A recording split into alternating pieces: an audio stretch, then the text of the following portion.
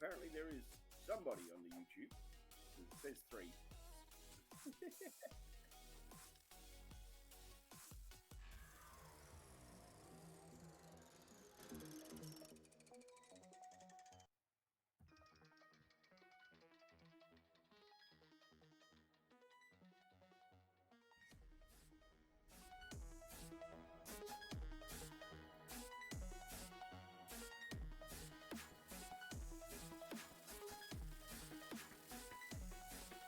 Oh, you broke it. You broke it.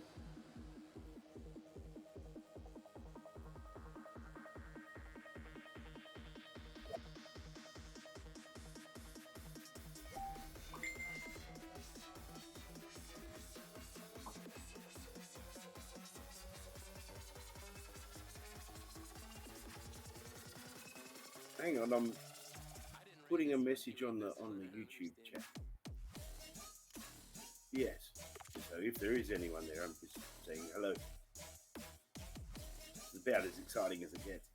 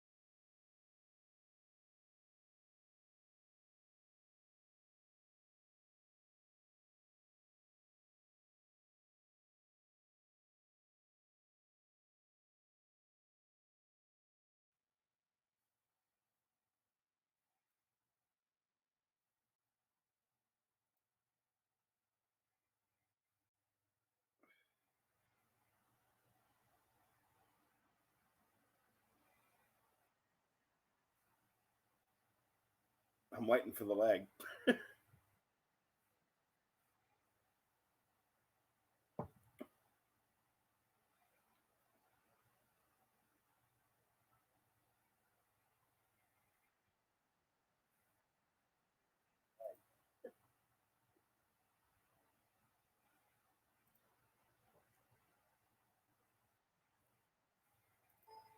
No idea.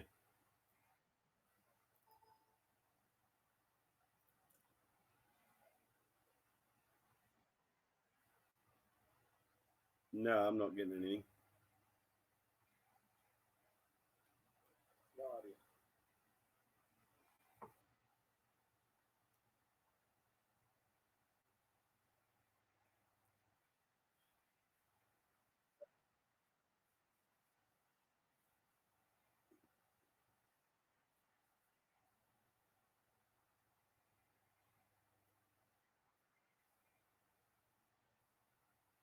No. Oh, now we're gone. Oh, okay.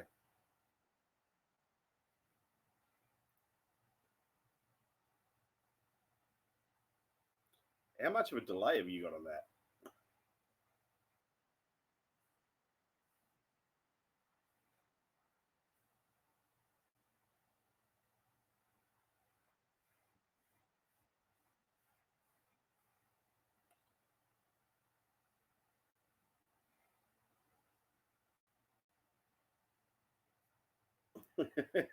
We don't know unless somebody tells us.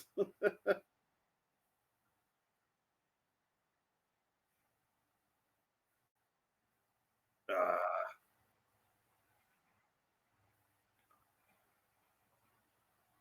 probably should have tested all of this earlier.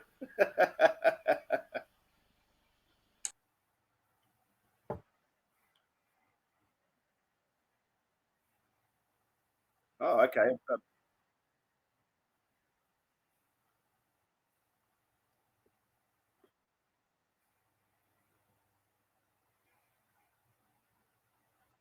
Ah, yeah. So they can hear me, but not you. They can't That's hear going me. to make Is that what it is? it really interesting. So they couldn't hear me. Only for cue ball. You That's should what be they're able to hear saying. me now. Did you click the wrong button? It's kind of weird. There you go. Now we've got it. Thanks, Peter. Now we have. Okay. So if I turn off the Both of us desktop audio, so the sound's still coming through for both of us now.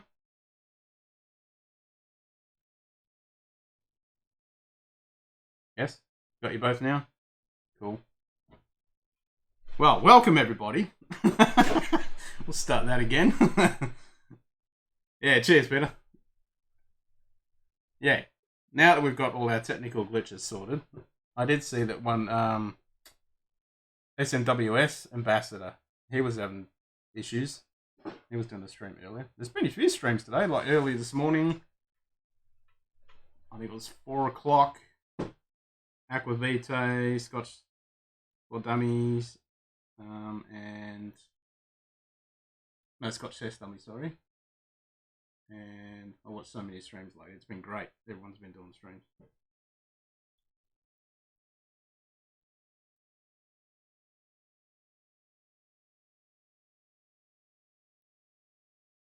Yeah, I watched the Paul Van Dyke one from Berlin for 3 hours straight.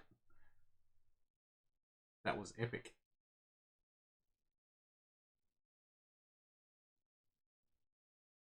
Yep.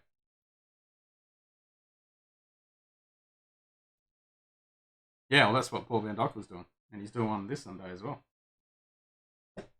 So, I just acquired this 2 days ago. It's the Mortlach Rare Old. 43.4% ABV. Non-A statement. Chill filtered. Coloured. But I've heard good things about it. And it's not as good as their Flora and Fauna release, but I'm about to crack it. So.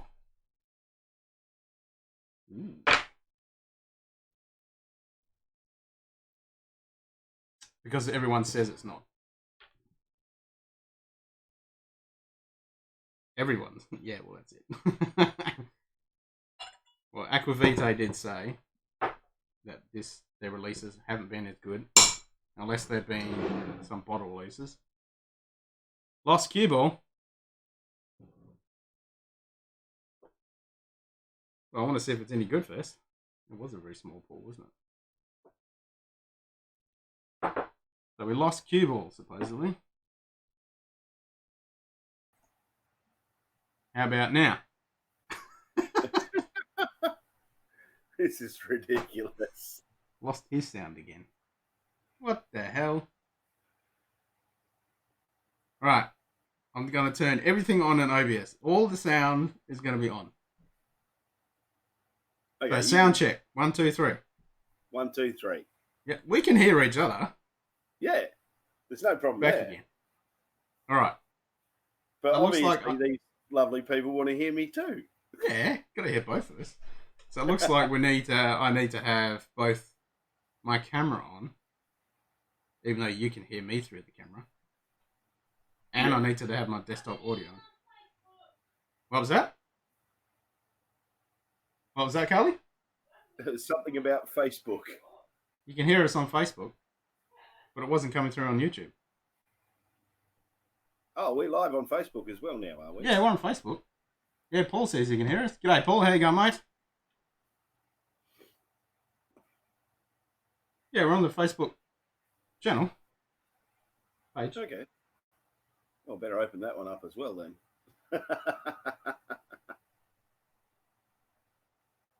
Wow. That is really, really smooth butter rounded with a bit of pepper and barrel. Nice. Sounds good. There's definitely some spices and stuff on the other side to pour another one. It was looks like it's now all sorted. Good, that's what we want to hear. Got to pour another one because you only poured a little one to start with. Yeah, exactly. Yeah, so we can only get the 500ml here in Australia. And even in Scotland, they only get the 500ml. Okay, sure. The baby bourbons, they only do them in those, what are they, 300ml or whatever they are. Yeah, 350s, I think. And the Nicker from the barrel is a 500. Yep. The lime burners do 700s and 500s. Yeah. So they do the little ones, and then they do the full-size 700s. But they give you the choice. They give you a choice. And I thought you'd get a choice with this too, but you don't. But in the American market, you get the 700ml. Yeah. I don't know. I'll just adjust my angle a bit better there, I think. We've been very technical tonight. Oh, yeah, we've been very technical. I do like the box, though. It's got all that sturdy packaging inside there. Nice and hard. Not a crappy box by any mate. Not like some of them. Yeah, some of them are so flimsy you just look at them. Like this one. Yeah, just flimsy. But they do actually put some reinforcement in there now. Which one's that one? That's the green. Oh, that's the green. Yeah, they're real thin, the Johnny Walkers. That's like the... An inner sleeve in that for rigidity. Yeah, that's what Lagavulin does. So... But that's cool. That's cool. So we sorted all our issues now. Sound and audio is all good. Apparently so. Apparently so. So why is YouTube, Facebook, not even saying that we're live? Even though Paul just commented and said he can see a hole. You can see us. Okay, I just refreshed it. And now it says we're live. Stupid technology. Ain't it grand? Ain't it grand? There you go. Peter says Lark comes in 500 mils, Big but bottles, in a pretty 25 ml, but comes in a flash box. Yep. Yeah, you don't get any box or tube with the 500ml lime burners, but you get the tube with the 700s.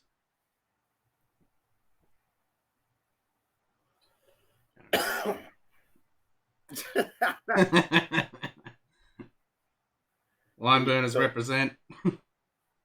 thought you'd put your hat on. Haven't put that episode up yet. So Which what am I one's that? supposed to be getting? Because I'm getting like honey, a little bit of cinnamon, pepper.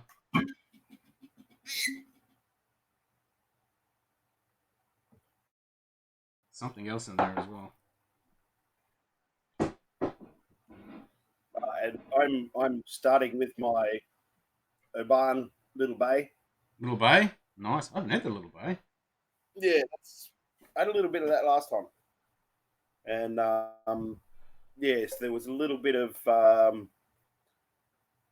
oakiness, the usual sort of vanilla caramel stuff, and a bit of like a biscuity brioche.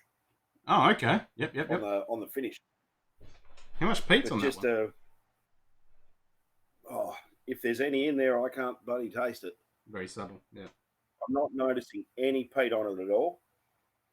And I mean, with the Abans that I have had before, the peat's always been pretty subtle anyway. Yep.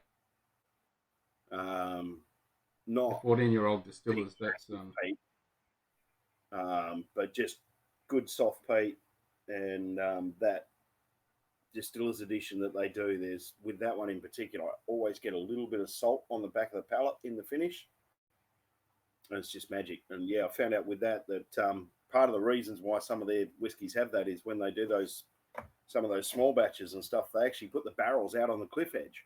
Yeah. So they're actually exposed to the sea air, which I think is pretty cool. Yeah, I reckon that's awesome they do that.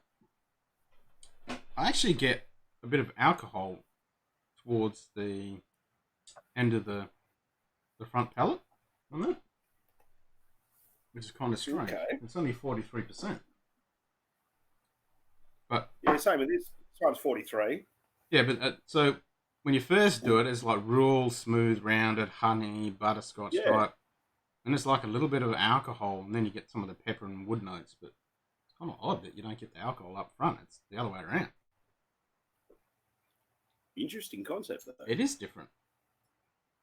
I'm intrigued.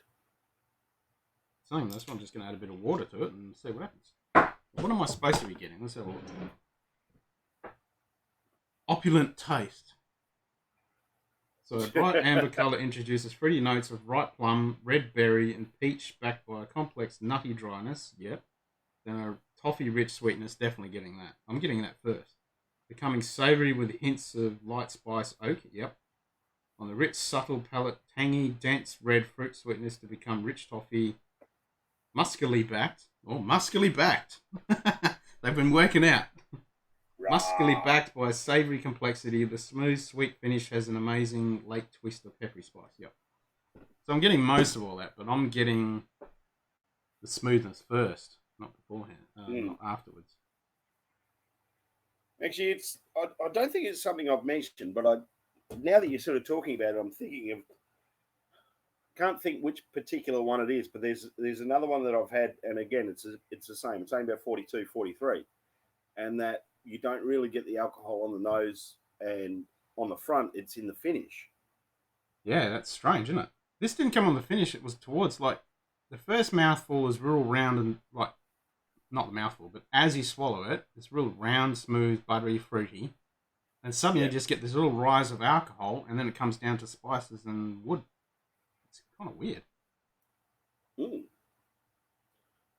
intriguing though. It is. It's different. I'm getting a lot more wood now. I've added some water. I might have to drop off a hip flask. Yeah. Well, I was thinking of some of these. I should drop around some sample bottles and actually we can do some tastings. Speaking of sample bottles, I did get this from Colin before he left. I can't remember what it is, but it is a bourbon. So I'm going to try that next. Oh, okay. A bourbon. I think it was a bourbon. Or was it an Aussie dram? Shit, I can't remember now. You'll kick my ass now. Yeah, probably. Actually, I'm trying to think if I've actually got any bourbon at the moment. Oh, yeah, I've got some Woodford. Yeah, I don't have any bourbon. I've got a Woodford Reserve in the cupboard. I don't think I've got and there is an old bottle of turkey at the back of the cupboard. Just your basic 86.8, but it's the distribution on the back of the label is a sticker. Is which? It's a sticker. Oh, sticker. So that particular bottle would be at least 5 years old, I think. Nice. I've been sitting on it just because I knew it was older stock, so it's got the older label and things as well. Yeah. I haven't got any bourbon. I've got rums, I've got ports, I've got liqueurs. Oh, yeah, I've got a few rums. Oh, yeah, and I've got my Jacks in there as well. I've got a limited edition litre bottle of Gentleman Jack and the Master Distillers 1 through 6. I think the missus has drunk all the Jacks, so I think that's all gone. I had a little bottle and I gave her that. She drank all that, so she drinks all that. She drinks all them. Well, I mean, look, at the end of the day, for most people, it's a Jack and Coke, isn't it? Mm-hmm. You know, and it's well, you know, because of that, people sort of like go, yeah, nah. But it's not a bad little dram at a pinch. Not exactly something I think I could happily sit on, you know, have a couple of drams a day sort of thing. But it's certainly something that I don't mind drinking it. I generally drink that one on ice. Yeah, well, we had some cans of Jackson Ginger, I think they are premix. Yeah, they were right. Yeah, they're not. That was spiced honey, like a hot spiced honey liqueur. So almost warm in the finish. Yes, like right at the end, it was slightly warming. It didn't have that alcohol spike in it. Yep. It was smooth and subtle all the way through, rounded, and then even now as I'm talking, there's a little warming coming through. Nice. Nice. Quite tasty.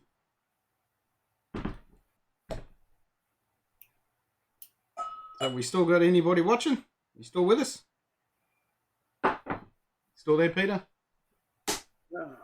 Someone's there. Someone's there. I can't see who. You've got that. I can't see who. I just see 3. Yeah. Both of them could be us. Move the window across so I can see the rest. Yep, Peter's still there. What are you drinking tonight? Yeah, what are you drinking, mate? Yeah, we wait. Join us in a dram. We wait for him to type. You got to wait for that delay. All right, I'm going to go all this.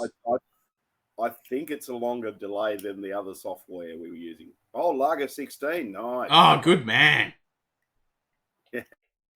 Good man.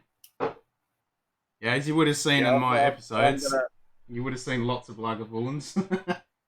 There's a few up there, and I've moved all the other ones over there, Lagerwollen 16s. I'm going to hit a bit of smoke next. Yeah, I'm going to go some smoke too. I'm thinking of cracking my Bowmore number 1, which we will not speak of anything about that. Happened yesterday. Jeez, that was Thursday, and leave me alone. Yeah, that's what I said. We will not speak of such things. Even though that's what I'm going to have. Yeah, that's what I'm going to crack. I've had it there for a while. I haven't cracked it. I cracked it last night. Good. Gave it a bit of hiding.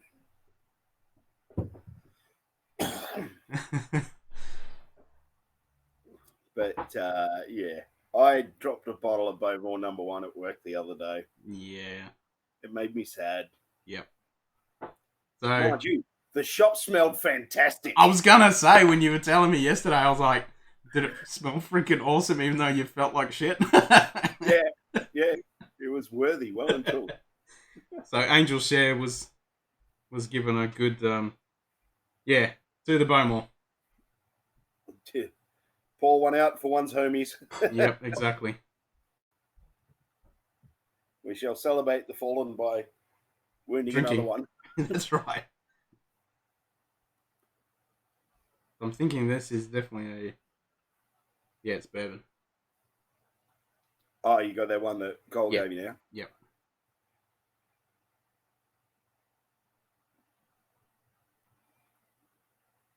It's a subtle one, though. So just typical bourbon sweet notes. Yeah, it's got the sweet sweetie notes of a typical bourbon, but not really strong, overpowering. And there's something in there that's a little bit different. You have to make a point of asking him next time you talk to him what it is. Wow. I got charred oak on that. Oh, it's still there. Charred oak. I want to know what it is. Yeah, I'll have to remember now. He's at work. Message him. What was that bourbon you gave me? Oh, that's good. Excellent. That's like charcoal. It's just like a fresh fire, and you just got a piece of the charcoal, and you just rubbed it on your lips, and you can taste it. Yeah, it's why on earth would you want to do that, though? That's the question. Because it's good. Or maybe just put a bit of charcoal in your whiskey. Yeah, it's charred oak. So I reckon they're using definitely charred to the death barrels. So that's definitely coming through. And now I can get it on the nose now as well. And there's that sweetness around it. Maybe they're not filtering much after the aging too. I don't think there's much filtering going on. Damn it. I can't remember what it was. I was going to take a picture of it too. And I thought, I'll remember that. I'll look that up later. And then, yeah. That was like a week ago. God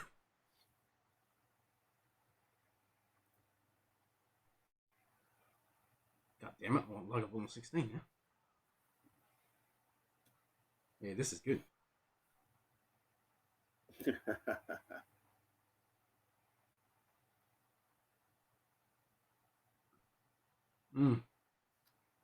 Really smooth up front. So I do have bourbon. And then that charcoal. I remember that. Yeah. It's all right. I just refreshed the YouTube. Now I've got the Facebook. Audio? Now I've got to mute it. Yep. Yeah, I can definitely get the charcoal on that. That's good.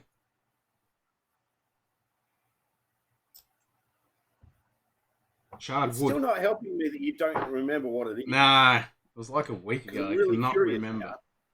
You bastard. Well, Colin had to go to bed early, so I can't ask him now. I'll ask him tomorrow afternoon when he finishes work.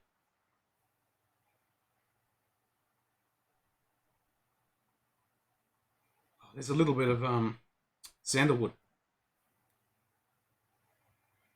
Now they've added a bit of water. Yeah, because I was thinking of pine as well, like wood pine, not the pine needles, like fresh piney if you go to a wood shop. That's all you can smell when you walk in. Like it's really subtle, but yeah, a little bit of pine, sandalwood, and then obviously the bourbon notes. No.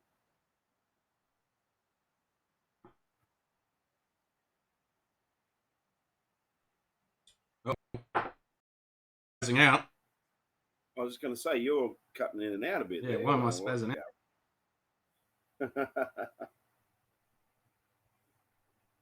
Can I do the robot? I mean, you're fine.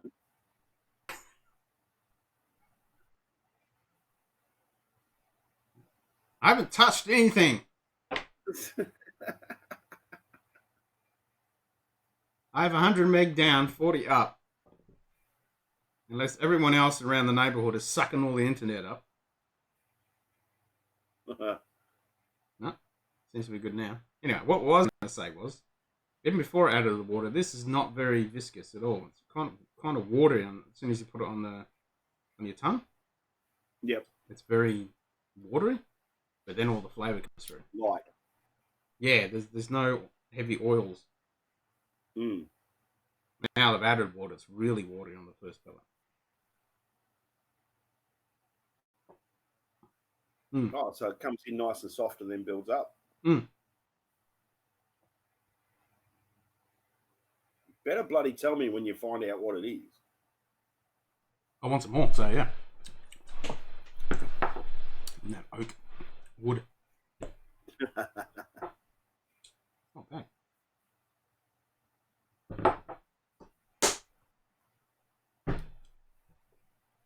YouTube is saying, oh, there's not enough data. Now it's gone again. That was just a glitch in the interwebs.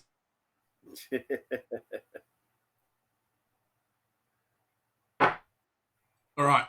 So all sorts of fun and games with trying various video chat softwares and seeing what works best for our purposes. Yeah, I mean, I didn't want to pay. Your microphone appears to be noisy. No, it's not. What, mine or yours? Mine are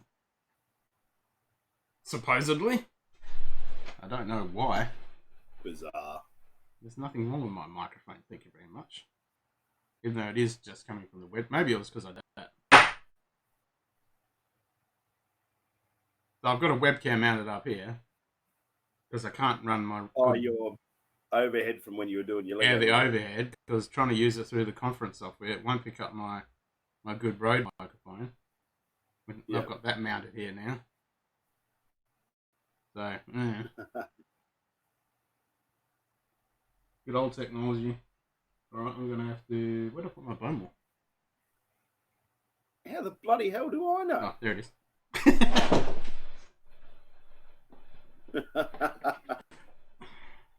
Well, look up there, because Scotty's got a bone wall number 1 sitting there.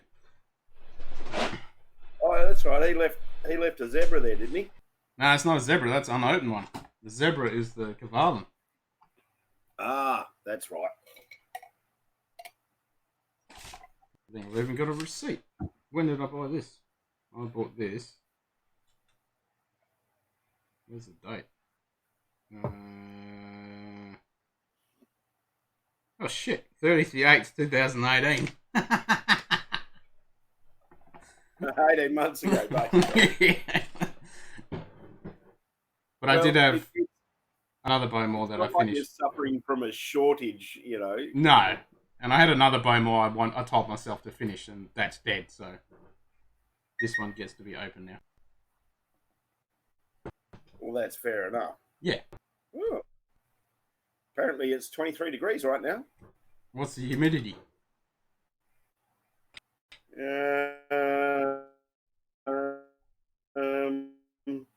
Yep, I did cut myself. I just freaking cut myself on a whiskey. Look at that.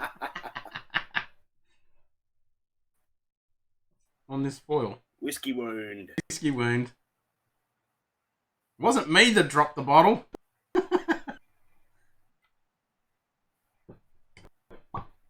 87% humidity. 87. That's why I'm glistening. Apparently. Yes. Yes, it's a bit warm. It is a bit humid. It's stinking hot today. Well, yesterday it was 39.5. Yeah. Don't know what I got to do today.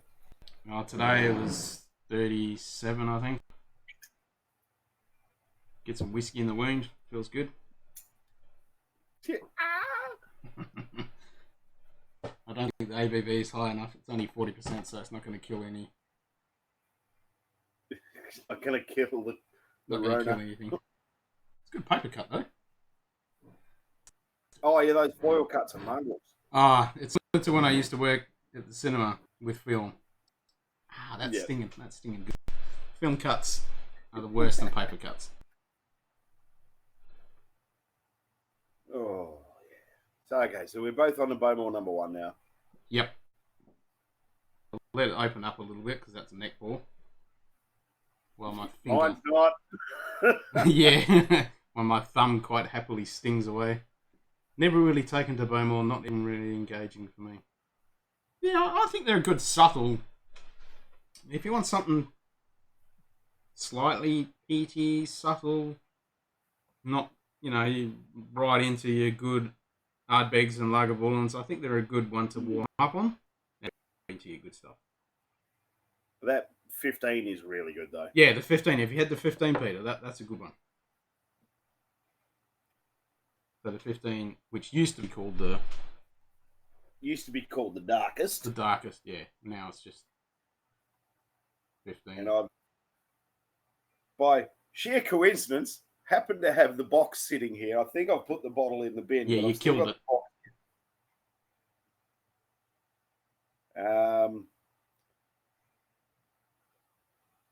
So yeah, 15. So it spends. Well, it says matured in an inspired combination of both bourbon and sherry casks, and it's the final 3 years spent in Oloroso sherry. So there you go. That implies just 12 years in an ex-bourbon, Yep. and then 3 on a sherry. So, and yeah, there's a little bit of peat there, bit of dark chocolate, and some of those, dark dried fruits from your typical sherry. Yep, definitely getting the sherry, the peat, a little bit of the oak. But the peat on them, it's just there. Yeah, it's not punchy. It's just rounding it. But it's balancing out the sweetness. Oh, I'm glitching again. Yeah, the 15 is good one to try.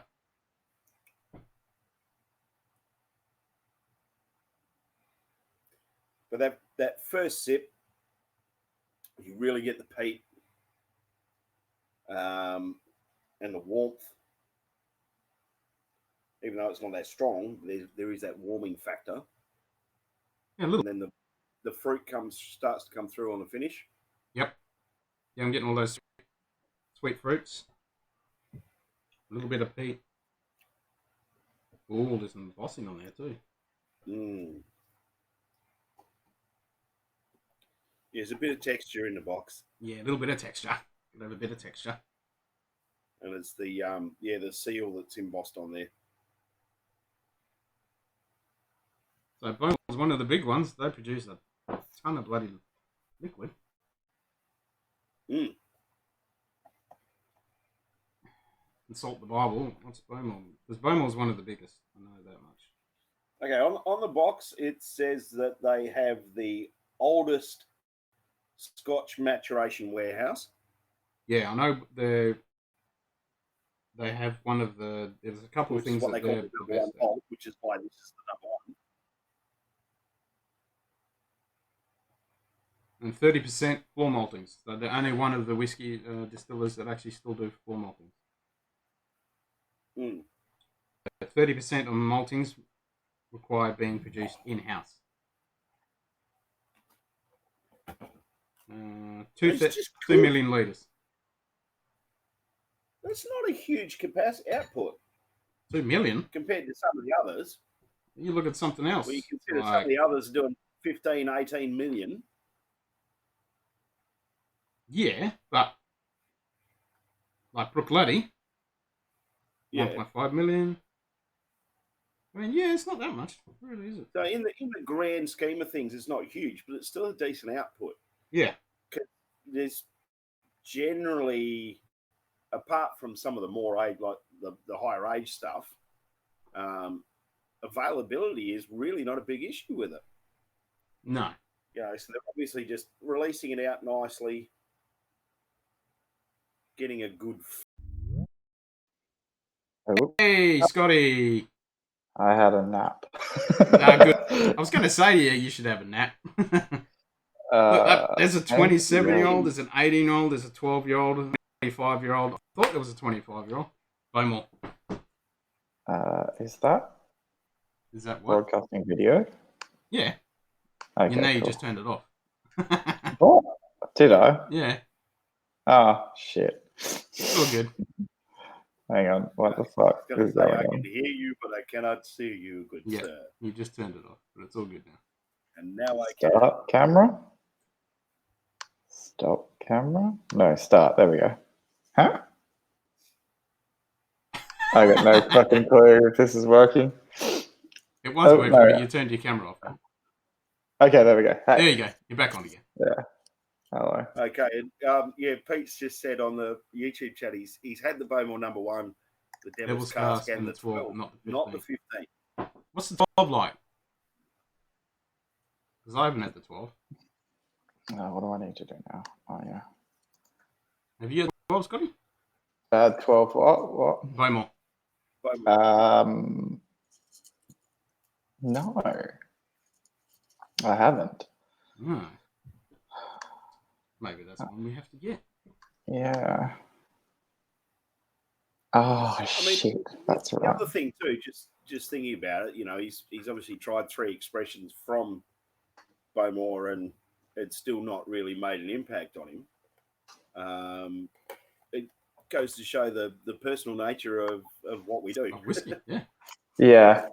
Because there's always, like, we're not always in perfect agreement on the drams that we've done so far and things, and everyone has their way. I mean, it's like I've said to you guys before, it's like I don't mind the Talisker, but I don't go out of my way to buy it. Yep. Yeah. It's like I'll drink it and I enjoy it, but it's not one that I ever thought to myself, yeah, I should have a bottle of that at home. Nah, that's it. So, Scotty, I opened this one and it cut me. Hang on. I'm logging into YouTube because someone tried to hack me, and I got What? I managed to stop it, but I had to change all my passwords to like one that can't be brute force. Like, yeah. But the problem is, it's a fucking pain in the ass to remember. Well, because use something fast. I use Dashlane. Yeah. Oh fuck! But I don't have Dashlane installed on my laptop, so I'm just doing it from my phone. And I'm glitching out again by the looks of it. Anyway, so yeah, I cut my finger on open the Bowmore with the stupid foil. Yeah. Or thumb, I should say. I keep saying finger, it's my freaking thumb. Hopefully there's no echo, and I'll mute that. All right, sweet. Now I've got chat. Yeah, sweet. Yeah, the foil on the they always suck, like it's just around the cork. Yeah. As I was pulling the foil off, not as I was pulling the cork, as I was pulling the foil off, it bit me. Yeah.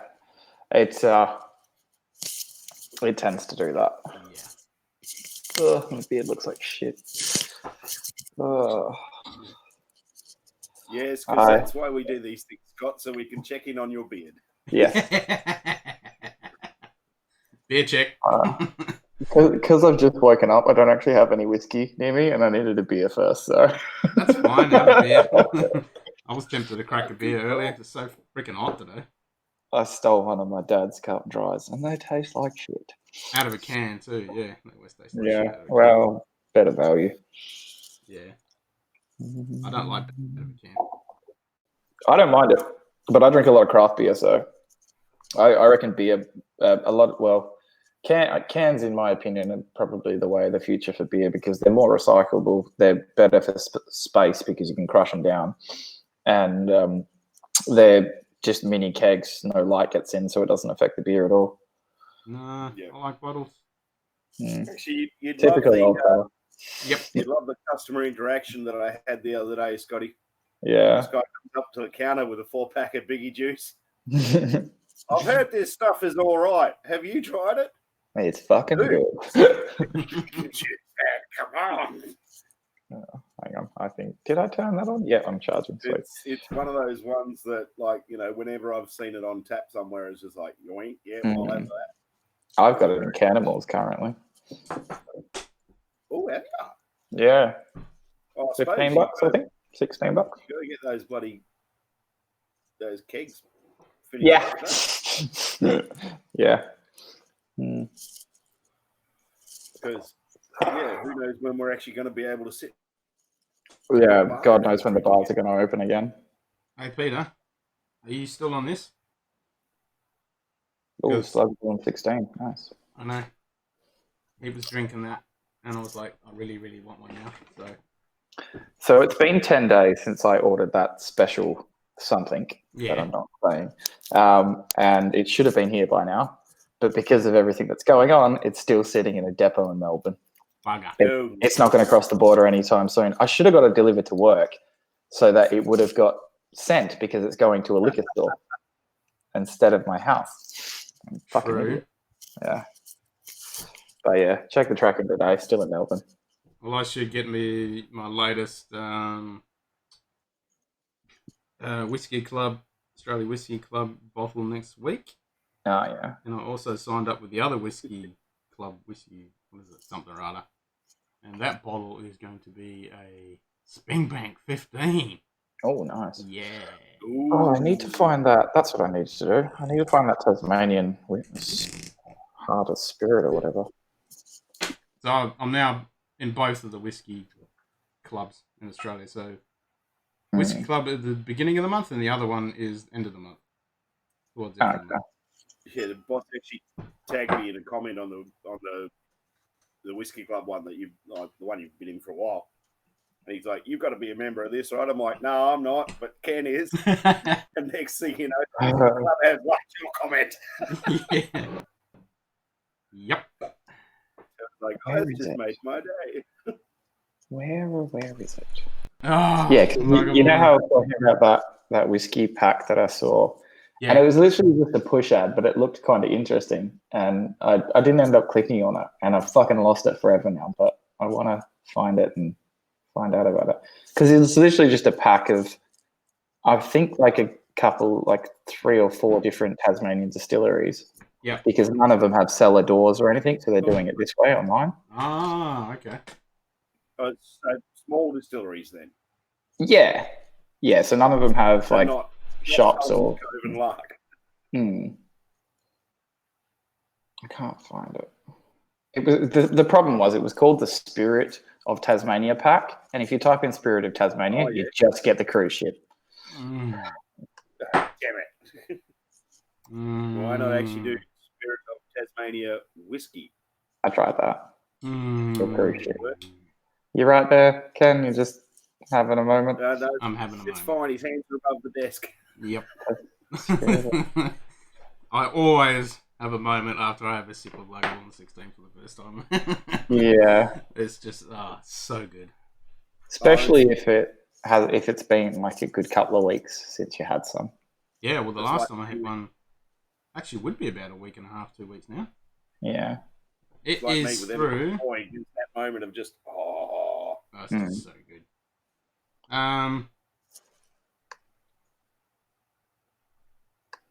Trying to remember because the whiskey club is the other one. The one I just signed up for is shit. I'll look at my email. Yeah, I'll tell you straight away. No, that's one way to do it. Yep, because they sent the thing that was coming up. They're on Facebook and everything as well. It is.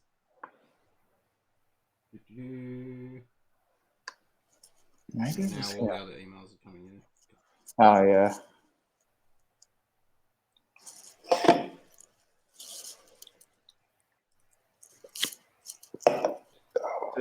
So Scotty, I bought a Somebody just ordered this. Hi from London. So somebody just commented on one of our videos that they ordered something, and he's from London.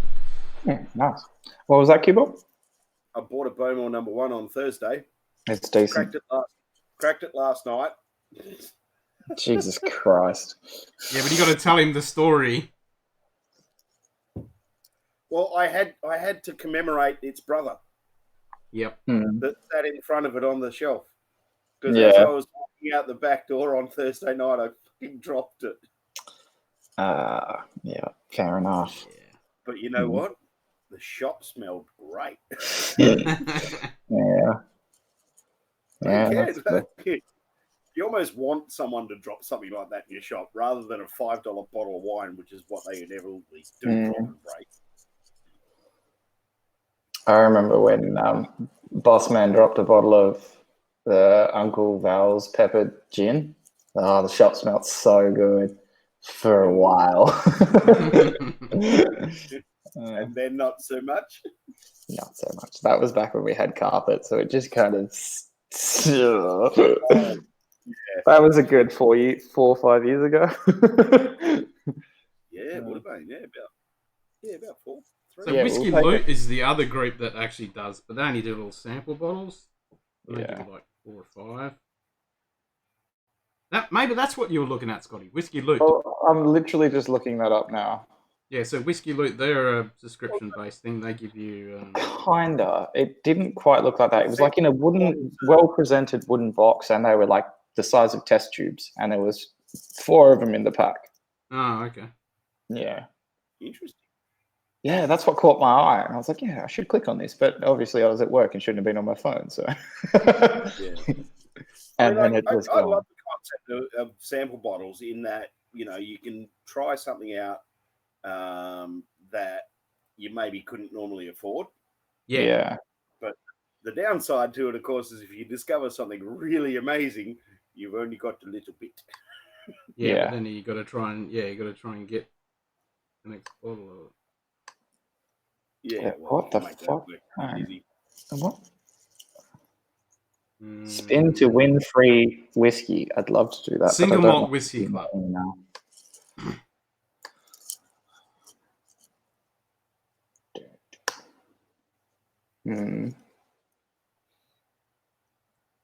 So yeah, it's singlemalt.com.au. So look at singlemalt.com.au, Peter. And this month's bottle is Springbank 15. Nice. Oh. What are you drinking now, Scotty? You had a dram yet, or no, not yet? Finishing your beer. Beer and research. But then again, my bank account hated me last time I did a little bit of research and spent $500 on a bottle of whiskey. Is that bottle of whiskey going to be amazing? Oh yeah. It was the last time we were. When I get it in 6 months. All doing some research and stuff. Was it a whiskey exchange? And I came across that Glenn Farkless family collection. Yeah, the one that comes in the big travel. Every single one of the family cask editions in there. The 130. It was $136,000. Yeah, I need to sell everything. Yeah, reminds me of everything. I haven't even opened this one yet. Oh yeah, the red sleeve. That's apparently really good. So this is the last month's Whiskey Club one. It's the Glen Farkless 2005, 48% ABV. I have seen a bit of that kicking around on like Dramful and stuff, but I'm guessing that's because it was last one. Glen Farkless doesn't disappoint. No. Three or four different ones, and every single one is. All right, who's got the audio one? Who's got the audio one? Audio? You just turned it off. No? Yeah, it was feedback. I've got the chat going, but I've got it muted. Oh, it came through then in a second. But that's right, it's gone now. Okay. My YouTube's muted and pissed Facebook off. Yeah, I just switched over to Google when you said it. I've switched back to Google to see if it's doing it. I've been on Google this entire time, so I don't know why I did it then. Best whiskey subscription services in Australia. Let's have a look. Oh, that's the fucking one. Found it.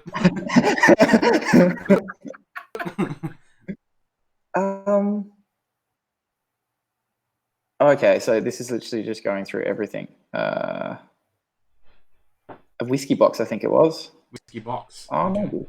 So there's another one. So I'm glitching out again. God damn it. Yeah, no, that's literally. Yep, that's it. All right, okay, cool. Whiskey box. The whiskey bar. Okay.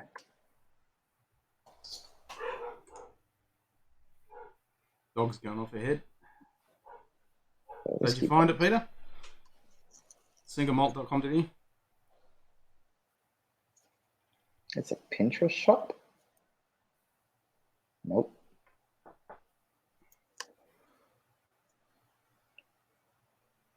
Good old Lagavulin. Not something I ever do to Lagavulin, but I'm going to drop it. How dare you?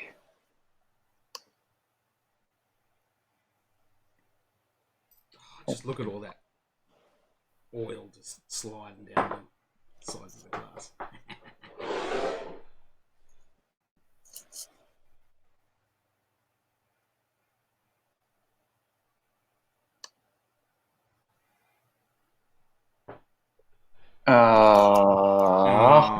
That doesn't sound good. The whiskeybox.com.au is not a registered website anymore. Bugger. I need to grab a tea to mop up this water that's been condensing off this Hold on a sec. How did I get any? How did I get? It mustn't have been that one. It must have just been the same format.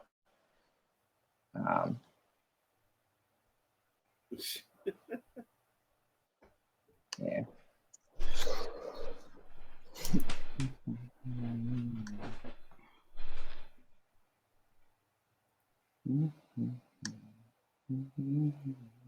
So did you find that pack again or not?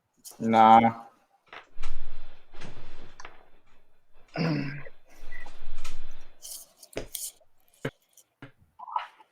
No go. I reckon it'll push. It'll pop back up. Every time I talk to someone about whiskey at work, I get push notifications for whiskey boxes for the next 3 weeks. And our phones aren't listening to us at all. Oh, they do empty sample bottles. Ah, sweet. Sweet. I was wondering a good place to get sample bottles. Oh, that's cool. Mm. Yeah, I know that they do bottles there because I was looking at some of their prices that they do with the club. Okay. Mm. I'll have to have another look on there and see what sample bottles they got. Yeah. Sweet. Because a good, like, I don't know, it's like sample bottles are a bit, it just depends how much you want to go. If you want to go for like the 30, 50 or 100. Yeah. Yeah. Mm. But I was thinking it'd be good to get some sample bottles because then Oh, fuck. Actually, one sec. I can pull some samples, drop them off at you guys. To take home. Yeah. And then we can do blind tastings and review a bottle. Oh, we could, couldn't we? Yep. So we could do a live episode.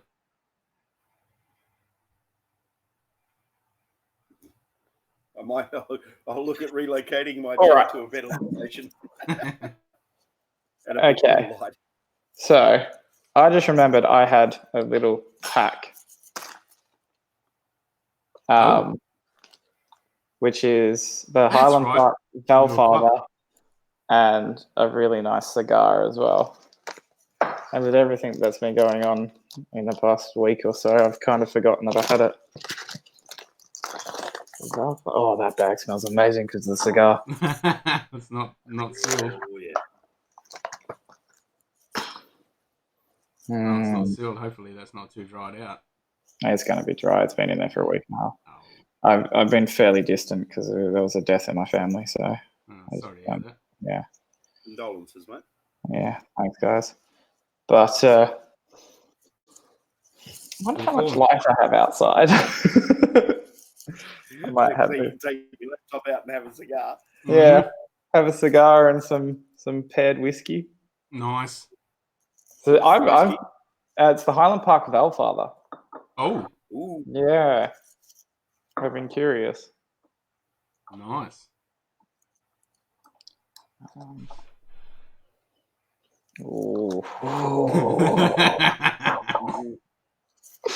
That smells fucking amazing. I think my cut's sealed up. Oh, cool. How the hell when did you cut yourself? When I opened the Bowmore number 1, I was taking the foil off, around the bottom of the cork. Yeah. I was pulling that off and it just hit my thumb. I thought. When did you do that? About, yeah.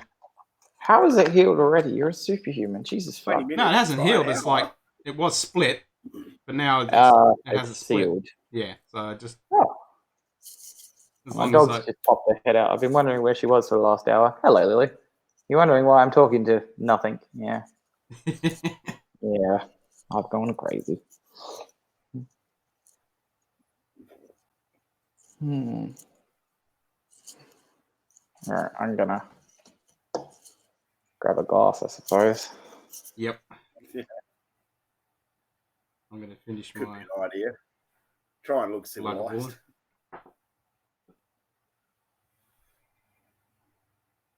Cool.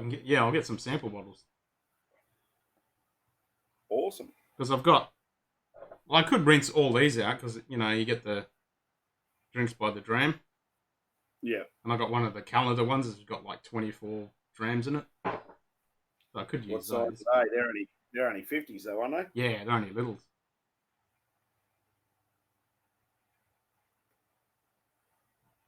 But mind you, 50's enough. What? 50's enough. Yeah, the drinks by the Drams. I've got all these. Oh yeah. Yeah.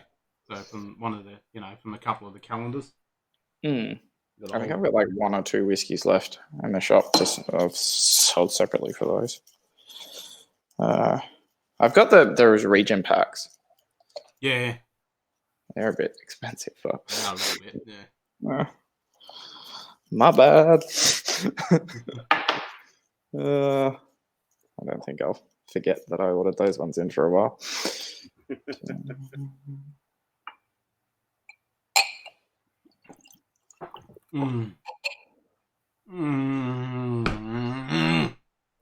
Jesus. Luggable. Oh no, I was talking about the sniff I had of my whiskey. What's Ah. the ABV on this? It is 47. 47. That's right.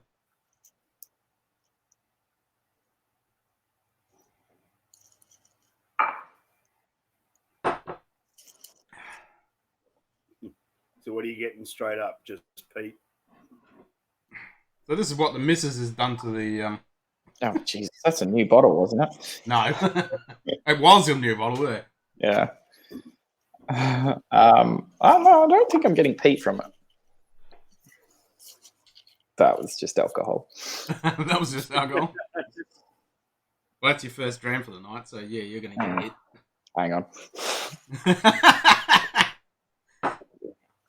That beer. Should I open this? Yeah, get rid of the neck port so when we come and try it, it'll be better. It'll be better. I like the way you think, Scotch.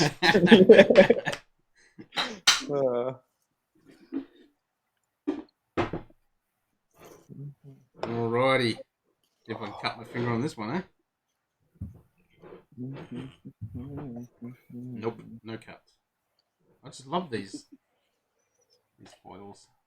Yeah, the imprinted foil, like embossed foil on top, yeah. I like them. Yeah. Oh, on the actual cap. Yep. Oh, pardon me. That's the next question.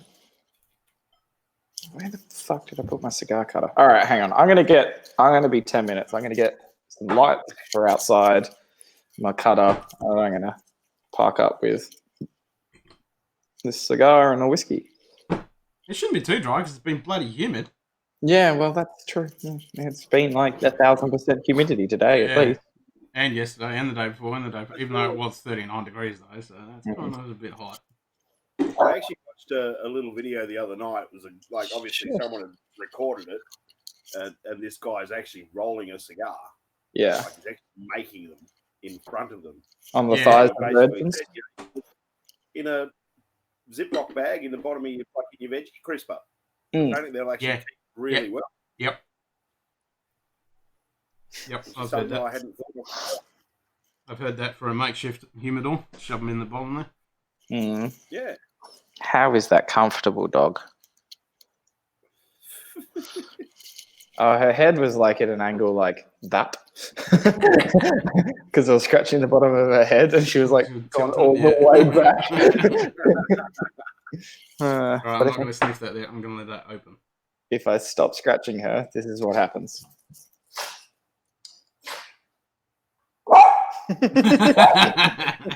It's like, hey, I'm not finished. Yeah. You will stop when I tell you. This is why I went to, I locked myself in a room last time we did this. Oh, shut up.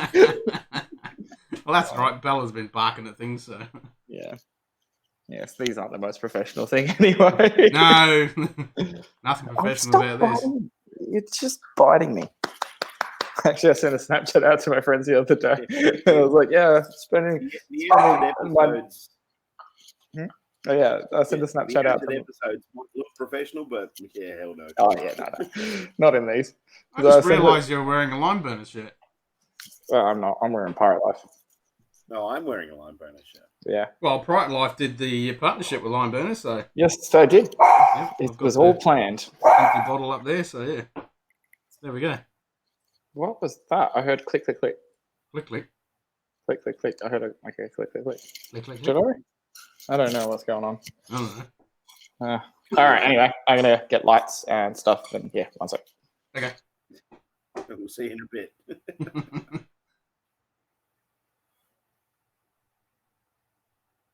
So, Peter, you want to come in on the chat or what? Since you're drinking whiskey, you might as well come and drink with us.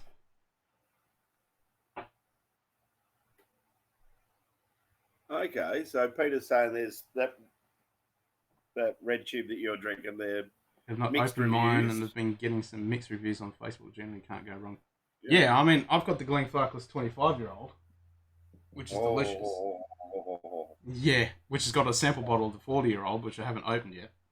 And I've got a dead bottle, Wounded Zebra Heels bit of a 105 over there. And I've got this one.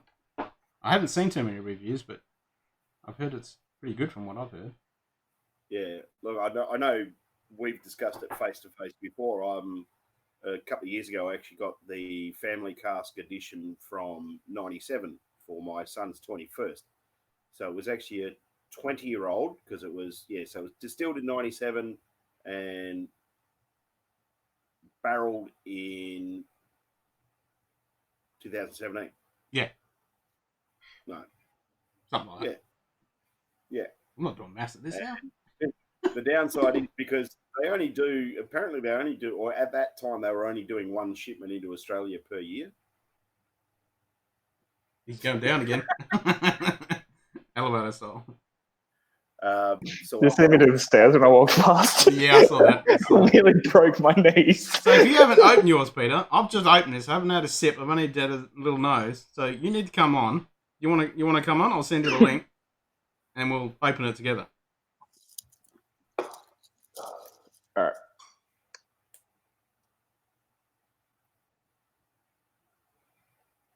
But yeah, he's mobile. definitely right. You can't go wrong with Glenfarclas. No. I mean, Glenfarclas has to be one of the best distilleries to get something that's really freaking old for a good price. Yeah. Not like that post that I just put up with a $1 million bottle of Macallan. Yeah. It is a 60-year-old, but still. They're talking auction. They estimate $1 million. Estimate, whether it goes down or not. And it is a super rare whiskey. 60-year-old genuinely Macallan. Yeah. Well, it's a 60-year-old that was it originally released back in the 40s or whatever it was, or was that just when it was distilled? So I forgot to mute it myself, and I've been adding to the conversation. I was just talking about that Macallan that's going on. Yeah, no, I could hear you guys. I forgot I turned my mic off. Ah, okay. I don't look too flat out, do I? No, you look good. Yeah. Do you know what? It's literally just one of those like Bunnings bat lights. Yep. It works. Because I plugged in my studio lighting system the other day and smoke came out. So I was like, yep, you're going in the bin. I need to upgrade. All right, I need to bring my whiskey. All right, I'm going to send you the link, Peter. You're going to get in here. It's all right, I'm going looking for that post on that Macallan now. How do I send you the link?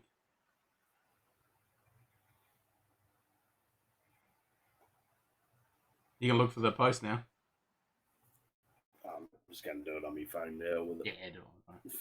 Right, I'll type it on here because it is. I can never remember it off by heart. How about that? I think. What is it? Hold on. I open another window. What are you doing? I'm going to send Peter the link to tell him to come in here. Bit late here, about to call it quits, but on the 25, also picked up a bottle from Nick's in Melbourne. Very good drop. Yeah, I do like the 25. Yeah, I just got a bottle from Nick's. Unfortunately, it's stuck it in limbo at Melbourne because they're not really. Not the 25 Glenfarclas. You got something else. It's a 25, just something a bit better. Yeah, no worries, Peter. All right.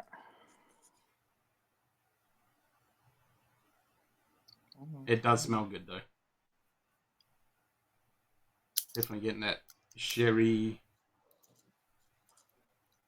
little bit of citrus. Almost reminded me of rose water. It's like a bit of lemon. That's why. Yeah, I'm getting lemon. A lemon. A lemon. Oh, the red. Yeah. Now this is sacrilege, but I don't have a jet lighter. Oh well. Got matches? I don't have matches. Well, as long as you hold it away from the flame, it's all good. Yeah. I'm just getting it quickly. Sacrilege. Alright, I'm going in.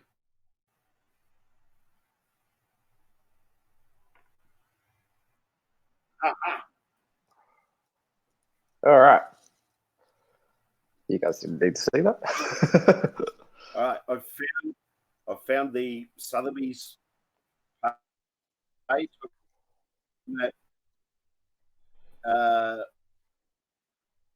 Macallan. Yeah. Yep. They had one on Nick's. So the Macallan Fine and Rare, 60-year-old from 1926. I thought it was not. Which, according to this, sold for £1.45 million. Pounds, so about $3 million. $3 million. Yeah, I could see that. McCullen just, like, a lot of McCullen's old stuff just sells for ridiculous amounts of money. Distilled in 1926 and 60 years in the barrel. Yep, 60-year-old whiskey, eh? Damn. Fuck, this is nice.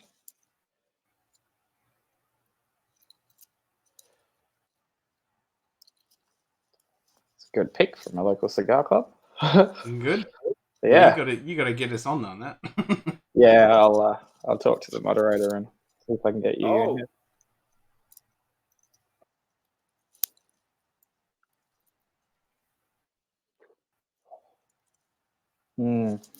Oh, the whiskey matches it so well. Yeah? Yeah. According to this article.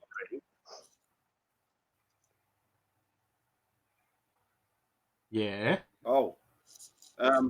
12 of the bottles had labels created by Italian pop artist Valeriano Adami. Another 12 had labels by British artist Peter Blake, who is partially famous for co-creating the album cover art for Sgt. Pepper's. Oh, nice. Damn. So a little bit of... there we go. I think that's a better frame. Yep. So the Adami one is the one that went last year for 1.1 US. And the most recent one that got the 1.4 million pounds was a Blake. Ah. And okay, apparently there's another one that is literally a one of a kind. It is a hand painted label by Irish artist Michael Dillon. And it is literally the only one of its kind because, yeah, they got him to paint it over the existing label or something. Oh, okay. Nice. That makes it a lot rarer. That is. Okay, so you can understand why people are paying more than $1 million a bottle. Yeah.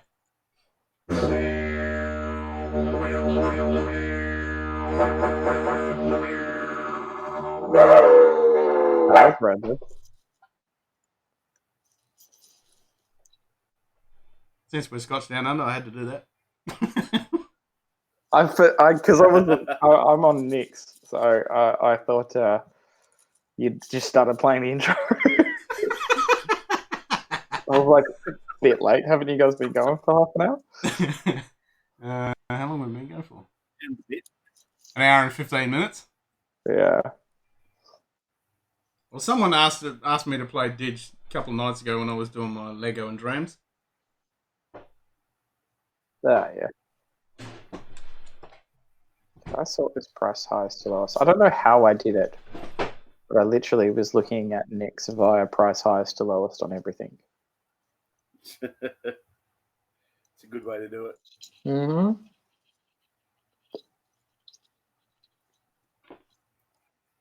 Mm. Oh. This is not bad. It was Glenn Farkless. Mm. Yep. That's not bad at all.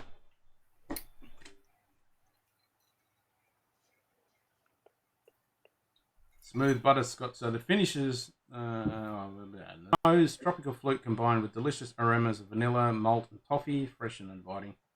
Vanilla, maybe that's what I was smelling with the lemon. An exciting combination of sweet cherry and light caramel. Yep, definitely get that. Followed by tempting notes of boiled apples, stewed fruit, and spiced crumble. Yeah, it's definitely that sweety, lemony kind of thing. Yep. And comments selected and bottled for the whiskey club. Blah blah blah blah blah blah. It's good. Yeah.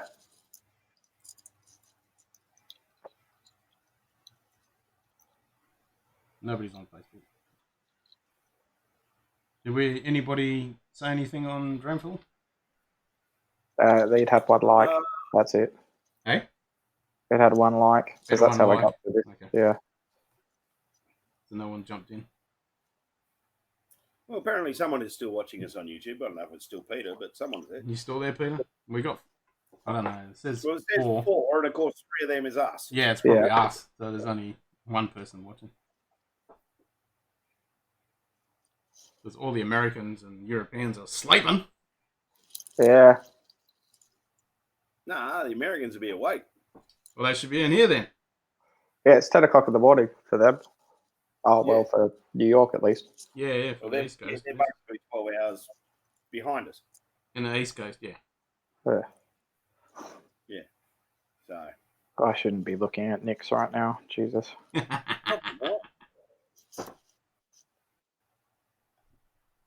So I had that Mortlack first up. Oh, yeah. That was different. I'll be back in a minute. I actually got alcohol. When you have a first sip, it was like kind of watery. Yeah. And you get like rounded, real smooth, rounded honey, sweet. And then there's like a little bit of alcohol. And then it comes into spices and like the barrel afterwards, like a pepper. It's weird. The alcohol was towards the end of the mouth, not the beginning. That's odd. There's a drink usually you just have plenty me open at the in moment. the teeth straight away.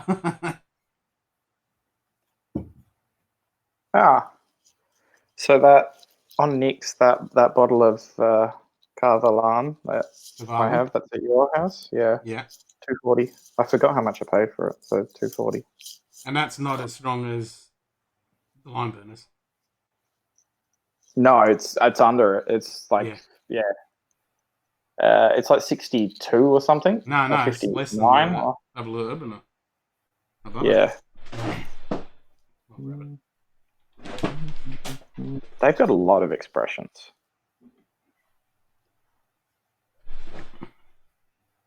Like, I didn't mind it. Just blew my fucking head off. But the lime burners didn't blow your head off that much? Not as much a little bit. Yeah, this is only 58.6. But I think it's the combination with the sherry cask as well, because sherry kind of has that alcohol effect for me. Yep. French whiskey. What the fuck? It's designated as a drinker, just having plenty open at the moment, so I don't need another yet. Very much so. Yeah, but that lime burner, 69.5. I still can't get over that. Yeah. 69.5. It is so good, but... Have you watched that episode, Peter? When we reviewed it? Wine tasting?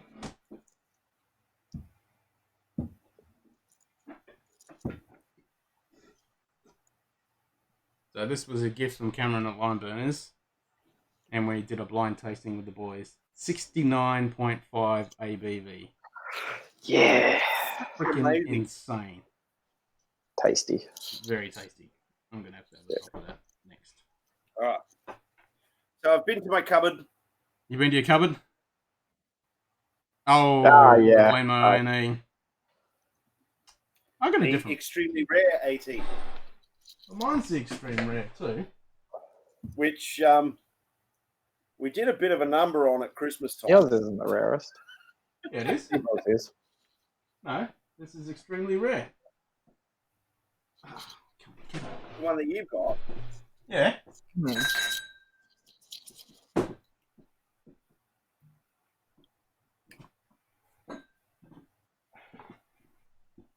See, mine's like a brownie, bronzy written right there. label.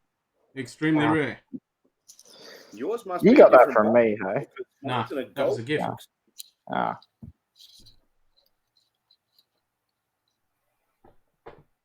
Is that?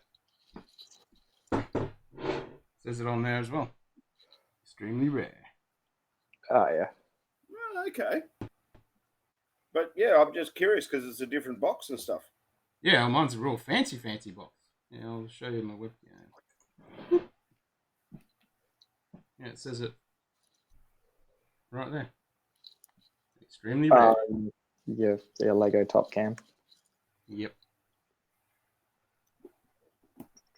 That's it. Extremely rare. And it has it on the bottle as well. Right, that's it. I'm pulling the booklet out. You're pulling the booklet. I didn't get a booklet. Lime burner's not yet palatable without water at that ABV. Definitely. Absolutely. Yeah, watch the episode. It's the latest episode we put up. It's amazing.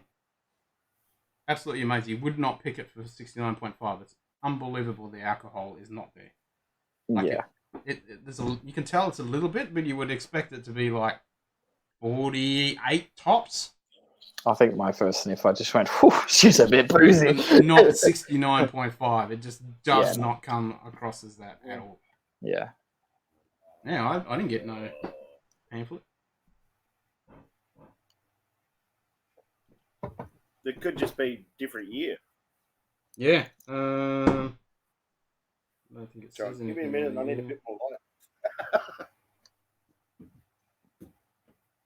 No, I got this as a gift.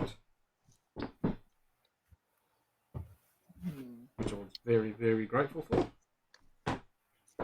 I shouldn't be looking at Macallan 40-year-olds. I can't afford it. Why am I looking at it?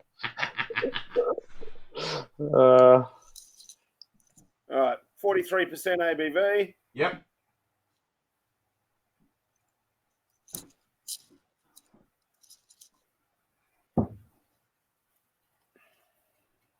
Okay, hit the booklet. There we go. The distillery. Yeah, I didn't get a booklet. I got a fancy box, but no booklet. Oh, hang on. I'm not going to... Before I read the flavour bit... Oh, we've got someone on Facebook. Say hi. We won't bite. Yeah. And, of course, the chat is working on YouTube, so you can chat with us there as well. Mm-hmm. Oh. All right, cheers, Peter. Take it easy, mate. Stay safe. Have a good one. See you from you, Peter. Ankle and Clark was pretty good. All right. So, Glenmorangie 18 extremely rare. And he's lost camera. Hey? Spends the final 3 years Just give me a on Mm. Oloroso sherry. So, yeah, 15 years on oak. Oh, hang on. Keep reading here.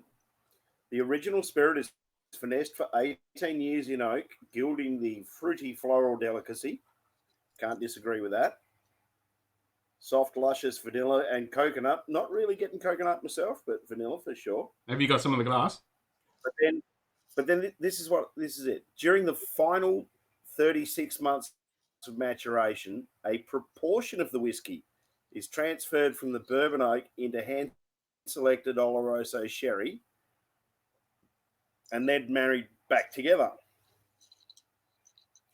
So they only take a percentage of it and put it on the sherry and bring it back. That's why this one is just so damn subtle. Ah.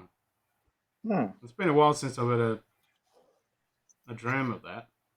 God, it's fantastic. I didn't think it was put in sherry cask. I thought it was just 18 in American. Well, maybe that's the difference between your two. No, mine says extremely rare. It's been a while since I've had it, so I can't remember. Because there Does might yours be. have any information on the box? Um, You said there's no booklet, so does it have no, there's no anything on the booklet. box? There was something inside it. By chance, a booklet? No, like written inside. Oh, okay.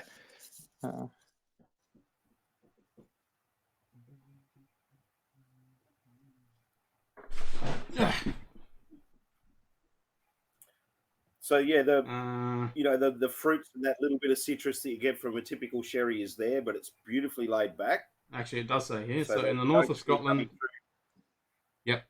In the through. north of Something almost Scotland, lies the glimmeration, blah blah blah. Expression is unladen in superior oak cask and Oloroso sherry cask. Okay, so yeah, same whiskey, different Yep. packaging. Yeah, there's nothing on the back or anything.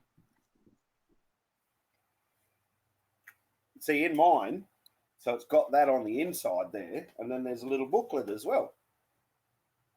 Ah, So mine has a booklet. I don't remember getting a booklet. Is there holders for a booklet in yours? Little tabs there No. for No, I got tabs for the bottle, it. Okay. but no booklet. So does yours have a bottling year or anything like that on it? What's your bottle look like? It's the same shape, Same shape.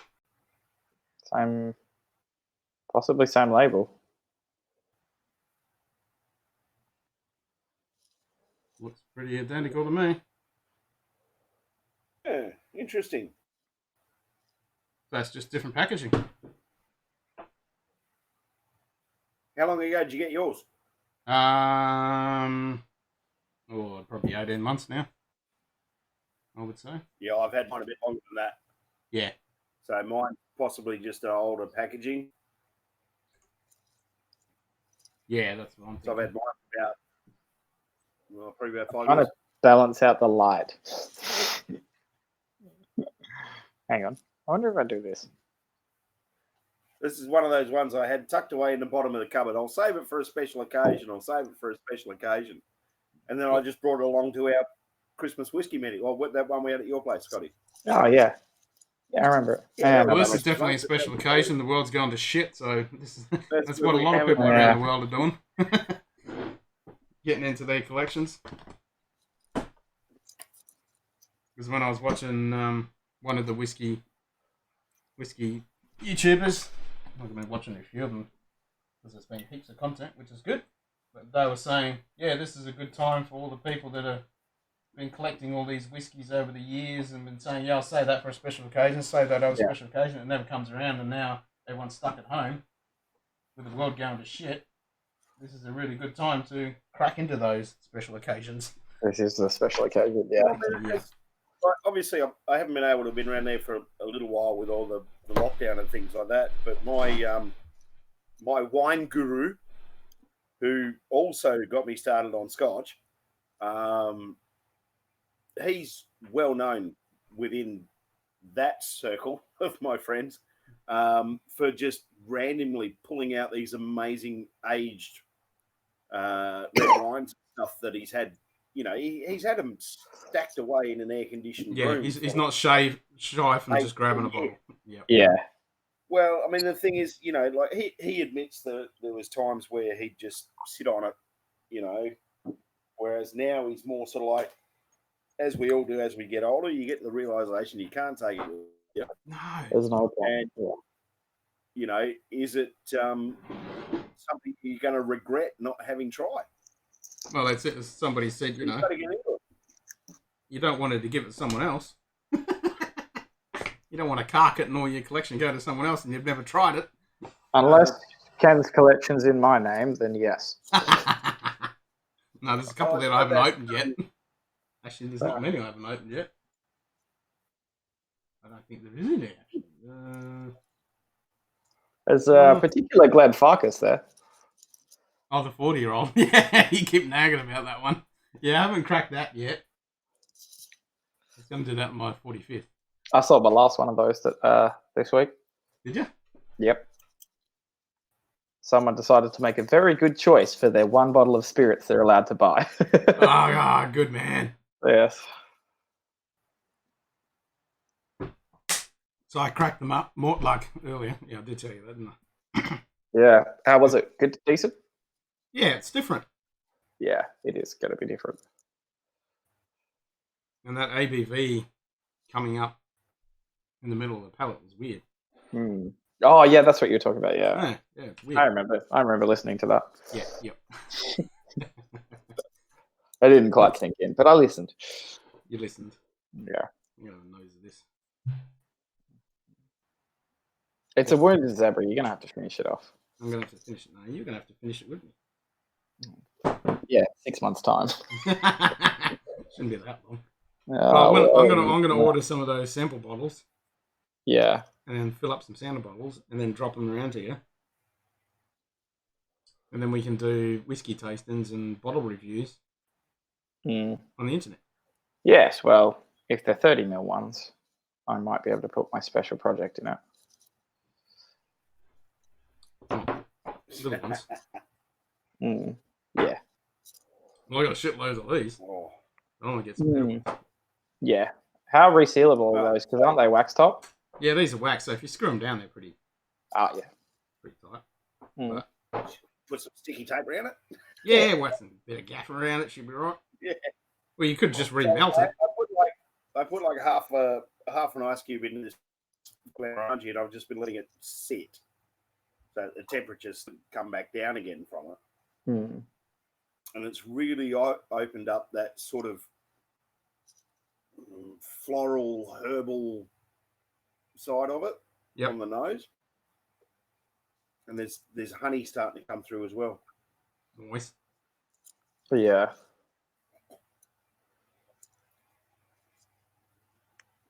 God, that's good. How are you liking the Volfather? It's good. It pairs very well with the cigar that I have currently, but like I'm finding it hard picking out any subtleties of the whiskey because cigar. Yep. Yeah, the cigar's kind of tainting it. But I'm just having a look to see if I can bring anything up. Huge, yeah, elegant. I wouldn't say it's huge. It is quite smooth, so elegant, yeah. Integrated. Layers of creamy vanilla, apricot yogurt, a helping of creme brulee into play with them. I do get like the caramel kind of creme brulee taste, like burnt sugar, burnt irons and salted almonds. I think that's more the style that I'm getting from it, probably because it's getting slightly overpowered by a match cigar. But it is a very good combination.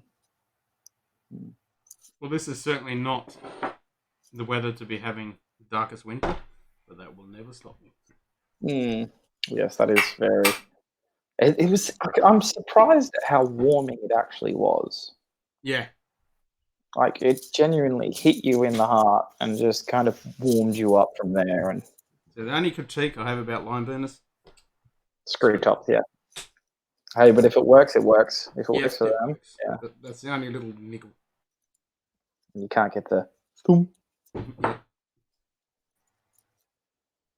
Oh, that honey. That's a good pour too. I got distracted. I lost the fucking... Not Churchilling it. I'm covered in cigar ash now. Oh. And my laptop is covered in cigar ash. You dropped it. Yeah. No toothpick. No, I didn't do the Churchill trick. Damn, I didn't drop the cigar. Oh, yeah. The color on it's amazing too. It's good, isn't it? Yeah. It is just so deep and dark and complex in colors. It Have you watched the episode? Perfectly. Yeah.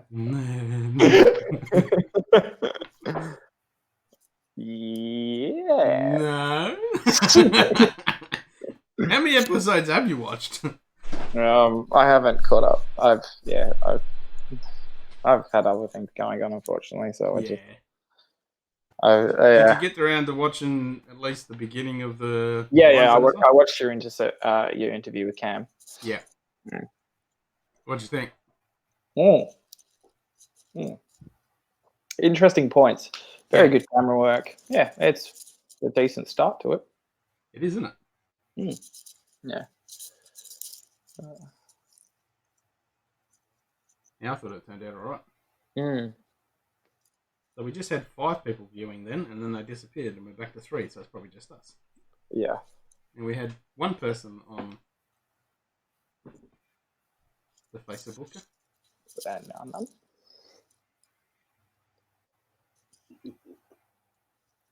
That's the next one that I will crack when I'm suitably inspired. Glenn Livet something or other. Yeah. Single cast 18-year terrain edition. Oh, yeah. Well, I don't like cigars that go to a point on the end because I just shot it out of my mouth then.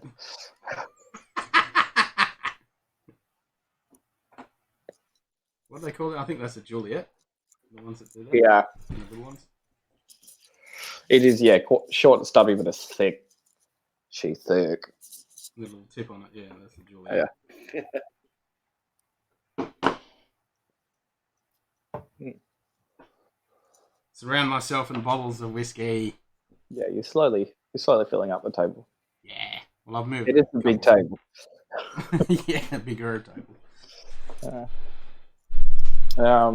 I've nearly polished off that whole 100ml bottle that I had to go with it. It is decent. Unfortunately, I don't have another bottle of it. No, but there is one at the shop. No. Oh, that went, did it? Yeah, that went to the club as well. Ah.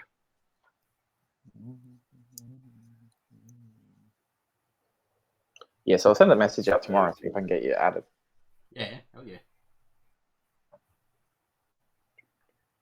Because you've been to every Cut Cigar night anyway, so perfectly up your alley.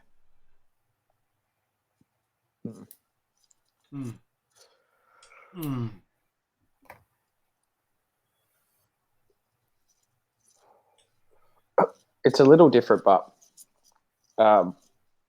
there's a different person from member of the group that hosts it every 2 months. Yep.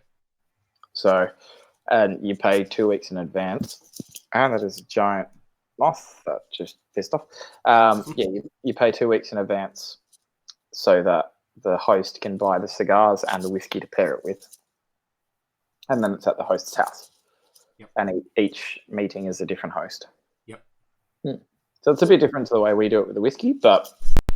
Well, we were doing it. We were just hosting it in different houses, but yeah. Now it's yeah. Whatever. Well, for a while there, we had a set location until it just wasn't panning out to keep having it there. It was too difficult. I might add a good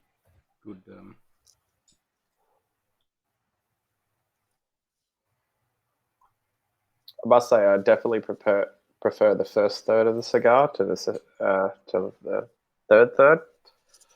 Get a bit rich. It's getting a bit bitter. Very bitter. Yes. So you're getting the typical coffee. Yeah.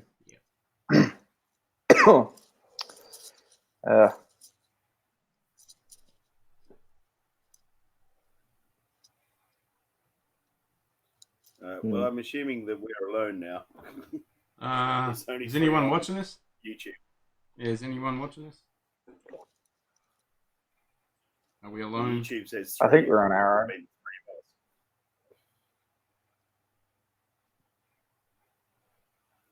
You just refreshing YouTube. No, I was looking at the Facebook messages. If anyone messages, nah. Yeah, it is what it is. It is what it is. You never know. One might drop in. Yeah. People are dropping out. I think I'm spazzing out. Yep. Mm-hmm. So I'm actually using a chroma key on this. So on the actual blue's all gone. Oh, okay. So we got our background instead. Oh, yeah. No, I did see that. I'm using the chroma filter. Now I'm glitching. What's the advantages of this over Discord video?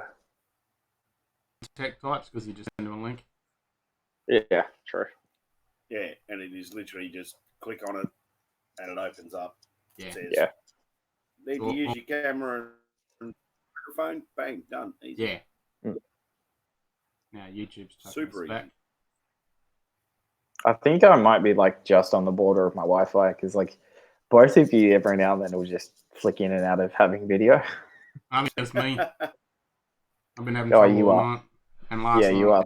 Yeah. Even though I'm on 100 meg down, 40 up, it seems to be just glitching. Because yours is going great. With cue balls, it brings up his his Google symbol. Okay, I haven't seen that. But yeah, mine's just going. Yeah. Out. Yeah, you said you could be on the edge of your range there. Mm-hmm. And I'm just glitching a bit, I think. Now YouTube's spinning around. Probably. I'll give it a quick look. No, mac and cheese. Oh, yeah, sweet. I don't have a pasta for it, unfortunately. I'll be honest, it's coming out of a box. I don't mind them. They're quite good. Like I usually cook it. Like I love to cook, so I usually make everything myself, and I make a really good like proper mac and cheese. But that Kraft mac and cheese shit, you just can't beat it. It's fucking amazing. It's so artificial, but it tastes so good. No, you're still glitching in and out. No, I'm still, but we should be back on YouTube now. So welcome, viewer. We're down. Say hi. What are you drinking? Viewer, not viewers. Yeah, that's what I said, viewer. On Facebook. Say hi. I'm still glitching. Can I do the robot? You sound fine. You I know. just I just keep dropping in and out. It's like bing, bing, bing. Your video grays out every now and then for some reason. Just blinking on and off, and I have no idea why it's doing it. Well, that's the end of that cigar. That was a quick burn up. Done? Oh, I say that. Yeah. It has been about half an hour. So it was a short cigar. Short. Yeah. G'day, Chad. It's glitchy on Facebook too. Yeah, is it just my camera that's glitchy, or is it the whole stream glitchy? Is it just me? Probably just me.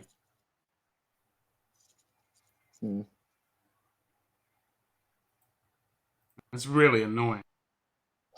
I'm going to dispose of this cigar butt properly. So one more. I'll let you off. Maybe if I don't move. Nah, that didn't work. How the hell is it going to be like some kind of motion sensor? It's technology, who knows? Yeah, true. All three going out. Oh, what the hell?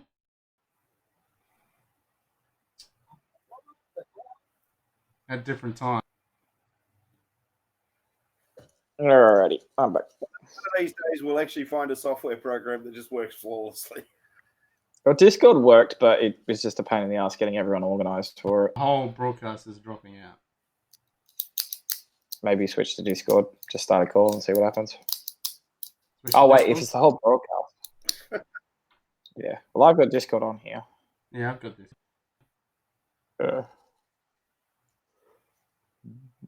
What program am I using? Well, a whole bunch of stuff, actually. So I'm using OBS.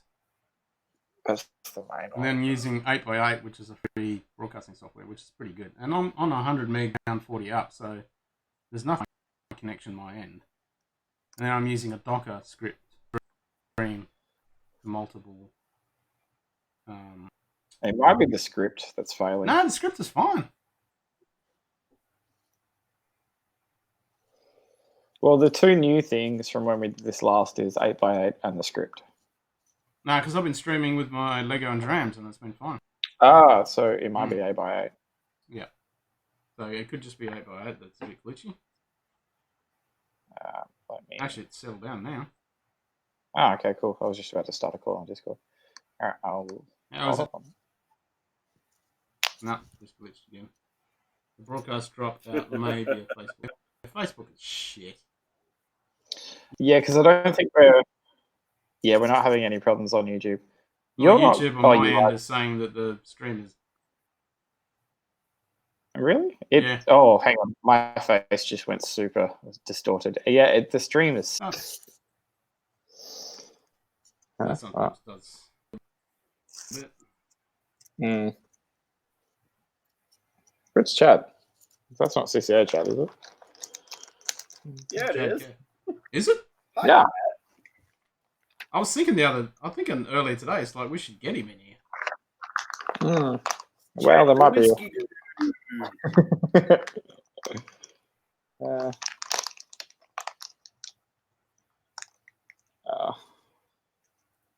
I feel like when that episode comes out for the special thing that I've coming, he should be rather excited for it.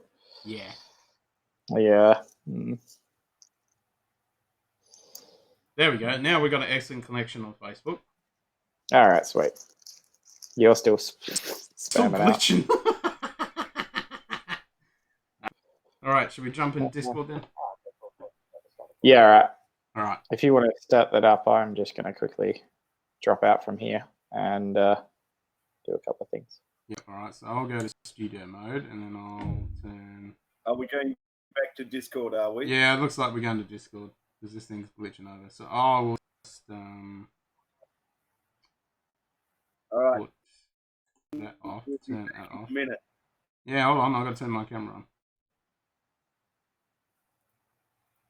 I've turned off the window capture and transition over, so it's just me on the stream, so we can see it. So we're going to open up Discord and go on to that because this other software looks like it's glitching.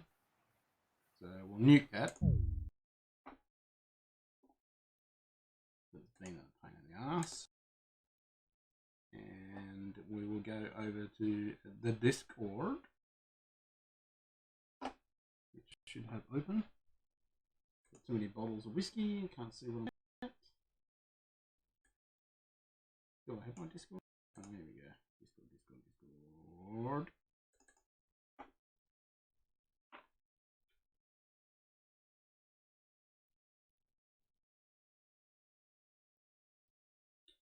And I'll get the boys into Discord.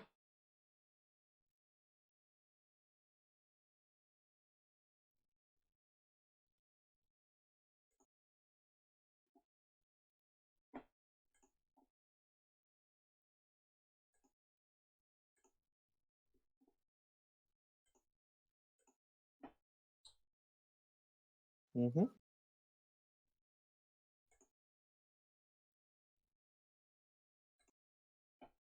Where's the cue ball?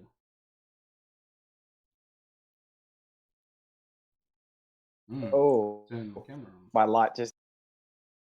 I'm gonna have to go back inside. Your light died. Yeah. Well, I used it a lot to fix my car, so it's running low on charge. Okay. Mm.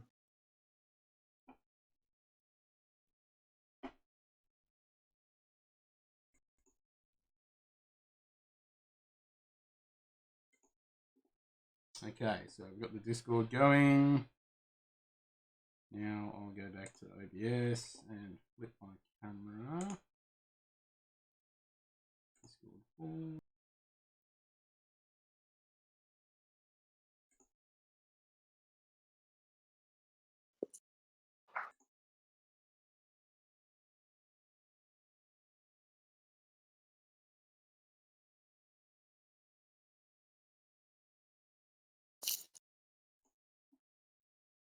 I'll fix that first. Because the camera hasn't got the LUT, which is no good. I need to change my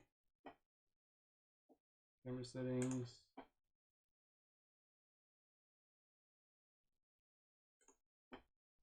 All these bottles of whiskey. Where's my camera? So will Facebook chat pop up in the YouTube chat? Or Second. when they message on like chat on Facebook, will that come up on YouTube or? No. So if you're on YouTube, you got to YouTube, and if you're in Facebook, you got to pop it in Facebook. Yeah.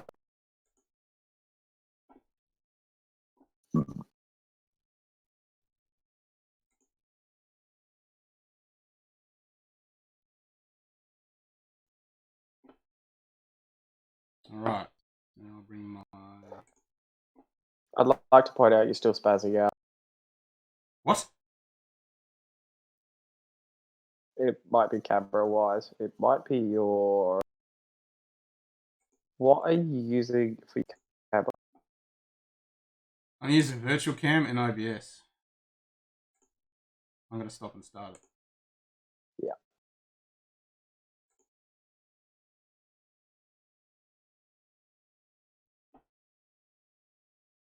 Yeah, still doing it.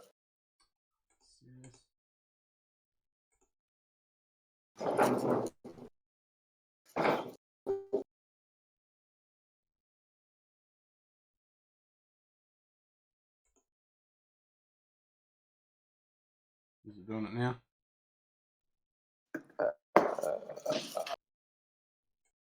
Yep. What's glitching?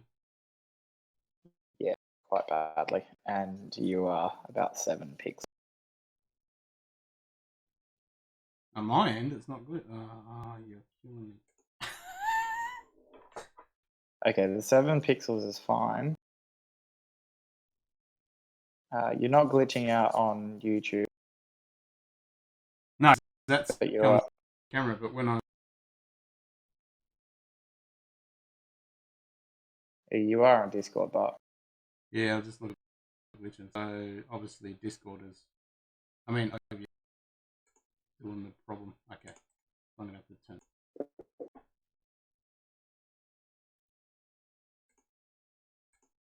That ain't working.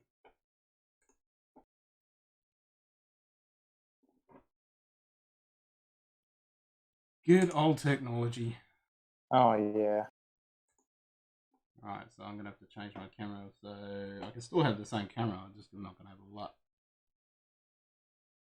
That's gonna look like shit.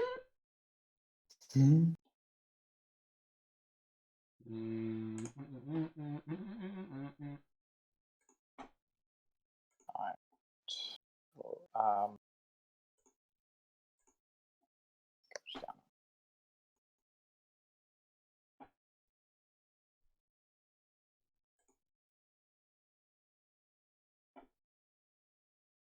Well, volume. Okay. Volume. There. Hey?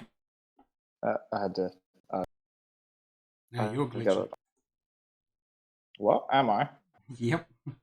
Oh shit! You were like that.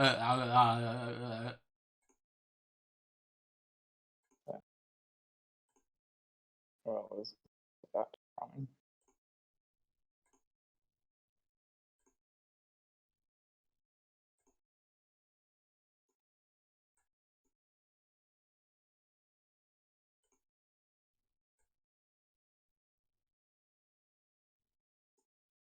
You don't look too bad without the. Without the luck. Yeah, I can live with it. Yeah, you don't look that bad.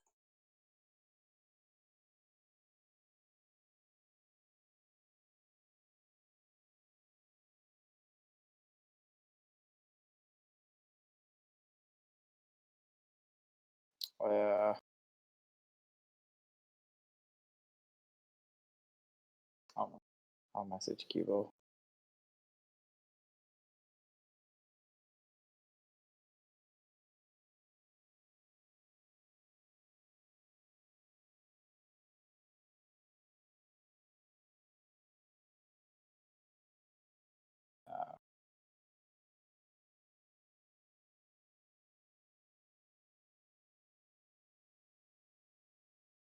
If Facebook is saying 1 viewer, it's because I'm on it too.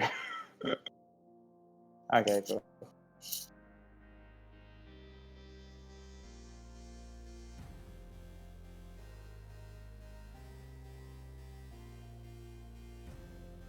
That's some background jazz. He's just installing updates.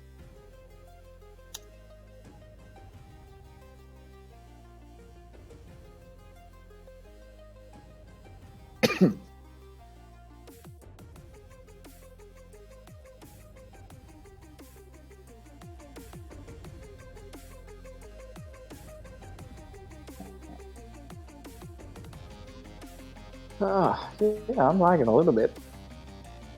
I shouldn't be. I'm closer to the router here. Yeah.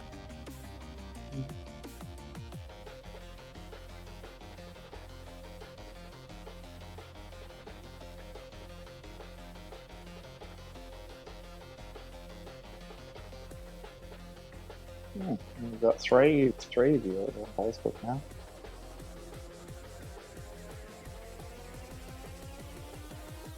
Yeah.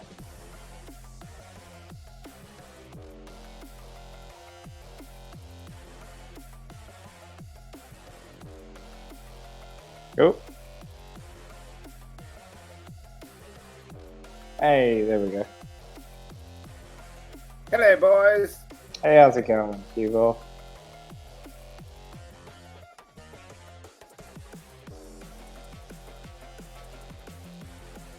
Yeah. Oh. I left my whiskey outside. Yeah.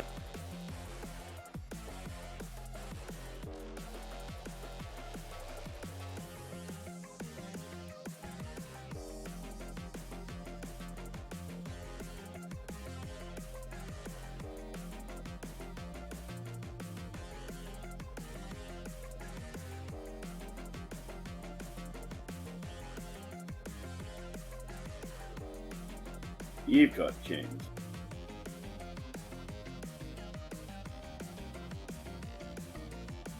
Oh, I can hear you. Alright. We're talking right now, so yes, I can hear you. Yeah, I can hear you fine.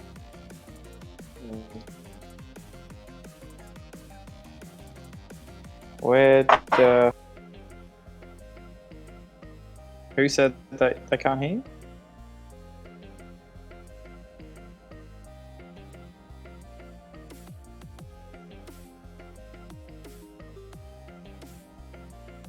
I can hear you.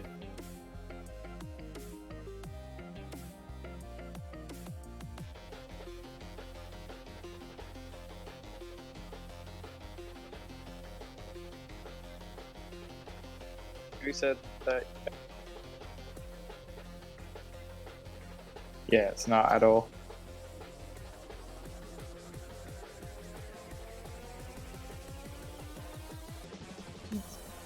You might have to just glitch out.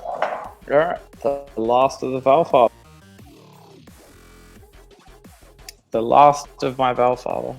Last of the Velvet. Oh, Oh, that's not good. So now there should be audio from me.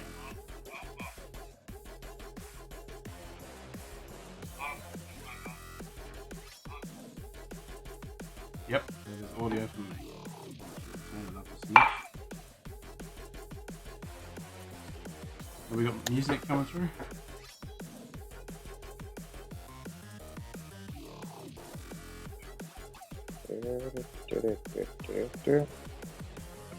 G'day, one Lost Covers. What you drinking? Yeah, what you drinking? And how's the sound and audio? We just switched over to Discord because the 8x8 was going like shit. So I'm currently drinking Lime Burner's Darkest Winter.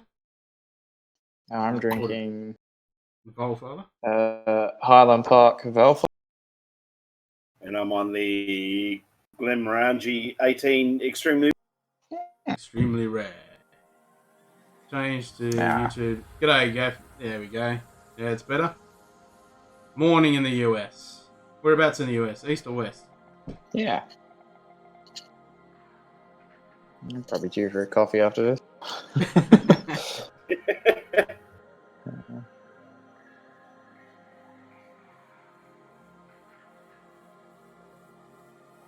So if you're on the East Coast, then it's going to be 10:30 in the morning. Sun's over the yardarm somewhere. Yeah, definitely. That would be here. I'm going to get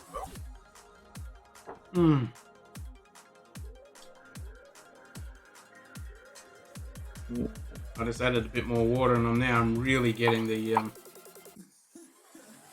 that barley coming through. A bit of oat.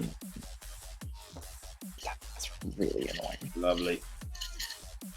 It's a bit- What are you drinking, Chad? So we've still got one person on Facebook. Probably just me. That's me. Oh, it's you? Okay. Yeah. Yeah, we're not going to break any records soon. Yeah, customs holding onto your whiskey. I currently have a very nice bottle of whiskey that is sitting in a depot in Melbourne and it hasn't moved all week. I want that whiskey. Oh, I really want that whiskey. It's essential, goddamn it. Send it to me. Yeah. A little legend. Nice. Yeah, there's nothing worse than bloody liquor stuck in something bureaucratic bullshit like bloody customs. It's like it's alcohol. Come on. Let it through. Yeah, I can kind of see now because it's not over 60%, so you can't turn it into hand sanitizer. No, Well, actually, shit, it might be. It's car strength. Hang on, what is the strength of what I bought? Hang on, let me look back. Well, this is 69.5, so they're definitely going to be holding on to that. Oh, yeah. Chad's on the Legend. A legend, yeah. Have you read up on that one, guys? No. I've heard of it, but I don't know much about it. Did do you guys remember if I got the 2016 or the 17? It was the 17. Yep. Can't remember. Of my super secret. Super secret, glitchy, breaking in and out. Is that me? Am I just shitty right now? A little bit. At least it's not me this time. Yeah, so the Legend, Fred No from Jim Beam worked with one of the distillers from Suntory. Okay. Oh, nice. So it's a very much an international bourbon. Huh. On a little Balvenie 21 now. Nice one, mate. Good choice. Cheers to that. That's a good choice. Mm. Is that Portwood? Blender from Suntory. Blender from Suntory, not distiller. Thank you, Chad. I have no problems being corrected when I'm wrong. Yeah. That one?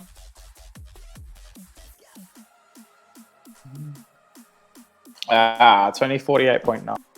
So,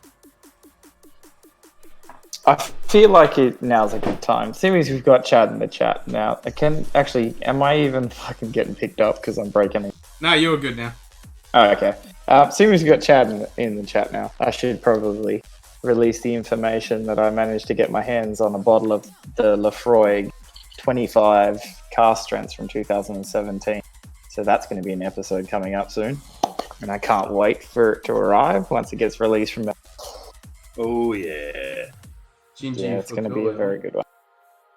Okay, that's throwing me off. I need to look at the Discord, not that. Discord? Yeah. Because I was looking at Facebook. You mean YouTube? It was throwing me off completely. I'm talking and I'm looking at myself and I'm not doing it.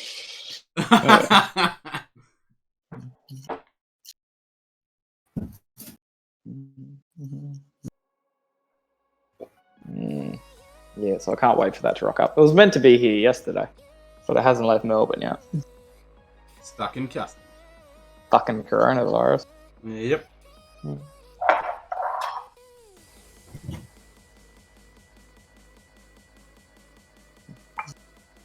It's deep non-essential, so they won't send it. Oh, come on. Alcohol. Bottle shops are essential, so that liquor has to be essential. Yep, liquor is essential. I should have got it delivered to work. I don't know why I got it delivered to my home address. Oh, Well, it's going to shit why, in a 'cause it's handbasket. drawn. If we don't have alcohol, we'll all go insane.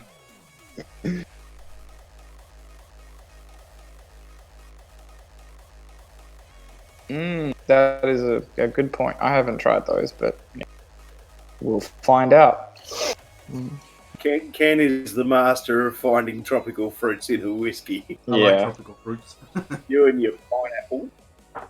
No, that was fried pineapple. Or pineapple fritter. I got that too. It's still a tropical fruit, mate. Yeah, you can have tropical fruit.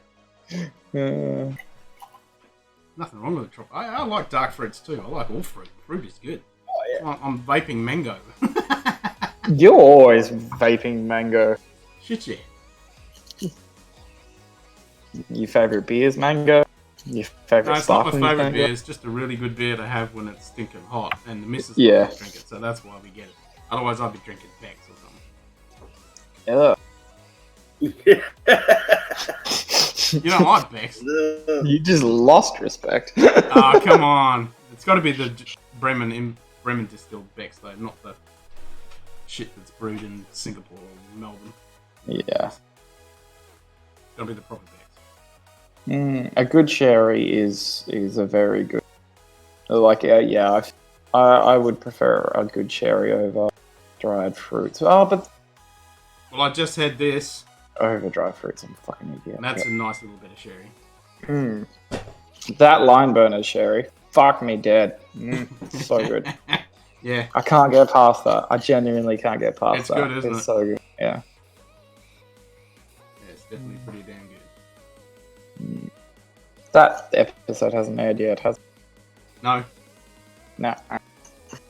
No, I've still got the Glenfiddich one to do, and then the sherry one.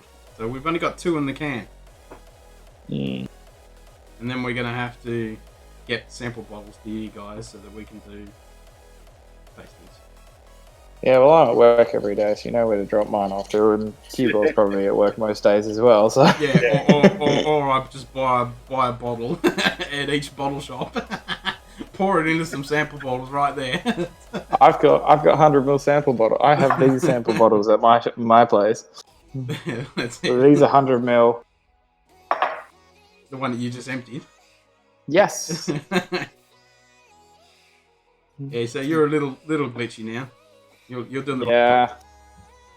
I don't know why. I genuinely can't understand. I got full bars on Wi-Fi. I'm sitting closer to the router than I was I think outside. the internet's just getting bombarded with people stuck at home. It is a Saturday night, so Yeah, I've noticed that. Playing anything ping is through the...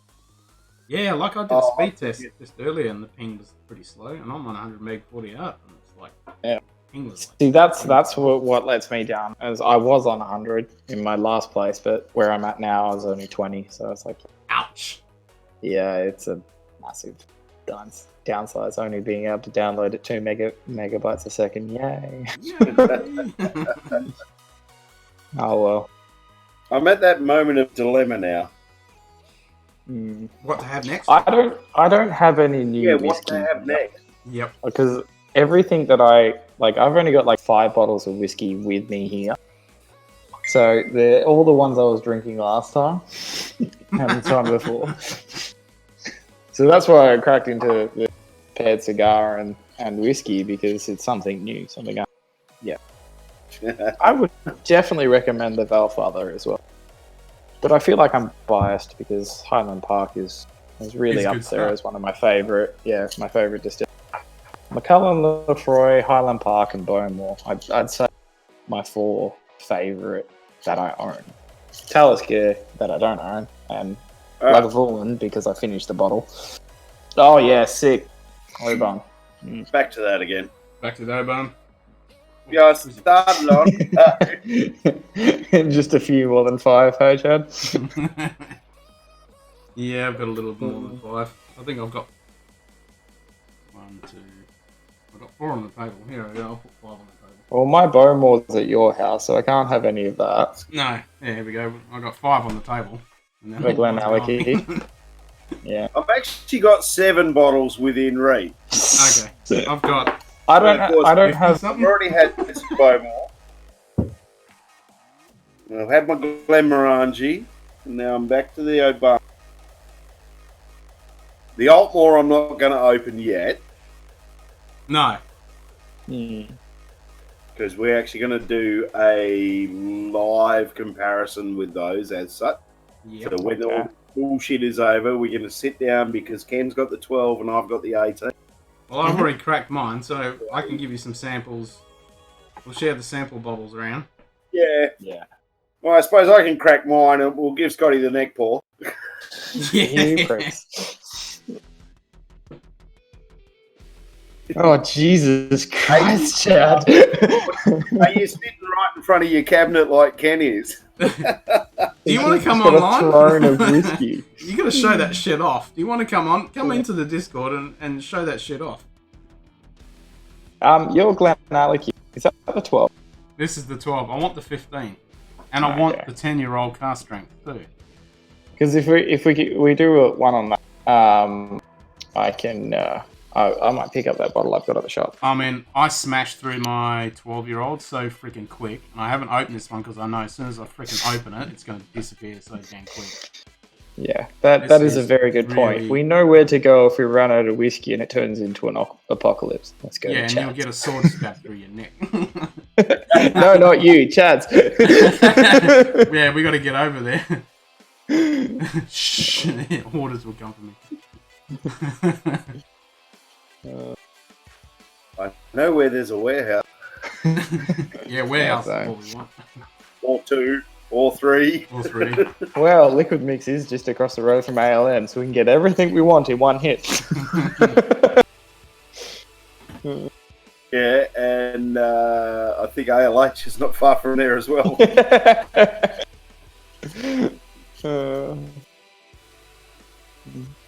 Not going for the bottle shops, go for the warehouses. Yep. So what are you going to pull now, Scott? I don't know. I'm thinking, this is like, because this is a bit of a weird one. It's not peated, but it drinks like a peated whiskey. But if I went to like Elsa Bay or something peated, it'd ruin the palate. But I'm thinking Bruichladdich, Isla Bar. Yeah, that's a good choice. Nothing wrong with that. Yeah, Chad, I can imagine it wouldn't have looked good if you had some other products in the background. Yeah. It is Chad. Chad, do you want to come in on the Discord, mate? Come on. I'm gonna go grab my bag of whiskeys. 1 second.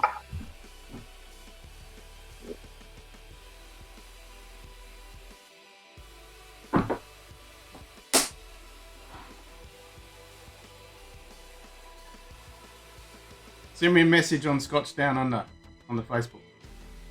Hey Dean, how you going, mate? Yeah, send me a message on the Scotch Down Under on Facebook, and I'll send you the link.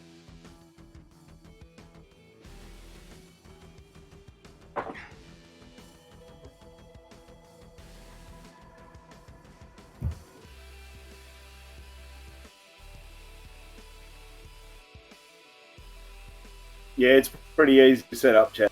What are you drinking tonight, Dean? That's if it's drinking time where you are. It's going to be, 11 o'clock, so it's going to be 1 o'clock in the morning in Canberra. That's drinking time. That's drinking time. What is it, Saturday? Yeah, it's still Saturday, isn't it? Yeah. I still want to open this, I thought all today. I thought it was Sunday. It just at work it completely threw me off. Because Stronny wasn't in. Before, but just set it up this week.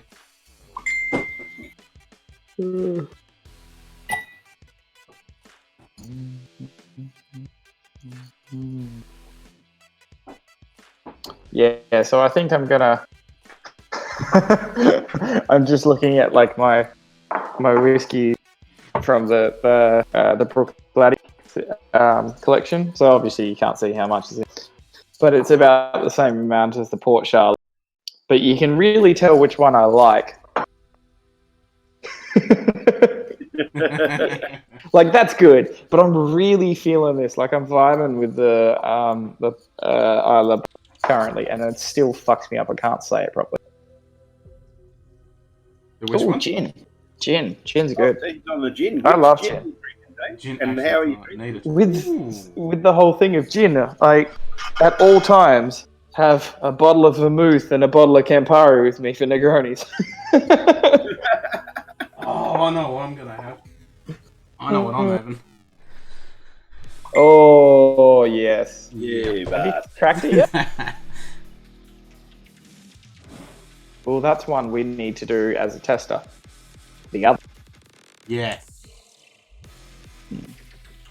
I'm definitely dropping out again because Ken's camera's gone to shit on mine. What? My camera's fine, my end. Yeah, I know. It's. I don't know what's going on with my internet today.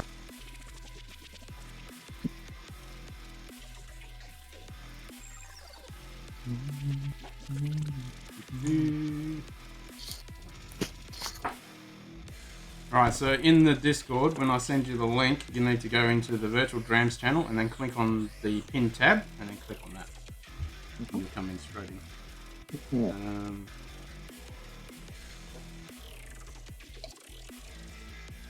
I'll just drop out this for a second. Oh, he's only just got back. Hey, Oh wait, with the delay that times up perfectly actually. I'm back on. Yep. Shouldn't have said anything. Now I look like an idiot. Nah, you're all good. No more than usual. Nah, shut up. Yeah, so Dean, what gin are you drinking and how are you drinking it, mate? Nothing wrong with gin. Hell no. Nothing wrong. Gin's amazing. I love gin. I mean, wish we had some of that bloody botanical left. The botanist, sorry. The botanist is very good. That is my favourite gin to make Negronis with. There are better gins. It is very... so you need... Instead of doing like 30-30-30 split, you do 40 gin to... Oh, Roku's fucking outstanding. 45 gin to 30 ml vermouth and 15 ml Genpei, just to even it out. So you can still get that nice gin flavour with your Negroni. Oh.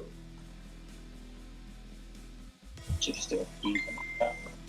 So you can still get that nice gin flavour. I've got sound. You got sound? So can you see me? Not yet, no. So click the post. Pin post.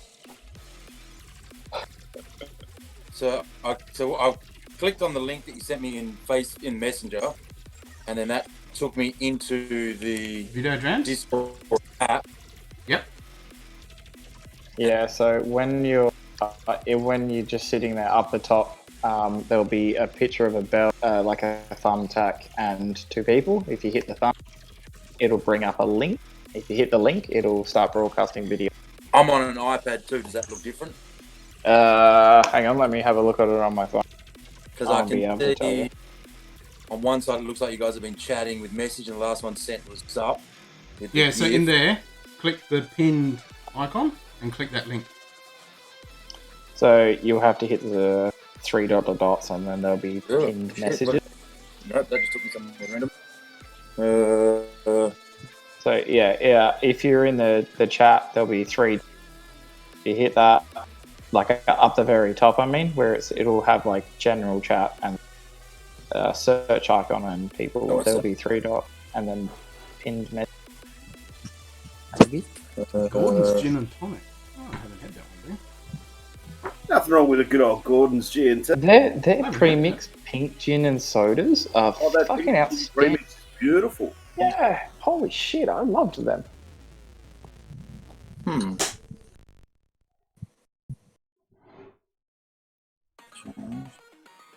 Yeah, shit. Actually, I don't have my iPad charged, otherwise I'd be able to just tell you exactly where to go. well, send him the link. There's no three.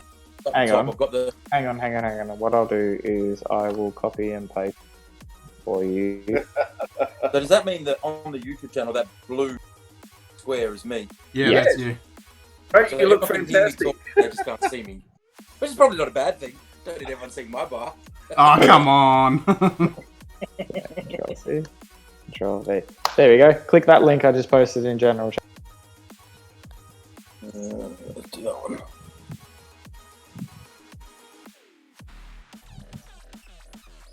Video Drams channel. Nothing happened. So maybe it doesn't work on mobile. No, well, I can test that. Try it on the phone, yeah. Because it just goes, this is start. Oh, and then it said failed to send message. This message. Oh, here we go. Here we go. Back. What did you do? This is why the other thing works. Should we go back to the other thing? Because that'll work. Well, now we worked out what's actually wrong with it. Yeah, and I'll just use my normal camera. Alright, so post the link for it in Discord Okay. in general. And yeah, the beautiful people will be able to see me again. Yeah, because I've never used Discord before. Discord's good. It's mainly aimed at like the gaming community. It's very good for games. Yeah, it's all right if you're a little bit tech savvy. Why aren't we using Zoom the rest of them? Because you have to pay for that everyone's shit. going, Oh, really? Yeah, like StreamYards is the best for doing this kind of shit. Yeah. But you got to pay for it. Yeah. Whereas that 8x8 one is free and it's open source. Well, actually, no, it's not. The Ginty one is exactly the same. It's open source. But anyway, after that technical bullshit. You're making me feel the need to go and crack random bottles now. You have to, Yeah, because well, this is the apocalypse. That's what this is all about. This is the apocalypse. That's what we're doing. Yeah. Have you guys had the Vault more? With the first release, Atlantic's. No. It is fucking delicious. Well, next time you're up, you should share. You should. Oh, but it's still delicious. At this stage, who knows when we get to travel again? Yeah, well, that's it. I got marked as essential, so that we're still. Technically, we're still working, Yeah, you but just can't travel. it's a nightmare trying to get anything done. But I was thinking this morning, Chad, you wouldn't believe it. I was thinking this morning, I was like, we should get you in to talk about your stuff. Well, Because that's what everyone else is doing. I could hold off on the Lefroy 25 until Chad's in town. Look, at this stage, who knows when that's... Yeah, I know. So I wouldn't hold off and try it. I'd hold off and do an episode on we were talking about it just the other day, and how work are a little bit funny about stuff that we do when we're seen on. Yeah, that's... Look, we're happy for you to support it, but maybe don't get on camera. Really? That takes away half Yeah, because that's exactly what I think when Ken first brought it up and we were doing a shooting session, that was one of the first things that I brought up is, could this hurt his image? Is this going to affect his work? All right, guys, you need to jump out of the Discord. Yeah. Okay. There's a link in the Discord, just click that. So where are we going to? So we're in Discord in general. There'll be a post from Ken back to 8v8 or 8x8. Do I need to download? we're going back there. No, you just need to click the link. Yeah.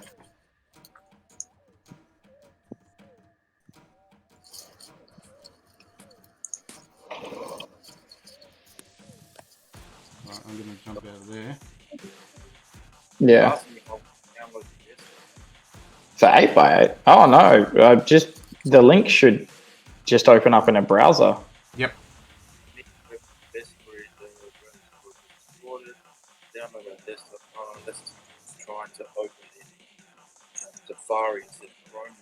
That could be why. There is an app you can download on Android or iOS. Yeah, so...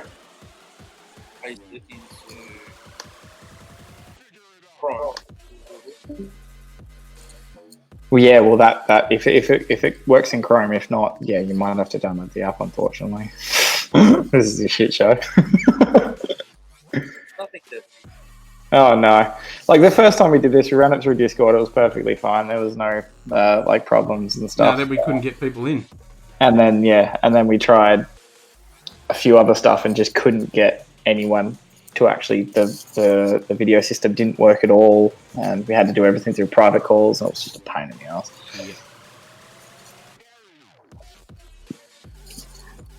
Yeah. I take it that pasting the link didn't work? No, it's trying to download the app. Yeah, fair enough. Yeah, there is an app. Yeah, that's what he's downloading.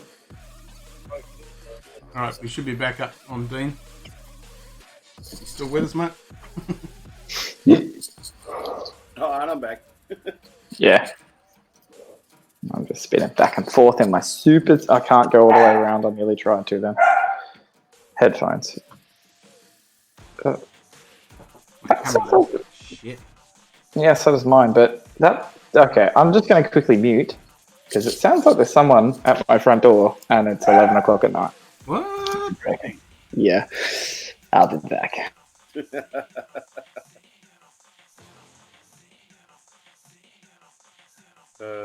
Dear.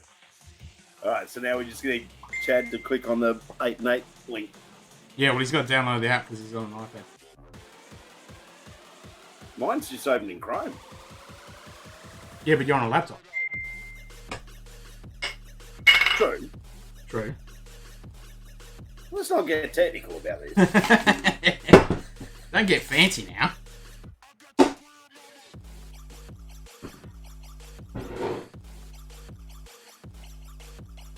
Hey, Dean. One's a 3, and that was it. Jesus. So it kind of wasn't something there was a lot of. So then when people saw it, they're like, why am I paying $200 for this high ABV Bemore that I've never heard of? Fair enough. That is the downfall to super small release. I'm on that, Chad. Nice, on the gold green spot. Yeah, but this is the Chateau Leville Baton Julian wine finish.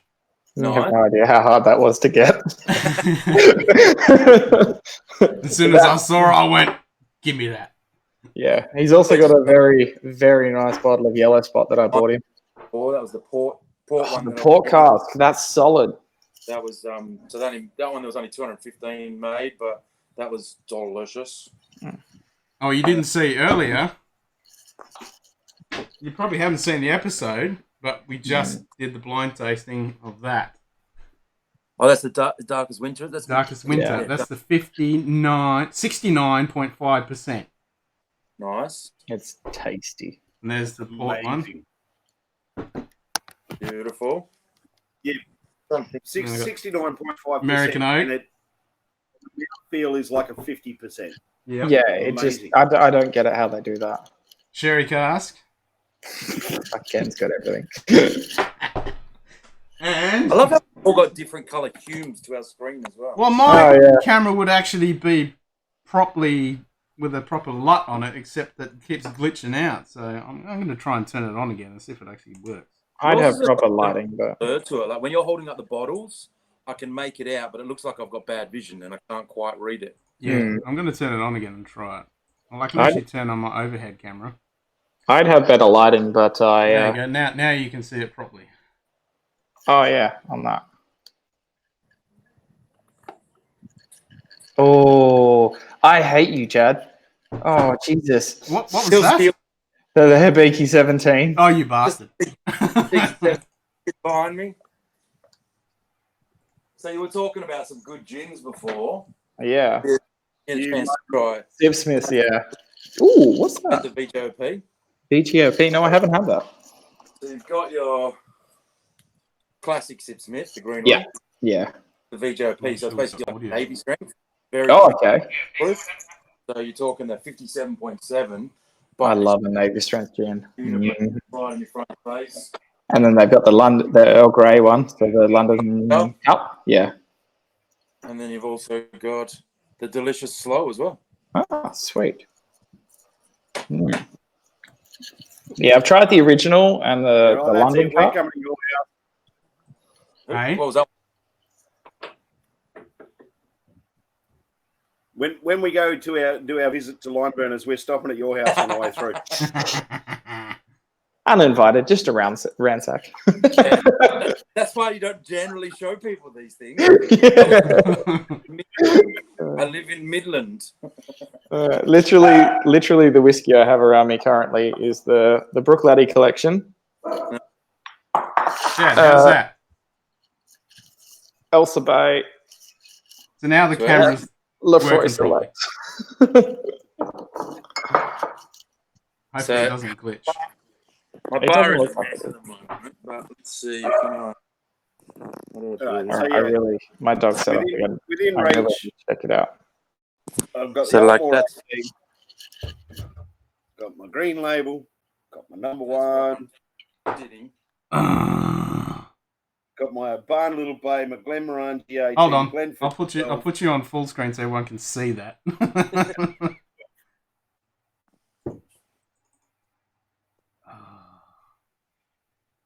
So that's my overflows. and that's my main bar where I normally sit with all sorts of weird and wonderfuls. Got like the old signed Lark bottle from Bill himself. I love the way that 1795 is presented. Yeah. The way the good, case doesn't it? opens on that is gorgeous. And it was, I mean, I started collecting when I was 15. So a lot of these things I've had for many, many years, and kind of learned the art of collecting and not drinking kind of thing. And then had the luxury of being able to drink good booze and not have to open these things. And that's how I kind of started up getting to have a stage like this, as well as working in the industry. You managed to get your hands on a few things that are fun to drink and fun to hold. Well, I'm the odd man out. Oh, you bastards working something to do with liquor, and I just drink it. I've actually still got that Glenlivet Terra that you gave me. The Terrain, sorry. That one? That one. Yeah, that one. The 18 Terrain. Yeah, I haven't opened mine yet, though. I've got one sealed and one still closed. I got one of these last time I travelled as well, with the Shivers 18, that Japanese first fill. They did that Lovely collection, and it was with Mizunara. That was delicious. Yeah, I finished off my Royal Salute a few months ago. Still got original ones when I first started at Perno with my Royal Salute. But yeah, I've kind of had to rejig a few things so it looks a little bit more CCA friendly. Actually, I was telling the guys earlier, I've got a bottle of just the basic Turkey 86.8 in the cupboard, but it actually has a Campari sticker on the back. Yeah. It's old Perno stock. Australia. This is what I pulled out of it after aging it for 3 months. So like it had sherry in there, but check out the color differences. Dang. Wow. And Holy so I've shit. having a play, and this one I've watered it. When I say watered it back, I've cut it back with some straight American oak that wasn't in the cask. Because when you drink it, it's got this amazing dried fruits, raisins, sultanas, fortified juice front end. But then it had this weird, almost metallic back of mouth taste. And so when I cut it back with the straight that hadn't aged in it, it took that away and then just kind of christened up that back of the mouth. Nice. Nowhere near as good as 3 Wood and things like that. But 3 Wood is good. Homemade job, can't really complain. But it's completely unofficial and not in CCA endorsed in any way, shape, or form. You got to love those moments and opportunities that you get to try stuff like well in advance, or just shit that they're probably not going to release much. Makes life nice. Have you seen these ones with the private select? I've seen those. So this exact one is the one that was released for Dan Murphy's, but I've got the one that was released for the exchange scene. So this is one that they made a barrel for us that'll then never get remade again. So it's very, very similar concept to the 46, but they hand select the staves, and you've got 5 different stave types that you can put in there, but then 10 choices of those 5 types. So you can technically make over 1,000 different combinations. Nice. But it just like so different when you put that little bit of water with it. This one I found like really nice when it was straight, big and bold, put a little bit of water, suddenly it almost like fairy floss and candy. It was just divine. Super sweet with that bourbon sort of vanilla, but that candy floss that kind of turned into with a little bit of water. Yep. Good shit. What else is something random that I've got floating around? Yeah, you can stop anytime you want. Yeah, bastard. That was super tasty for something not that expensive. Canadian Club. Which one's that one? Sherry. 8-year-old sherry cask. Okay. Haven't seen that. No. But super tasty. As I said before, I love my sherry influence. CC's really tasty. Like something like this, super. Yeah, nothing like that. Nice, but that 8-year-old even just your bog standard Canadian club, it's just a pleasant little Canadian whiskey. There's Yeah. nothing wrong with it. No. But that 20-year-old, for something that's less than $100, we've got a 20 on it. You definitely can't go wrong with that. I'll admit that's a big reason why I push the green label as hard with when it's on promo and stuff, is just because it's just such a phenomenal blend for the price. That's right. Just a cheeky 25 sitting on the bar behind me. Yeah, that's what Scotty just ordered.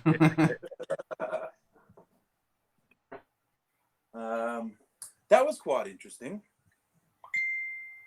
Bowmore 10. I want to try like the 10 and the 12. So another duty-free exclusive, but this was kind of a similar vein as the Bowmore 15. So I saw someone earlier tonight talking on your channel about like tried Bowmore, didn't really excite him, but he hadn't tried 15. Yeah, that's what we said. Try the 15. 15 bang for buck is the best Bowmore Yep. that I recommend. 18 is divine, but you're talking about an extra $70-$80 a bottle kind of thing. But for an extra $20 over a 12, you can kind of go at 15. That sherry influence is awesome. This a little bit younger, so it's a little bit bolder. That smoke is a little bit more prevalent because, as you know, the longer it sits on oak, that smoke dissipates. Yeah, this kind of has a little bit more of that at that front end. Really, really interesting, but it was a high alcohol as well. So that one was 46 compared to your normal sort of 43. So it had a little bit more of a bite. So you guys, like, is it whiskey general? Is it booze general? It was meant to be whiskey down under, but Ken fucked up. Yeah, I fucked up and made the logo and everything and called it Scotch down under. But yeah, it's open to everything. Yeah. So anything like booze related. So vodkas, tequilas, anything. Yeah, we'll probably the first branch out we do is to go to gin, and to keep it in Scotland because it's called Scotch. We'll do the botanist from Brookladdy, and then just go out from there. So after that, American whiskies and all sorts. The Scotch test dummies. They do bourbons and they do a bit of everything. A lot of the guys, they all do a bit of everything. So it's just. I had the pleasure of trying the Maker's Mark's cask strength the other day, and fuck me, that's good. Yep, he's going to go get a bottle of it. Yeah, so while my dog was barking, she was barking at the blue and red flashing lights. Yeah, fucking the cask strength. Yeah, someone tried to break into my neighbour's car. Really? It's the first time we've ever had an incident in my street in the probably about 18 to 20 years I've lived here. Oh, shit. Yeah. So all this stuff that happened around the world brings out the bloody Western people, that's for sure. Oh, and the best. Yeah. So I saw you had that Ardmore on the shelf. I bet you don't have one of those on the shelf. Go away. It's travel only, isn't it? Nah, this is an old school. So you can't old school? But this is kind of what it used to be before you got the legacy kind of thing. So high ABV, talking 46%. Non-chill filter, just kind of really that old school Bowmore. But I've actually got a couple. So when we get out of this stuff, this can be a Chad donation to your club. Oh, yeah. Yeah. So the only issue with these ones, I managed to get my hold of a few bottles. They've been sitting for a long time. So the reason I got them, the corks had started to tear. So you might be real careful when you open it or kind of strain. Crack it, I managed to get about 4 of them, and 2 of them I opened that almost got it out, and then just tore the cork, but the juice is still good. Sick, awesome. Forcing that's a donation, not a CCA donation. Yeah.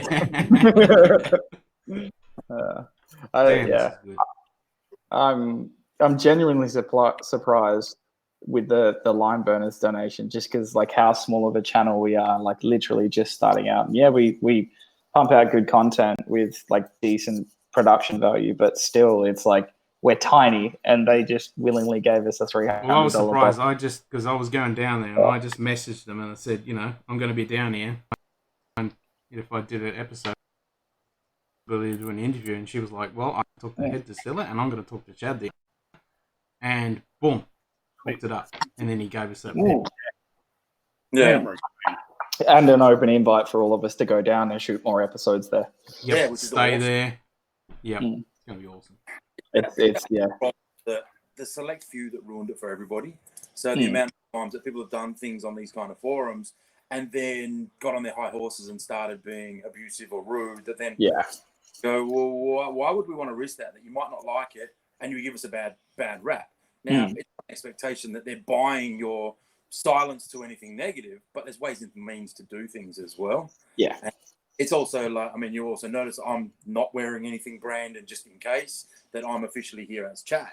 Like, well, why are you on that? Like, if I say something on your forum, then it's taken as gospel from CCA. So it gets that messy and stuff like that. But as far as we're concerned, you're just shooting the shit with a group of fellow whiskey appreciators. Yeah, exactly. No one else knows. That is the problem with corporate. Not even mine. There you go. I've just bought a drop. Oh, the top 12. Yeah. Yep. I'm yet to try that. I'm tried it, but heard very bad reviews. Yeah, it's like from everything I've heard, it's okay, but it's not worth the money. It's like it'd be worth the money if it was at Jamison's price. And if it wasn't associated with China, don't buy it. It was 75 when it first came out. Sits on my shelf at 61. Yeah. 61, okay. But Jamison's is still like 40, 45 or something. Well, I think I've got Jamison's for 45. I paid $48.50. Yeah. Well, staff discount. Team deal. Big difference to this. Trust me, the staff discount is not that great. Yeah. So the cameras kept dropping out. They were trying to get staff to try it so that we could sell it and push it a bit harder. And it's just a nice, pleasant little bloody Irish whiskey. I mean, my go-to with Irish whiskies for years has been Bushmills. Yeah. Yeah. And I think it's not quite on a par, but it holds up pretty well against the Bushmills 10. Definitely holds up against the Black Bush. So, yeah, shut up. You fucking wanker with you. You're expensive. I'm really Bring out the other bottle. this. I want you to crack that other bottle up and try the neck pour of that after you finish that. Oh, the yellow? What other Yeah, go the yellow spot after that. Do a comparison. All right. Oh, the yellow spot. Yeah, I bought him a bottle of yellow spot because he got me out of a pinch involving that bottle. So yeah, I feel it was my due favor to buy him the bottle. So, and it's going to be an episode that we film. So yeah, definitely. Fair enough. But I reckon a comparison between the two would be a very good thing currently. Well, this one's not going to be fair because it is wine finished. Yeah, it's not the straight up green spot. But it's freaking delicious. Mm. Actually, what's the ABV on this? 42, I think.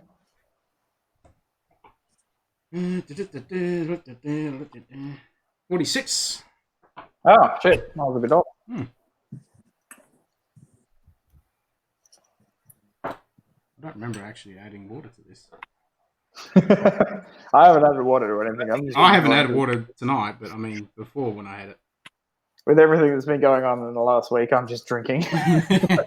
Well, I was a little bit drunk the last time we did this. Yeah. Actually, no. Cue-ball, you were fucking wasted. Yeah, cue-ball was wasted. The first time we did this. Shit, I wasn't much better. I was a bit better last night because I actually had a decent feed and stuff. But I've only had 2 drinks out of that tonight, and I cracked that at 8 o'clock last night. Which one? I thought about joining you guys, but I didn't think that. All of these things are just arm's reach. Yeah, well, my number one had been sitting there since 2018. I opened that. My bottle's at Ken's house, and I can't. Yeah, your bottle is up there. Well, I killed that last week. Yeah. Nice. And that's it's still the darkest. Mm. Or actually, there is a tiny little bit left in there. So it is the same now, isn't it? It's just it's not calling itself the darkest. It's just calling itself 16. The label. I think I've got one of the new labels. Yeah. So the label's slightly different. But it's still the same product. Oh, God, it's good. The liquid itself hasn't changed. That's the new. So it's the same liquid, okay. Yeah. They've just dropped that darkest finish from it. Well, the labelling looks nice. It looks classy. Should see the new labelling that's going to be coming through for Ockentoshan. And that looks awesome. Yeah? Oh, when's that coming through? Well, everything's been pushed back now. Yeah, true.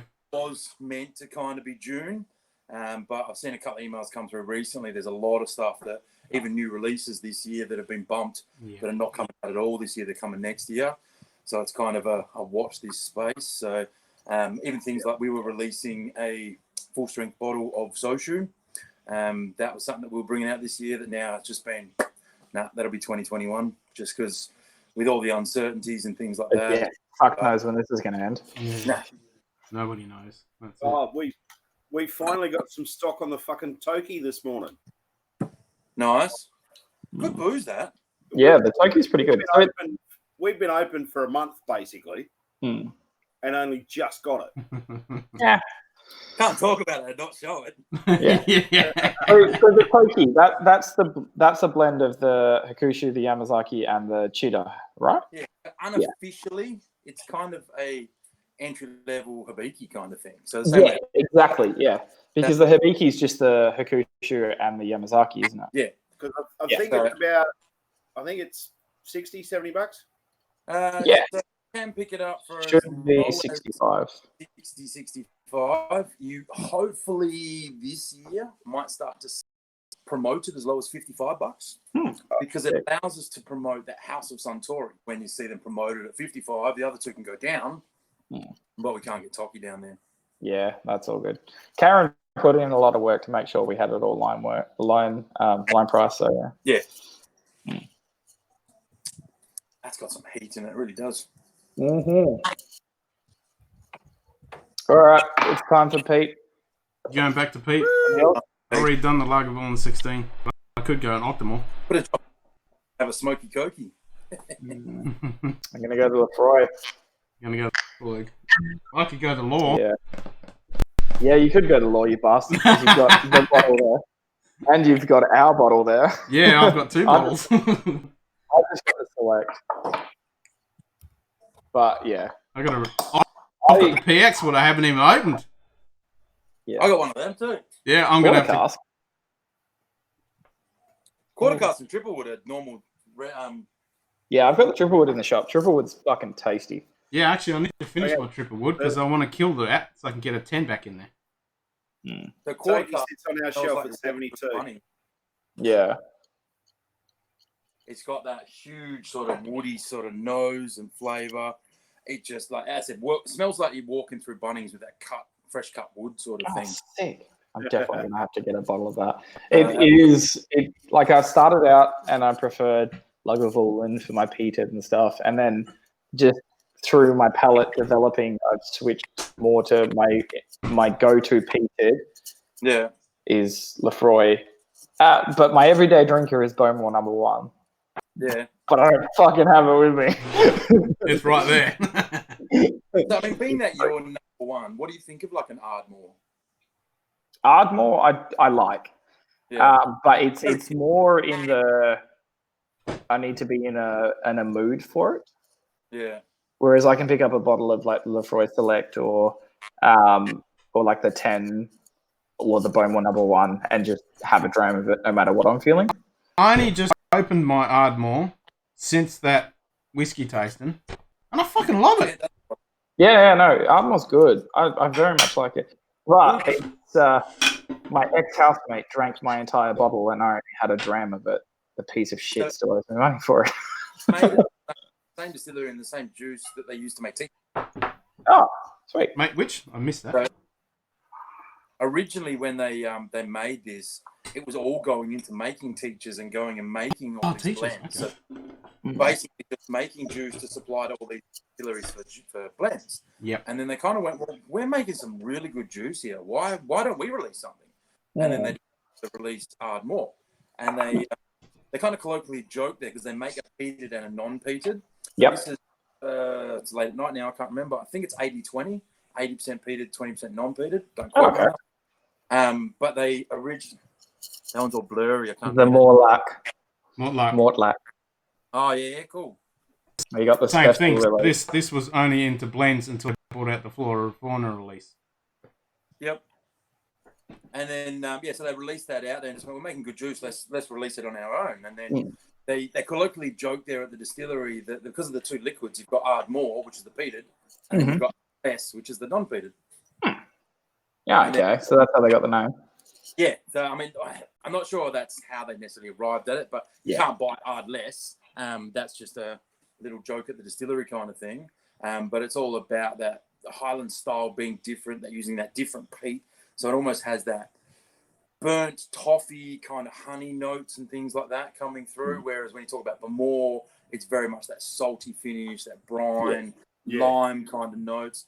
You're not getting that in Ardmore. But for a gateway entry level peated, $50-$60, bang. Yeah. I do need to pick up another bottle of that, definitely. I mean, that's the one thing I was perhaps a little disappointed with the Aban Little Bay is no peat. Yeah. Because the Abans that I've had before, they had this beautiful, subtle peat. Oh, what's he grabbing? I think that was in there, but it wasn't. But it's still a beautiful bloody dram. I haven't tried this. So you guys had this? Oh, yeah. It was the first time I tried it the other day. When I actually did a little training video, which is why my bars checked out to look like CPA, and using this as an example of kind of a competitor to a Bamore or Lefroy kind of moment. Yeah. I had a little bit when I was doing that, but it's decent. I quite like it. But do you know, honestly, I much prefer the Isla Barley. It's non-peated, but it is made on Isla in the Buccleuch production. Available? Is that one gone now? No, it's still available. Yeah. They also do a 10-year-old Port Charlotte and a heavily peated Port Charlotte as well, which leads more towards your Octomore range. Yeah. I want to get those. One of the black bottles that they bring out. What are they called? The Buccleuch. The Octomores or the Buccleuch? No. He's got Octomore. He's got Octomore. No, it's he's not addicted to the stuff. It's yeah. They're a black hang bottle. on. It's on Nix. It's on Nix. Hang on, let me have a look. And they're a limited release. I'm spending so much time on this website. It's not good for my bank account. It's like the secret kind of ones they bring out. Yeah. Because I know the heavily peated Port Charlotte with black bottle. My camera's glitching again. I'm going to have to... Yeah, it's been doing it for a while. I've just been annoying the shit out of me. And comes through nice and clear, though the picture keeps dropping in and out, but can still hear it clear. Yeah, it's annoying. The Magnificent Seven? No. Rare Cast Series. You're looking at 1,400 for those anyway. Back to non-color cattle plated. High Noon. Black Art High Noon. Black Art. Yeah, Black Art High Noon. So $300 for a bottle of that. They're all sold out. Yeah. Good luck. Yeah, Black Art. All right. Oh, let's have a Google of it. All right, I'm going to grab my PX. PX is fucking amazing. Gotta love a 1 litre bottle. So have we had anyone else writing any comments while we've been babbling around, or has everyone left now? Everyone's left, eh? Yeah, I think no one's saying. No ignorant bastards. What was it? It wasn't High Noon. It was the what? Black Art. Yep. Black Art series, yeah. Yeah. 20. Oh, they have a 25. I think 25 is the new medium of whiskies I'm going to buy.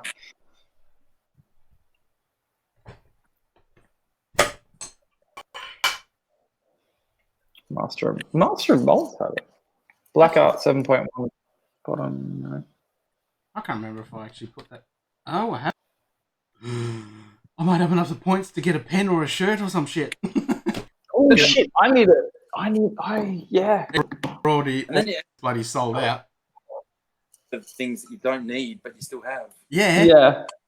My like cool little for more engraved. Oh yeah, sick. That looks awesome. I had some.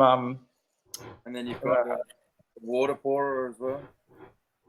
Actually, that's a really good set. And that's all made of brass, eh? Or Yeah, bronze. it's a brassy copper. I'm not sure what. That actually is probably copper. It's cheaper. But, Thumb on that one. got a couple of them just floating around at arm's reach. Yeah. Oh, that was a good pop. Oh. Wait, had you not cracked that? Nope. Just sent you a link, Chad. Just sent you a link on Facebook of something we were looking at last week. No, I hadn't popped it, Scotty. Collection. We were thinking we might order one each. Is that the collection that I brought up when I bought my Lefroy? This is the Glenn Farkless collection. Yeah, 134,000. Yeah. No, 184,000. Oh, well, because they had one on Nix for 134,000. The link you just sent me then is 110. It's come down. Oh shit! Oh, buy up. So that's let's see if it's the same one. So it's 100. Hang on, you probably got it in pounds there, Chad. Oh, it is pounds. For $6.95. Hey, how much is postage? Yeah. $6.95 charge me for delivery. Come on, settle down. Hey, I got charged for delivery on Nix because I've been looking at a Lefroy 25 for about 6 months, and like I was kind of having a couple of chats to Karen about availability and whether I can get one into the shop to buy it, and I literally we had it was the second live stream that we had, and I was just there was no one watching, so I was just trolling around on whiskey sites and found it on Nix, the 2017 edition, discounted to $500. And I was like, fucking oath, because if I got that through Liquid Mix, that is my LUC X GST. It's fucking $50 cheaper. Yeah. And so I got it. $539 I paid, including postage and insurance. But the thing is, Nix has this massive big splash across every single page on their website, apart from the one that I bought from, saying if you spend over $200, you get free postage if you click this link. Ouch. And so I paid for postage, and it's fucking stuck in Melbourne. It's not moving. It's been there for 3 days. Actually, it's been there for 7 days. Should have been here yesterday. But it is what it is. In these sorts of times, you got to deal with it as it is. What do I drink now? Scars. That is the problem with having that much at hand. Yeah. Sure, you get torn, and then you're like. Well, 2 of us are on Lefroy, so you need to go to Lefroy. Yeah, I know. You hadn't noticed all the green bottles over his shoulder, had you, Ken? Hey? I don't have any Lefroy, so fuck you. Yeah. Law, yeah. I'll do my PX, then I'll go Law. Ken's got 2 bottles of Law with him currently, so he's got one I can't touch. That's the club's one. Yeah, I know. Yeah. And then one our whiskey club bought. I've got the PX down there, but that means I have to get up. Well, I just had to get up to get this one. But it's worth it because it's such a big ass bottle. I love it. Yeah, the leader. Yeah. It is such a good drop. Sales of that would have just entirely dropped off with no travel happening. What was that, Kibble? Macca got that for you, didn't he? Yeah, so a mate of his actually got it. So a mate of his travels in and out for FIFO. And he said to Macca, if you ever need anything, let me know. See, that's the shit thing. Everyone that I know that travels drinks whiskey. So they're going to get stuff on their own. And just be like, you can fuck off. I'm going to get something What's that, Chad? So I haven't actually tried this. A friend gave me the last little dram that was in the glass. Ooh. It's like a private bottling that was done with Lefroy, but it's not by Lefroy. Oh, okay. So it's a single malt Irish whiskey finished in peated casks. Oh. Fucking awesome. Yeah, crack that. I hadn't heard of Lefroy doing stuff like that. Because I know Brook Laddie does a shit ton of stuff like that where they do castings with other companies. So whether or not they still are, this says imported by Samuel Smith. Sammy Smith and Sons. Yeah. Mm. I don't know if it's going to be too subtle after just. Oh, that is good. Yeah, some law. I don't think it'll be like super heavily peated, and law's going to keep the shit out of it. But like a 10-year-old Irish in peated cast, you'd think it's going to be quite subtle. It'd have to be 10 years. Well, but how long are they leaving in the cast for? That's the trick.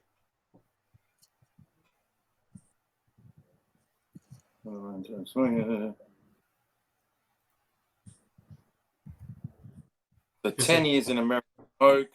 Ah, so they're just finishing it. Yeah, a few short months in casts that previously have heavily peated malts. I feel like that'd be interesting because it hasn't had the triple distillation of Irish whiskey that, in my opinion, ruins a lot of stuff. Like it needs, like Irish whiskey needs a long time in barrel. I feel. It's just an opinion. That green spot wine finish. It's well, green spot's what, 10? Is it that? Yeah. I think it's 10, and the yellow then 12, then 15 for the red. Oh, yeah. No, yeah, the yellow's 12. Yeah. That Bushmills 10 is a staple for me. I've always got that. Yeah. You genuinely do. I mean, that's delicious. When it's well wounded, I go and get another bottle of Bushmills. So yeah. But I mean, like, repeated at Connemara, I assume. Connemara, I fucking love that. It like literally with a blind tasting of that, everyone would be guessing. Yeah, well, Strawny got me with that. I walked in and he gave me it. Yeah, walked in, he gave me. He goes, "Try this," and I went, "Oh, is this an Isla?" And he goes, "No." I'm like, "Fuck off." he got me the other day because like everything that's happening in my personal life went down, and it happened while I was at work. And Strawny called me into the office and he was like, "Here, have some whiskey." I was like, "All right, cool." And I just started drinking. I had I didn't give a shit about anything. I was like, "Sucking whiskey, I'm drinking it."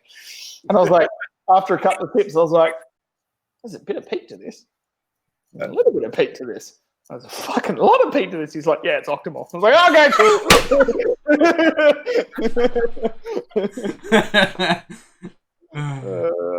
So you got all the bacon and I love that Octomore bacon. The bar's not open, so Strawny's just like, you grab that. Fucking. But yeah, no. I saw somebody post up on Octomore. They went, The Apprentice and The Master. That was like a 7.1 to an 8.3. Well, the 8.3, in my opinion, is the better. I didn't like the 8.4, but I haven't had a chance to try the 10s, and I really want to try the 10. Yeah. We missed the 9s. Did they release the 9s? That's a good point, didn't they? I don't think they did. I think it was 8 to 10. Yeah, I think you're right there. Just like Windows. When you look on YouTube through your video, do you see who's actually watching? We can. No, we just see. So there's 3 people on YouTube, which is probably us. There's 1 person on Facebook. That would be me because I still have it running. Hang on, let me close that, and it'll be no people on Facebook. So I posted it to the Scotch for Dummies Discord. I posted it to Dramful. No. Oh, Dramful, yeah. Yep.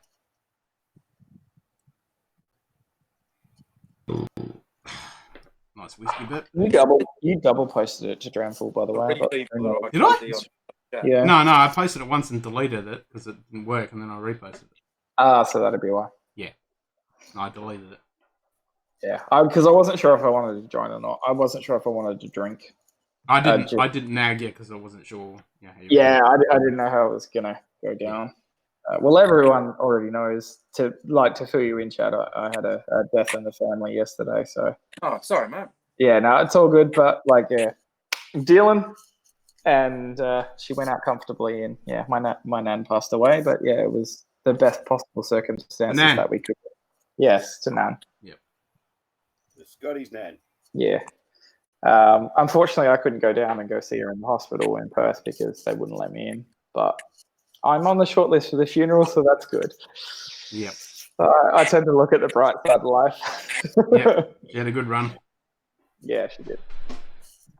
Well, I was actually thinking about, it would be good to get someone like Chet in to one of these. And boom, you're here. I was literally thinking about that this morning because I was watching, Aquavite. And did you watch the Whiskey Lockdown Festival? No, I didn't see that. I know like Oak Barrel's doing all these virtual master classes and stuff like that. Yeah, well, Glenn Alec did some tastings, and then, Aquavite hosted, so Tomatin run it, and they had, like, what was it, 8 or 10 reps? So they had Glenn Alec here, Kilkerran, Tomatin, a whole bunch of guys, and Aquavite, Roy from Aquavite hosted it with Scott from Tomatin, and that was an awesome show. And then tonight, Scotch for Dummies. Well, actually, I think it's early in the hours in the morning.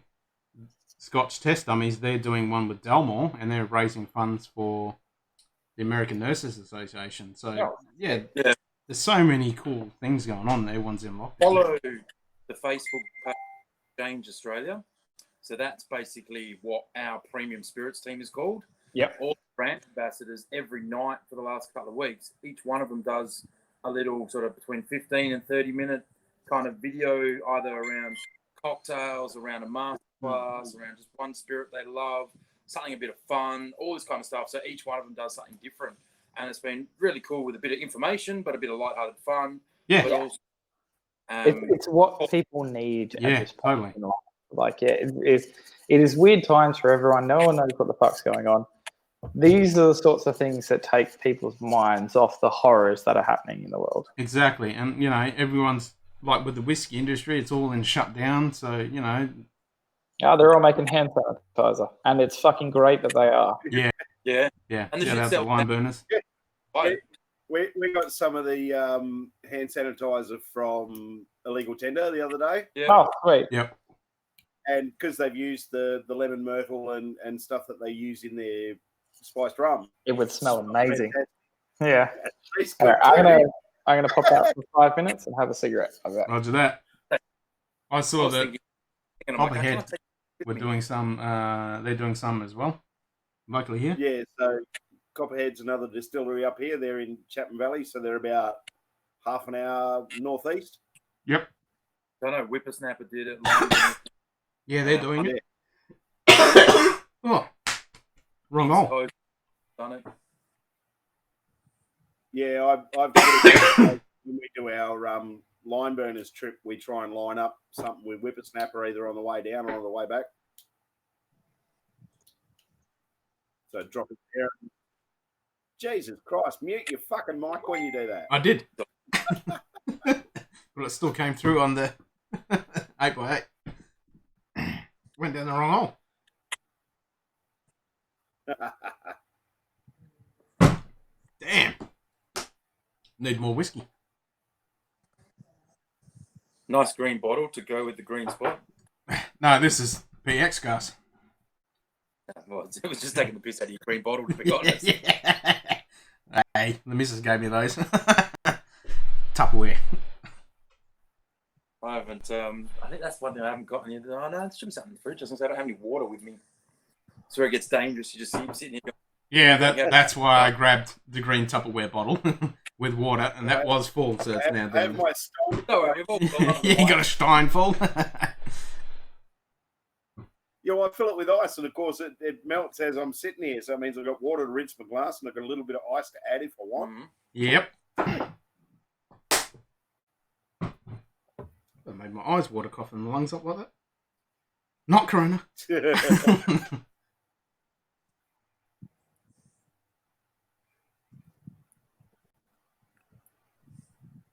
All right, where are we going now? So we're in Isla. You have options of plenty, you bastard. Yeah, I've got a couple. I've just got whatever's in reach unless I'm going to go to the cupboard. Just bust out a bit of Dublin now. A bit of Dubliner? Is that in the back corner? Is that Dubliner? Yeah.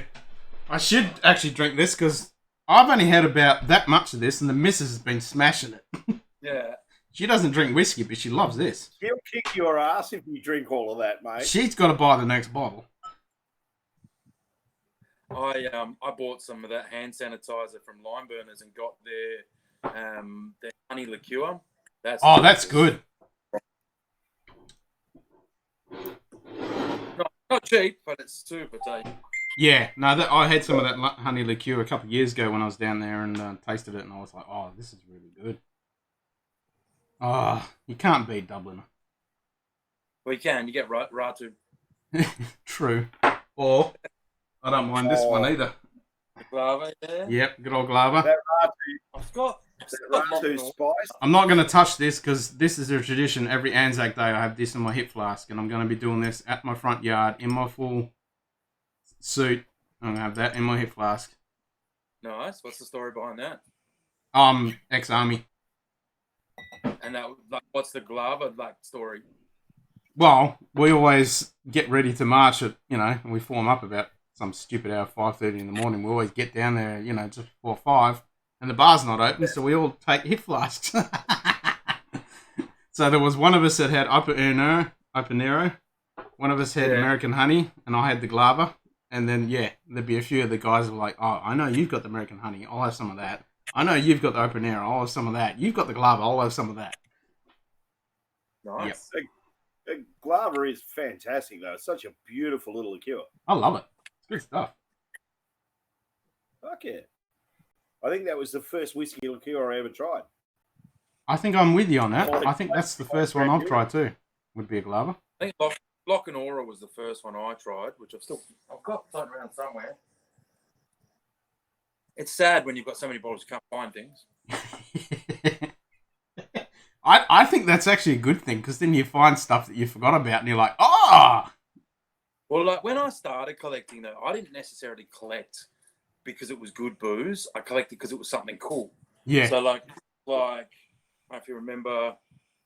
Yeah. This. My mum used to drink that. Yep. That's the holy grail, mate. That has the flame retardant symbol. Oh, nice. That's one of the things I loved about one. Oh, in the port, yeah. Into the bottle. And I got this when I used to make all my flaming Lamborghinis because I needed that to layer on top to set shit on fire. Yeah. And then when they said, no, we're not making that anymore, I'm like, yeah, I'll be saving that. Yeah. And then I've still got chartreuse floating around where I used to use that instead of 151. Oh, man. Mate got me a bottle of chartreuse for my 21st. Yeah. And we drank the whole lot between 4 of us and then went out. Jeez. So did you write nice green bottle? I did.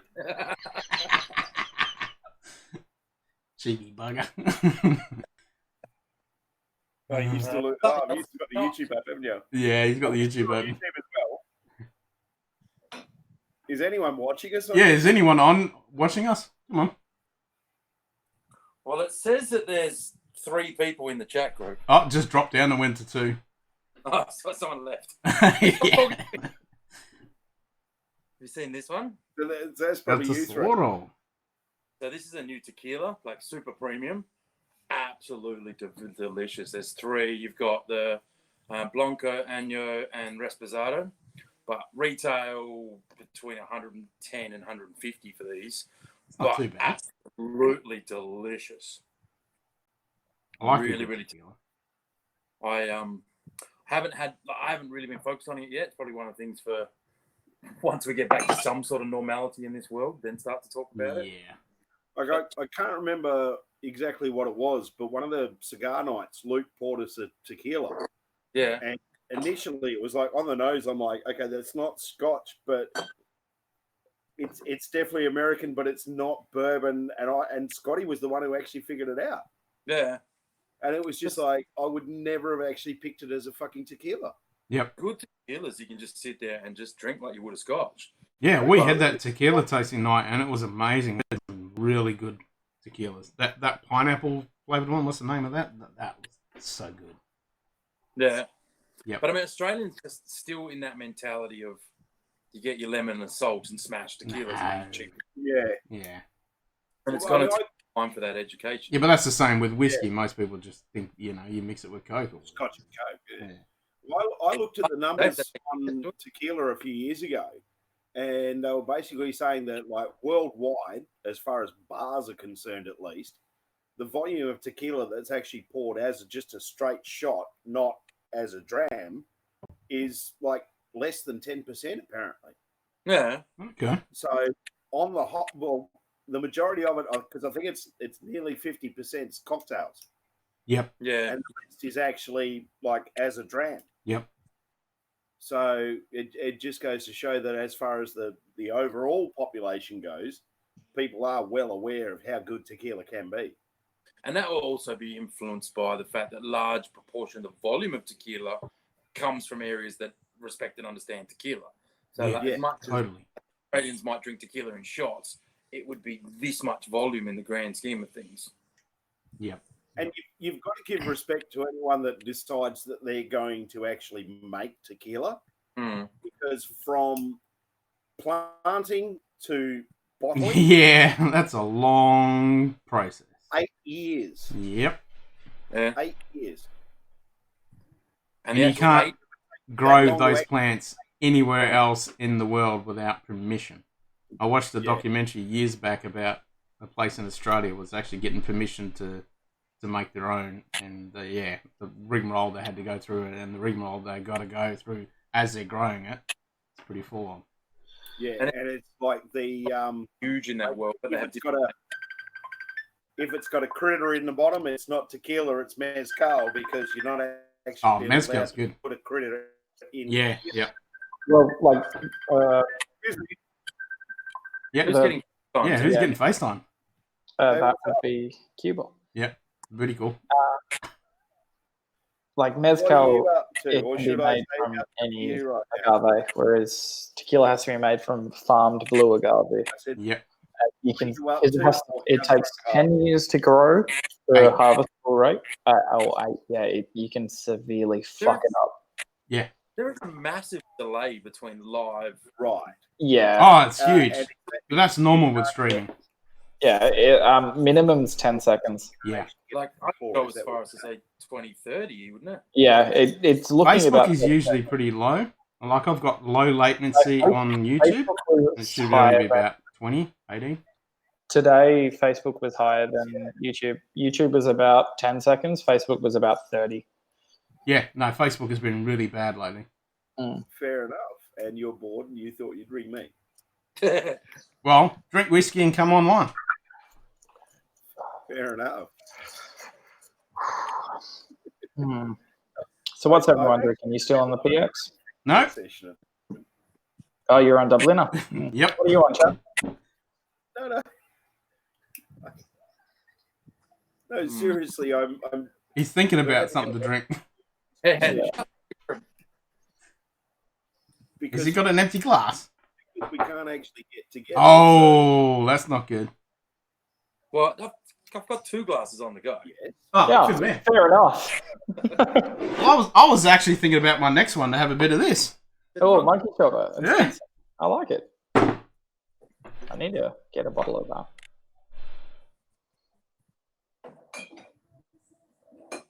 I feel like I should just buy a bottle of whiskey a week. A bottle of whiskey a day for the next week.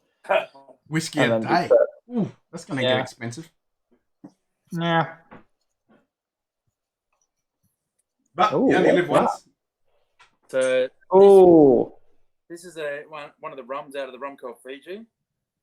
It's a 16. that looks like a Ra2 bottle. It is. Yeah, sweet. They were meant to release this, but it all got put on hold. It's like a 16-year-old dark rum. I love their spiced rum. Their spiced rum is so good. I haven't had a chance to try the rum liqueur yet. Oh, that is like heaven in a bottle. Yeah. So this one, I got this bottle off the actual head distiller when he came through.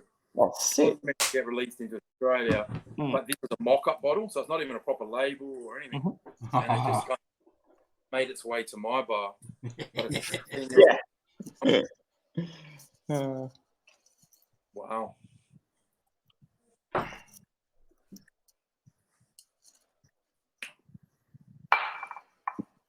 That is super sweet. I don't know if it started to go a little bit funny, a little bit in a bottle as well. Well, I used to like the way I started with premium spirits was high end rums. Yeah. And so like Diplomatico and like Bacardi Limitada and like Ronza Kappa 23 and stuff like that. I like that. And yeah, Diplomatico is the only one that I can currently still drink. Like the Bacardi Limitada to me just tastes like molasses. It's way too sweet. The rum berry is my favorite spice, but what the fuck is that? I want to know. Oh, 20 years. Oh, This I was given probably about 6-7 years ago, and it's basically this leaf that's melted over. It makes every bottle a work of art. So everything's different, and I've just never wanted to crack it. It just looks like a cool little work of art piece. And fucking oath. Oh shit, that would be amazing, but a delicious single barrel dark rum in the art from Macumbo. So they only made 230 bottles, and this is bottle 141. Shit. damn. From Actually, Victor Fernandez Limon. This is something that I've never actually told either of you two. That the first bottle of Scotch I ever bought, like I actually went out and bought myself, wasn't given to me or anything, because it was mainly high-end rums that I was drinking. I went high-end as well. So the first bottle of Scotch I bought myself was Macallan 18. Ooh. And yeah, it was my special edition whiskey. I kept that, and like I finished the bottle now. I even like our whiskey group, I brought it to our whiskey group so that everyone there could try it, because I'm all for, like, if I have a bottle of whiskey that I know people that haven't tried it and they drink whiskey regularly, I will offer everything that I have. Yeah, which is how my bottle. And that's how my bottle of Calavan ended up at your house, because I ended up giving what I had to Trav, because I was like, man. And then he gave it to me, and I haven't touched it. Yeah. This was the first premium bottle I ever bought. Oh. Back in, when was that? I feel like it was 96. Yeah. So this was like, you can't really see it on the video, but across the label, it's all handwritten with the bottle number, barrel strength. Oh, nice. So like Blantons do, yeah, sick. Yeah. Different versions of it. I did see one online a couple of years ago where it was about $500 or something. Shit. But for me, it was just the fact that was kind of where my collection started. Yeah. Yeah. So when I was 15, I got bottles that we got when we went duty free, and I was never allowed to open them. And I came from a non-drinking family. It was more a collecting kind of moment. Yep. And random crap like a bottle of Midori or Southern Comfort or something like that. This was the first proper bottle that went, nah, that's my favorite. And then that's kind of just sat on the shelf and built my collection around it. But you just feel like I just don't want to open it. Yeah. I was going to open it when my daughter was born, but I never did. I cracked something else instead. Yeah. And I've still got the empty bottle of that one that I kept because of the fact that I did crack it. But I found that online 4 days later. Yeah, that was a $700 bottle of bourbon. Oh. I had to crack this. Yeah. Yeah, but you got to drink it. That's the thing. That third-party market can, if you look, you're gonna get hurt. Yeah, that's exactly right. I don't look like because I've got a lot of money to play with, because I don't really spend money on anything apart from whiskey. So like when I do buy a bottle of whiskey, it's usually something expensive and something really good. And if I know that if I look on the market, like that bottle of the Lefroy 25, I got that for $500, so I can make a lot of money selling that on the third-party market. But I'd rather drink it. Like and I don't want to look.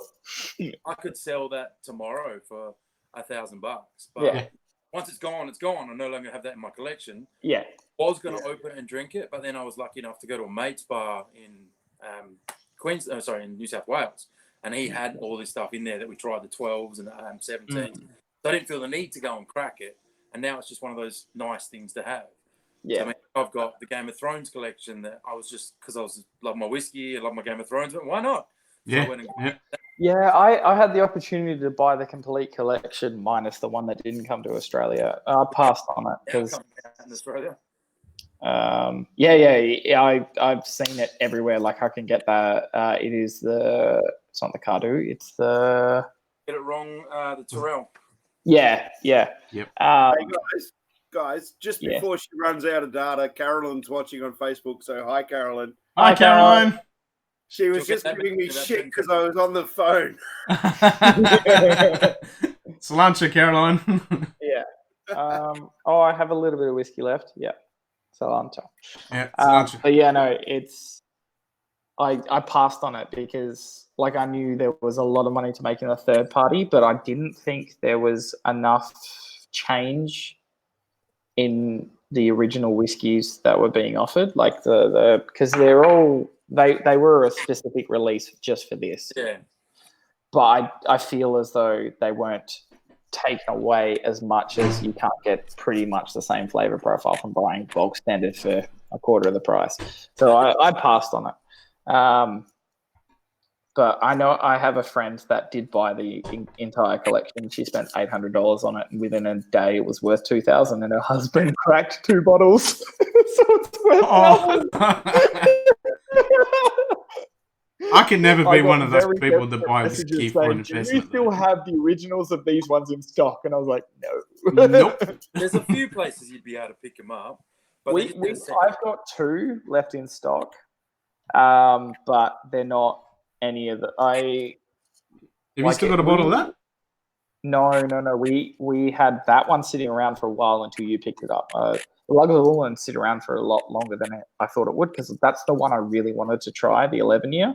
That was the more. No, this is not the 11. The Ottoman edition is 11. This is the 9. Actually, the Night's Watch one we had for quite some time. We sold out of everything apart from 4. So we had the Lagavulin, the Night's Watch, and Greyjoy, which was the Talisker, which I still have, and I think your Klein Leash was sitting around there for a while, and the Oban. I think I still have the Klein Leash. The Oban was the Night's Watch. The Lagavulin sold to you, and then the Oban sold probably a month later. But yeah, I've still got 2 left in stock. Well, as soon as I walked in, I saw you had the Lagavulin 9. I went, oh, and until they release the prequels, they're going to be stuck with me forever. I reckon they'll sell once the prequels release. I emailed the other day about second release on the Game of Thrones stuff. So that's the entire collection. That's not individual bottles, but so that's the pack of 10 that comes to Australia. Well, people got the individuals as well. So I had stores that got like anywhere between 1 and 6 full sets, and then bottles as well. Oh, okay. Because I think we got offered full sets, but not individual bottles, and we passed on it because it doesn't have following. But like because they got what's the gold one? That is House Baratheon, I think. But yeah, that went out and they're singles, but then he's packed them up with the packs. Mm-hmm. So they had the fact that they could put well and in there. Yeah, I know the one that's got the flower house symbol, because that's the one that didn't come to Australia originally, but they've re-released it with that one. Tyrrell wine blocked it. Yeah, Tyrrell. Because they said it's too close to our trademark, so you can't release it in Australia.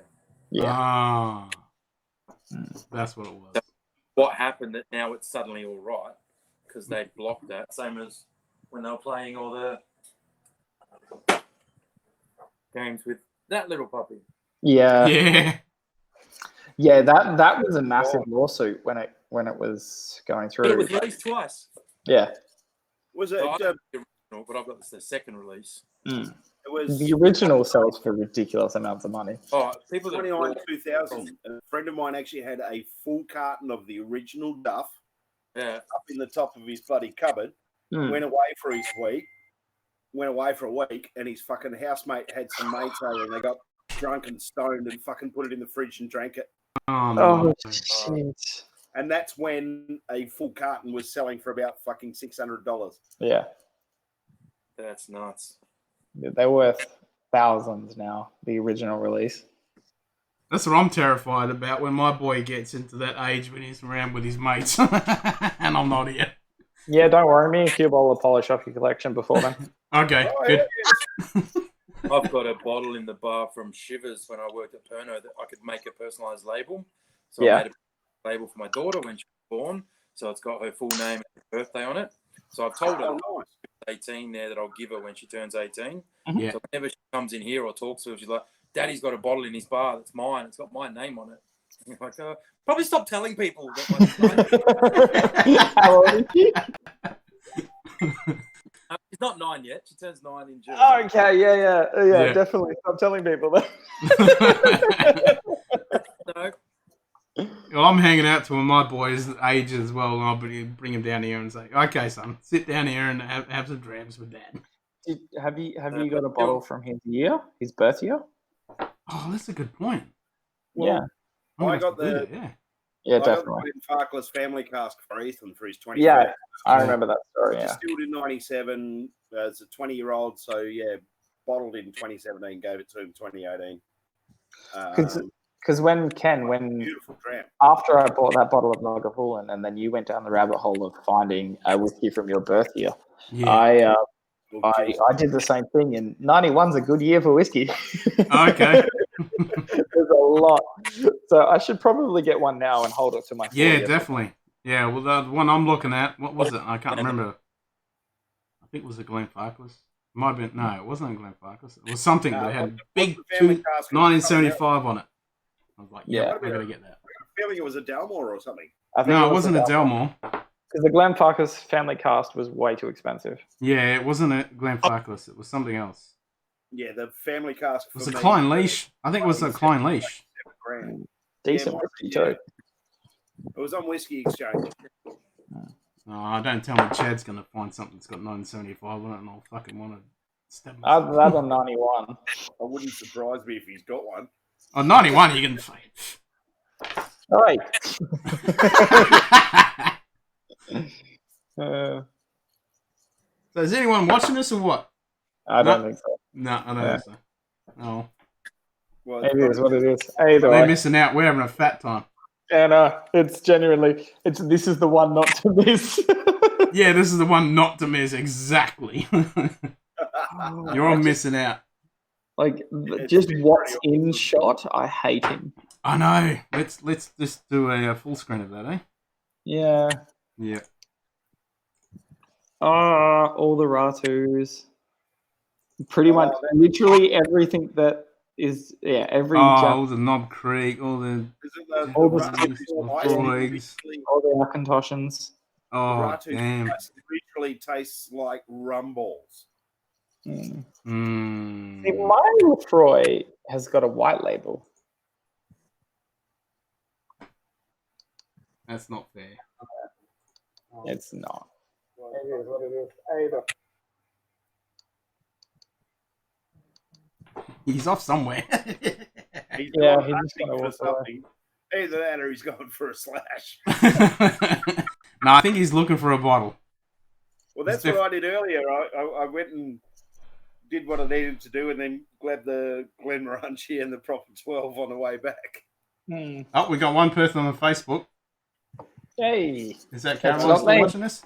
Did she get some? I'm not. Carolyn was watching. I don't know if she still is. I'm going to have some Caroline? Running low on data. I'm going to go for a cigarette. So, bad lighting. Bad lighting. It's all good. Bad lighting. Bad lighting. Carolyn said she's running low on data and hasn't got the internet connected to the new house yet. Oh, new house. Okay. So, yeah. Apparently, she just moved. Fair enough. Where'd she move, though? Yeah. Obviously, recently, because I saw a post. No, where to? She's selling packing boxes, so I don't know. Ah, what a horrible time to move. I think I've dropped out. No, you're still here. Can you guys still hear me? Yeah. She's still in it. Still got you. Oh, okay.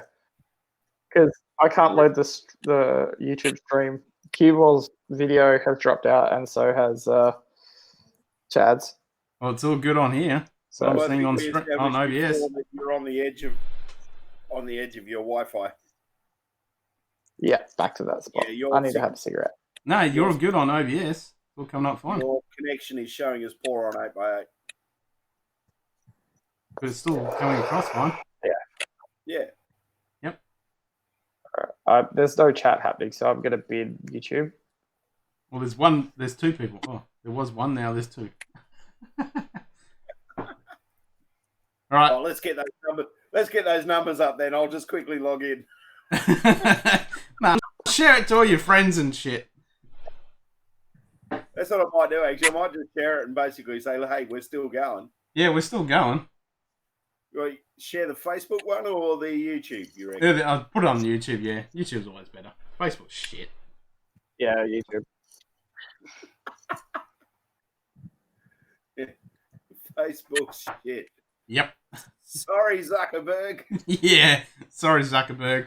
With your 720 crap. He's probably watching anyway. You fuck. As if he's watching. Rich old bastard. According to YouTube, there's only one person watching. Yeah. I got one like, though. We got one like. Woo! Woo! We're famous. Wasn't me unless I clicked it accidentally. Probably. Well, apparently we now have two. All right, I'll go we back got to two of us. YouTube and chuck a like on. Chuck a like, yeah. Copy. Yeah, all the people that are missing out, this is a bloody great screen. It's been Yeah, very well, entertaining, I must fucking- admit. Yeah. It's been very educational because of Chad. Well, it's spinning me out because I was literally thinking about 9 o'clock this morning and I was going, it'd be really good to get someone like Chad on. And boom.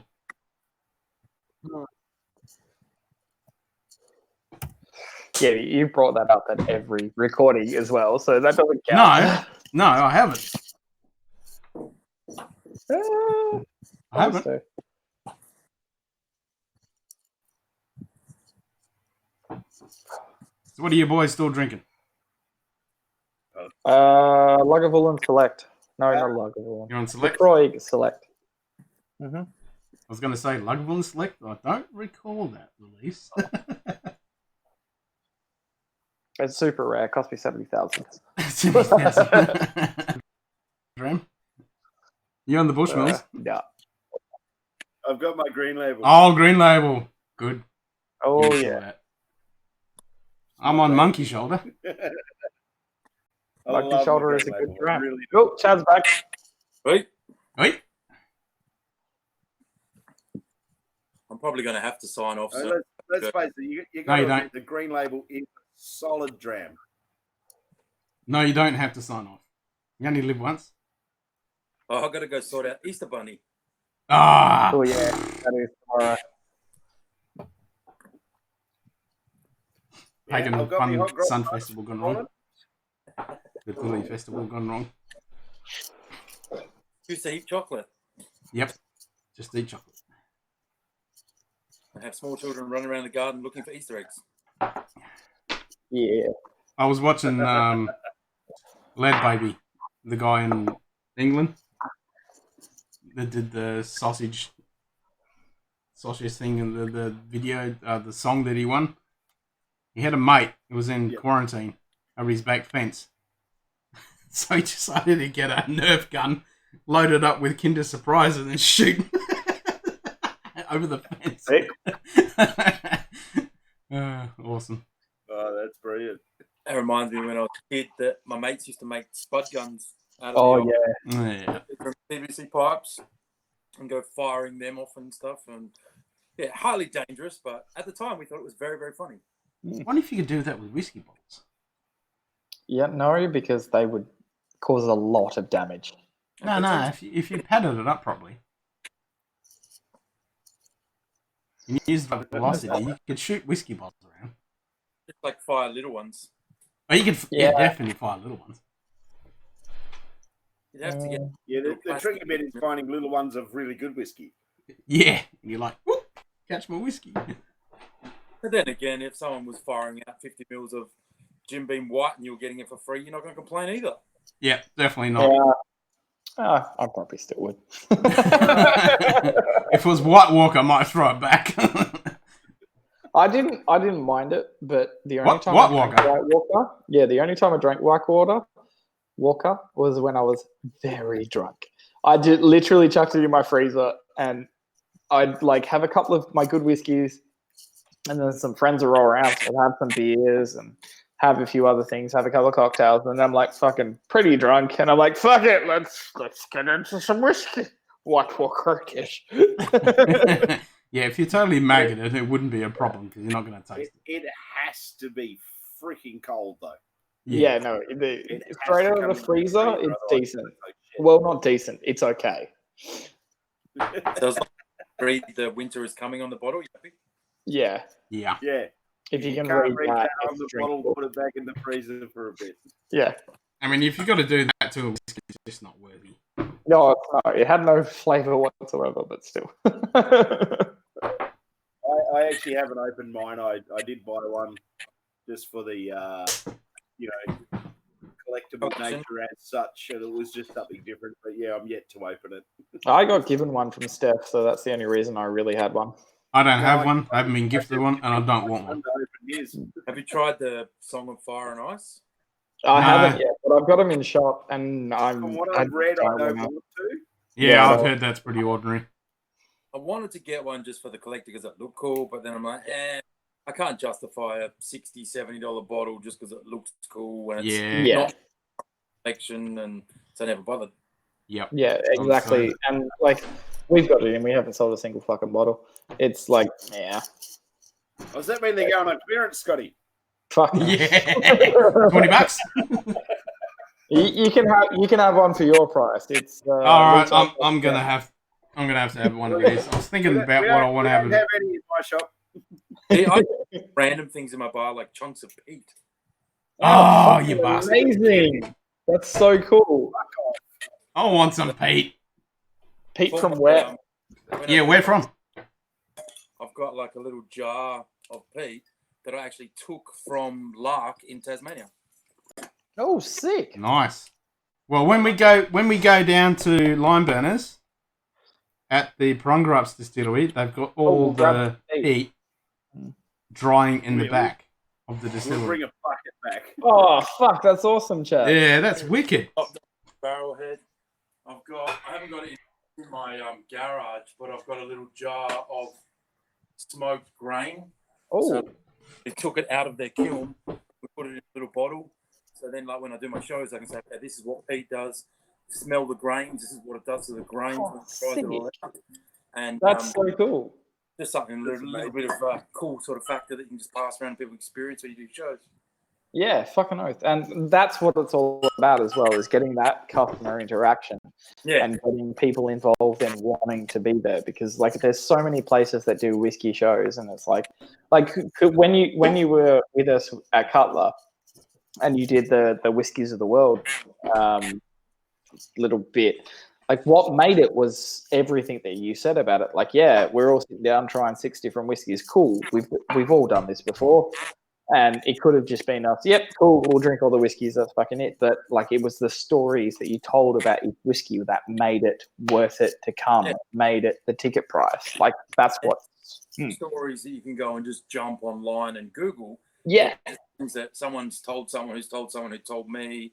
Things like the ard more, ard less story. Like you're not going to find that anywhere. Exactly. No one. Like I learned a lot from you that night. And like it genuinely has helped me sell a lot of whiskey, and I'm forever grateful for that. If it wasn't for this shit, we probably would have been doing one like give or take a month of gone or in the future now. Yeah, because we wanted to get one off again. Well, shit, like both men, like because Strawny is now the like Luke has been shifted to the side. Like Luke had to retire because of his health condition. Yeah. So Strawny is the general manager of the complex. Like I run the bottle shop, and Jordan, who was in the bottle shop, he is the bar manager now. Yeah. But for everything, it's all through Strawn. So if you wanted to contact us through Strawn, but yeah, like all of us would be happy to have you in the joint again. Like hell yeah. I want to do this one. I'm like, yeah, I definitely want to do it. And then kind of the world imploded, and it just didn't. Well, that's it. Like, and that's I've literally been telling to customers. Like, we launched this convenience side of our bottle shop. So not only do we sell alcohol, we now sell like pre-prepared meals, bread, milk, bread, and like masters like coffees and literally pizzas. Yeah, we sell really everything. Like we sell noodles if you want 2-minute noodles. 2-minute noodles. every single person has been like, "Oh, you're doing this for this." It's like, no, we've been planning this for about a year, and when we launch it, the world fucking decided to detonate. Something that's worth really looking into for you guys, like this has become massive on the East Coast, is the take-home bar facility.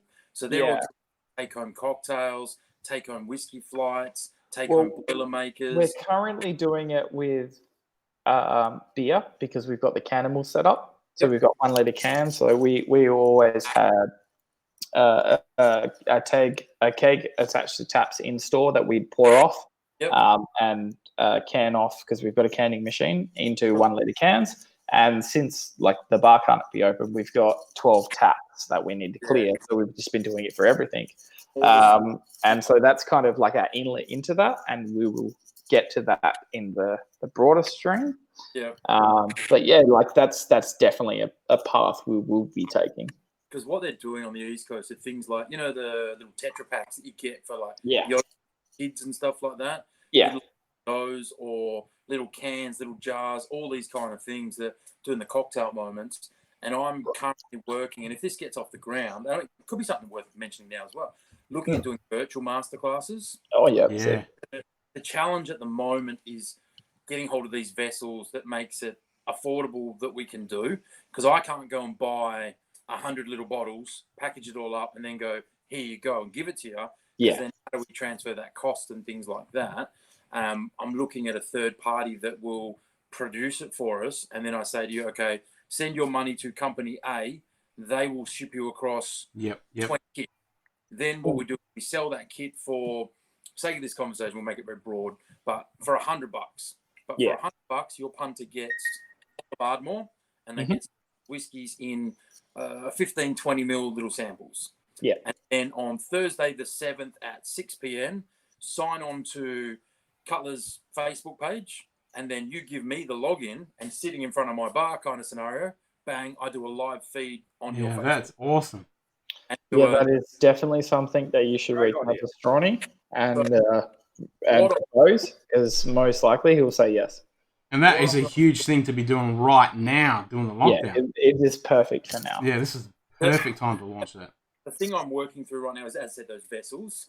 But what I can do in the short term, which literally had this idea on Thursday, we have the peated malts of distinction packs, which I've got a few of these still floating around, which have the 4 bottles with Ardmore, Bamore, Select, and Connemara. And so we could say, okay, well, this plus a bottle for $70 for argument's sake, and then the punter gets 5 spirits and log on to Facebook. Then I don't have to wait for how we do these packagings. Bang, we can do it straight away. We could also put out like a Stillhouse pack or something like that. So I've got to find out how many of those packs I've got left, and then see if I can try and get something done, because that might be something we go, okay, let's buy 2 cartons of those packs. That's 12 packs. And then we can just do a 12-person little kit. And then we can also buy Lefroy 10 in 50 ml miniatures. So then you can make it 5 whiskeys and a bottle, 4X. They get that, but then do a pseudo masterclass. And because it's live, what I could potentially do is get like my local whiskey ambassador. So he's the brand ambassador that kind of does what I do, but to the next level. And he might be the one that talks, but then I man the computer, so that while this is all live, we're doing it now, people are asking questions, I can respond. You push them through. He's doing genuinely, like, actually send all that through to Strawn. And I reckon we'll be keen for it. That's a brilliant idea. That is the gap in the market, because we've got our chefs working on stuff. We've got everyone in the bar working in the bottle shop, but we don't have anything for alcohol for the bar. So if we can push that, like Cutler's Facebook page has like 4,000 followers. Like because you mentioned before, you've got 100 or 50 ml bottles and stuff like that. Is that just a so we have these 100 ml bottles. So one of the managers, like the director of the company, has started the Herf Club, which is like a cigar and whiskey club, blah, blah, blah. So he's taken some of these, but we have these on site at all times. They're 100 ml. How many do you reckon you've got? Got about 30, I reckon, but we can easily get more. What are they worth per bottle? I don't actually know the cost. Because I mean, another way, like if we wanted to say, because I said in the moment of I can't get access to things, and then even if I go and buy these bottles, it's still the challenge of getting them to you. Yeah. Well, if it's something we already stock, because we use these bottles for liquor splits for when we, because we do whiskey nights and cigar nights and stuff. Like with the whiskey nights, we offer liquor splits of. That's the reason we got these bottles. Yep. Is that we can provide 100 ml splits of everything that people try tonight, so that they can buy them, and going from how much these have cost in the past, I don't think we're factoring costs in for these. We're just kind of letting that slide to make the profit either way, because the profit margin is good. What we could look at, instead of looking at that peated malts, because that's very distinct, that they're the only ones we can talk about. Yes. But if you've got bottles, we could literally pick whatever spirit portfolio. Yeah. You could, or if you had a 100 ml bottle, you'd probably go 50 ml in there, and then go, okay, 50 ml plus a bottle costs, again, we're just talking numbers in the air, but that costs $4 times. So if we said, what did we say there? If they cost $4, we did 6 plus 50. But you could literally do an $80 pack and have 5 whiskeys and a full-size bottle like an American Oak or a Ardmore or something like that, and then a punter gets their 5 whiskeys, get a full bottle, and then I take over your Facebook stream for an hour and a half and we do a master. There's no reason we couldn't do that. That would be awesome. I genuinely for this, this is going to go off, I reckon. Yep. So if we said yes, we're going to do that, how much time would it take you to sell 15 packs kind of thing, you reckon? Because that's kind of what you'd want as a minimum to make money out of it. Well, being specialized and being involved in a masterclass, and it'd be advertised as a masterclass. Well, I reckon, how many? 15? Well, I think 15 makes it profitable. Yeah. We could do it for 2 people, but it kind of just is a lot of work when you're not making it. Because we've been branching out everything that we can do. We can literally be branching out on everything that we can sell, to the point where we've been trying to sell cocktail hardware and everything like that, but all of it is tied up to the fact it all comes from fucking China and we can't get anything delivered currently. Yep. So we put all the orders in for everything, and then this shit goes down. But we have a lot of people ask about cocktail classes, because we run a once a month or bi-monthly, depending how busy we are in the back room, cocktail classes. People come in, about 20 people come in, and either myself or Strawn will run it, and we'll make cocktails for the entire night, teach people how to make cocktails. I don't think, with all the people that come to the wiki tastings and even the cigar nights, I don't think 15 packs would be easy to sell at all. I feel it's more targeted at the cocktail crew than it is about the straight whiskey crew. No, I think the whiskey crew would be fucking keen for that. Oh, yeah. I reckon they will, definitely. So I reckon 2 weeks.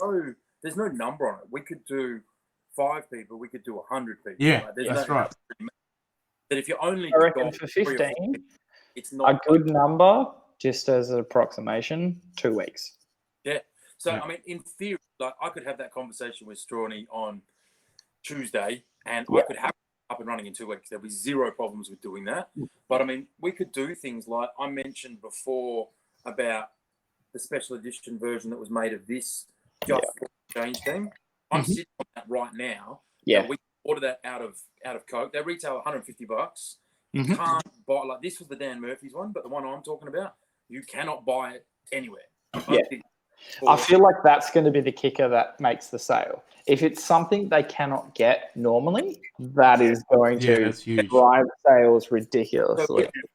So you buy 4 cartons or 3 cartons of 3.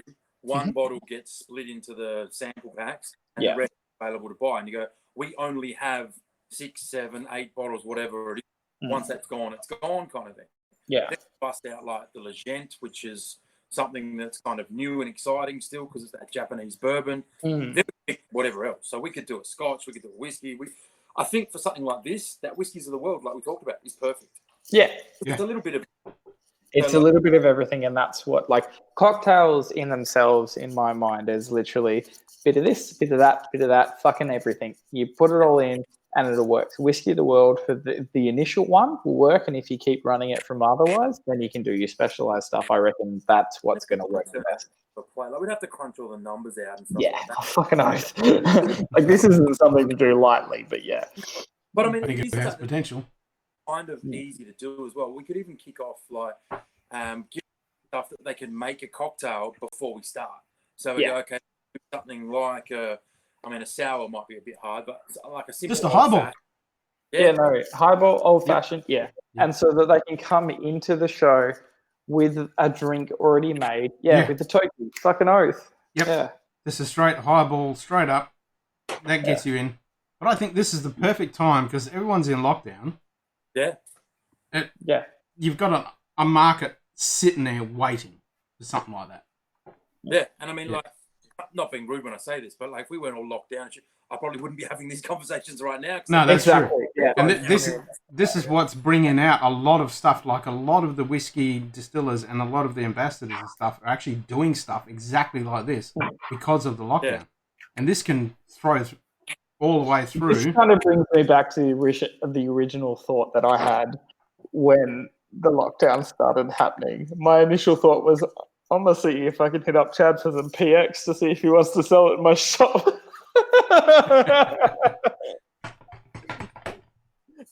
ain't fuck all travel happening. I got that one when I got the PX at the same time. Oh. Fuck you. Jesus. This was only like $50. Really? Fuck me. See, because like if you like look up Maker's Mark on like the history and everything, they're like, yep, we only make two fucking rums. You make the 46 and you make the Makers. And then it's like, but we also make the original with different coloured wax, which is worth a fuck ton on the third party market, like the green and gold and blah blah blah. I just got to pull you back there. You mean bourbons? Yeah. And I said whiskey in one. So they actually make one bourbon, but then release it in different forums. So 40-60 cask strength, but then they release these travel retail editions. Then they do their cask series, so their stave selection cask, which is what the private select is, where it's obviously up to 1,000 different combinations. But the base liquid is just one liquid that gets transferred through. Now, whether that's pulled from different barrels, different ages, different ABVs, all of these things, but it's still only the one bourbon itself. So they literally just have the original distillation, and then once that's done, that's when everything changes in the barrels. With Maker's Mark, like Maker's Mark has a climate-controlled rack house. So like when we talk about 46 with the 10 staves, you leave that for a Kentucky winter, which is approximately 3 months. Yeah, now, technically you can only have it once a year, but now with the climate-controlled rack houses, they can control it all year round. So you can literally, something that's a small batch production, we can start to make large volumes. So like, remember things that I was talking about in my speech, that even when they crack the grains, like a lot of big manufacturers will use a big steel press that smashes those grains and it scorches it. Not a bad thing, but that leaves a little bit of bitterness in there. They don't use that. They use that big stone wheel. It's slower, but they get a better quality sort of finish that they want out of it. And things like the that. original way of making bourbon. But the whole story of Maker's Mark is just such a beautiful story that it's cool to tell. When you talk about the grandfather and the grandmother that made it, they burned the recipe, almost burned the house down. Then they baked all the loaves of bread to create that, the grain content of how they wanted to build it. Found that the red winter wheat was what they liked, and then turned it into a whiskey. And then the son kind of built it to what it was, and then the grandson kind of took it to the world, and all these kind of things. Just an awesome story of even the wax and the name, because she collected pewter. So on pewter, you all had the Maker's Mark. So when we need to put our kind of spiel and our touch onto the bourbon category, we want to put our mark on there. Why wouldn't we have it? And just the fact that everything is still hand dipped as well. Like every bottle is still hand dipped. Like not many companies still hand dip their bottles. And Maker's Mark. Is it true that their labels are actually done on an old hand cranking press as well. I have heard that. I don't know definitively that I would be putting my neck on the line for it, but I have heard. Fair point. I remember reading somewhere as well. There's a link between the family that owns that used to own the distillery and the James family, as in Jesse James. Okay. Ah. Apparently, yeah, because there was a few years back they did an autobiography of Maker's Mark. Yeah. Which I've got somewhere, but not within reach. It's in the box. But yeah, nobody wouldn't surprise me. It's still hand dipped and everything, you know. It's just. But like, they reckon that they can tell which lady dipped the way that it drizzles down. Yeah, exactly. How they because that was going to be something that I led into later when I had the cube, and I got the cube quite early. There is particular styles of drippings on the bottles that sell for literally thousands of dollars. Yeah, if you get one that's like a big drip down it, it sells. Yeah, if you have one that the entire neck and a part of the body is covered in whiskey, you're looking at literally $1,000 for a $40 bottle that you bought. Like, it's ridiculous. Yeah, it actually has a name. Very rarely, if ever, you'll see them in Australia. Yeah. They actually, it's meant to be accidental, but it's more. It kind of got started at like the end of the week, the end of the shift. The ladies, that's the one. And then they reckon now, I think it's like 1 in 50 cartons will have one of those bottles. Yeah, it's definitely done delivered. But that's worldwide done Australia, hey? But Australia apparently was always done on Monday, Tuesdays, beginning of the week, beginning of the day. Yeah. So, like with the golden greens, like they were Japan exclusives, weren't they, for the Olympics? Combined with certain things that came out. So they had the Kentucky Derby, they had the Super Bowl winners, and all that sort of stuff. And I remember seeing a blue and gold one, which I vaguely remember the Kentucky Derby winner that they released. Now, obviously, as you can see, diehard Eagle fan. I wanted it because it was blue and gold, and I actually found it in 2015. So we were going in, and I'm like, I want it, and it was like $400, and I'm like, can I justify and that was American. And I'm like, can I justify $400 when we haven't won the premiership yet, and it is still a $40 bottle? Yeah. Luckily, didn't. Because I did a lot of research into the different wax colors, and like I found out that the green and gold were the most expensive ones, particularly the gold. The green was like it was green and gold was a mixture of green and gold, but there was a gold which was pure gold, and it didn't have any gold content in it or anything. It was literally just a color pigment into the wax. And those bottles were worth $1,000 at the time. It's like, Jesus fuck, third party, calm the shit. It's just one of those things that at the end of the day, something's only worth what someone's willing to pay. Yeah, exactly. Like, it's a $40 bottle of whiskey. It's the same with Pappy. Pappy isn't worth $2,500 for fucking the 23. But like, people willing to pay that because of the story that comes with the whiskey. I mean, like, I look like we've known each other for a long time. When I used to work at Diageo and stuff, that I've still got a Bucky Bear core flute cutout. Now, I've seen these things sell for $500 to $1,000 that are core flutes, and I had hundreds of them. I only kept one, which is in my back shed somewhere.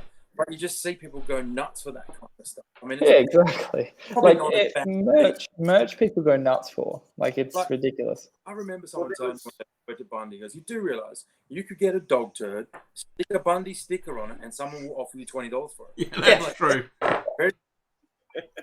Bundy is shit. Just coming back to the makers slightly, there was those limited release ones that they used to do. I think it was for the Kentucky Derby. It was a different coloured wax and stuff. But it was a fundraiser for a local charity or something. There was all sorts of ones that got released for different reasons. Yeah, but the story that I remember is there was one, and it must have been when they first went like full on went global and went huge, and they basically apparently said that they couldn't spare the whiskey, and these people said, well, can you still do like a different coloured wax in an empty bottle. And Yeah. apparently it sold out faster than any other limited release they ever did. Oh, yeah. And and they're very, very fucking hard to get because I think they only did like 1,000 or something. Yeah. And it's just unfortunate. Like in Australia, we just don't get access to a lot of things. Yeah, and that's literally because of our exchange rate. Like 90% of stuff that should come to Australia doesn't, because they'll make $40,000 extra if they go to the States or go to Europe or. There's lots of reasons for it. So like Beam doesn't release certain SKUs in Australia because they just they feel the market's not necessarily ready for it. So we'll sell what we do have. Hey, you're on the same as me. Well, you just pulled that up, and I'm like, I haven't opened this one yet. I sold you that bottle. You did, and the previous one. What's that? The Highland 10. Oh, see, like the Highland Park 15 is my favorite whiskey of all time. Mm-hmm. And what was in Original bottle of the 12? Yes, yeah. Well, I had the original bottle of 15. They've unfortunately stopped making the 15. Have you tried that one? I haven't tried it yet. No, I haven't. What's that one? Where's the camera? But I was, no, you've got it right there. Oh, shit! No, I haven't. So it's the Alta Barn single malt. So it's a peated whiskey that's not meant to be massively peated. It's like a sweet peat. Oh, so sweet peat. Alta Bay. Do they do it scientifically or originally? Fuck off, Scotty. Hey, fuck you. Fuck you and your science, mate. Hey, science rules. So, reading the label, it's got like back in the 70s, they said you shouldn't mix peat with Speyside. That's bullshit. And sweet wouldn't You work should. together. Peat and Speyside would be fucking amazing. That does sound good. I'm gonna open that. I'm going Yeah, out that to does the sound dark. good. I'm going out to the dark. Fucking, he says, now's as good as time as any. Hell yeah. I can't even open this bastard. Oh, Jesus Christ, Cam. Get your shit together. Oh, we've had an no light whatsoever. What was that, Chad? We've got people on live chat now. What? We got people on live chat? Where? There's 4. Yeah, there's no one fucking chatting. On the YouTube. Oh shit, I've been talking business. This is live. On the YouTube. Hey, the business was all good. I was also didn't quote any pricing and things. Yeah. Like that. No, it was all good. But also the 4 people now that can join up and get in first when we release our online masterclass. I'll definitely be in on that. I reckon it will go nice. Oh, that's man. totally a winner. Definitely hit Bossman up for that. Ooh. I'll put in a good. I'm working with him Monday, so I'll put in a good word Monday. And we'll touch base later in the week. Yeah, sweet. I know we've touched on this in plenty of time, but this cork is so It's epic. so good. Like, and literally the fact that they have like a section of stone in the lid really makes it. All right, I'm gonna go do some Easter egg drop-offs. I'll come back, so I'll leave this running. I'll let you guys admire my bar while I'm not here. And I'll be back. Yeah, I'm gonna fucking envy every. I know. We full screened it and we're looking at it going, you bastard. It's all work booze as well on behind me. I know. Oh, that's not fair. It's still fucked because I love everything totally TCM makes. And you've got the nice Japanese whiskey on the top. Yeah, I was looking at that. Like, yeah. We need to share this around. I'm going to go into... Actually, Scotty, go into Discord. Actually, are you with Scotch for Dummies? No, I don't. No. I'll go into their Discord and see if they're anyone's on there and tell them to come in.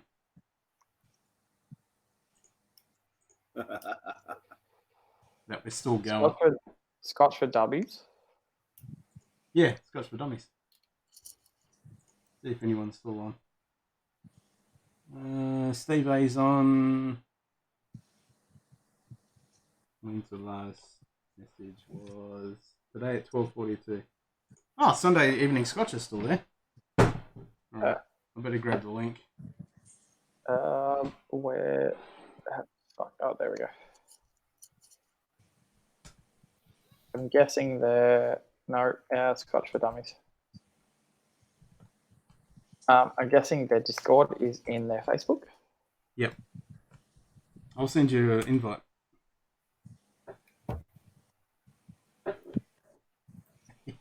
I just put a message. We're still streaming, guys. 4 hours in and still going.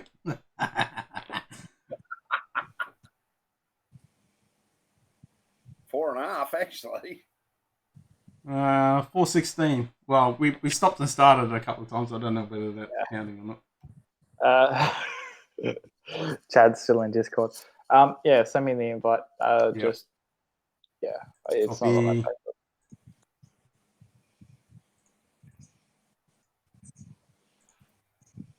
There you go. There's the invite. I've got to finish my... What was the last thing I bought? Oh, Kill Karen. So good.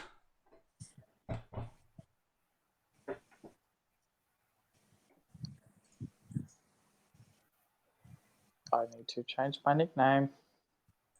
I'll grab the link.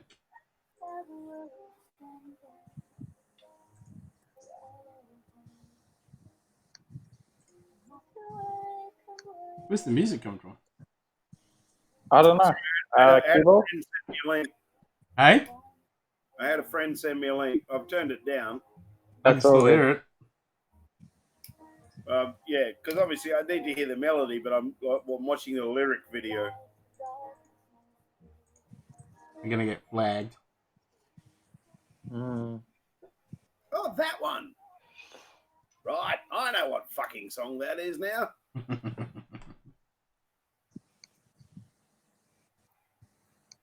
I had to think about that for a minute. I was like, what the fuck is that song?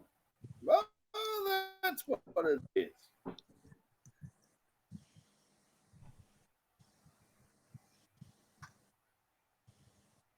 Scott from Scotch Down Under is typing. Yeah.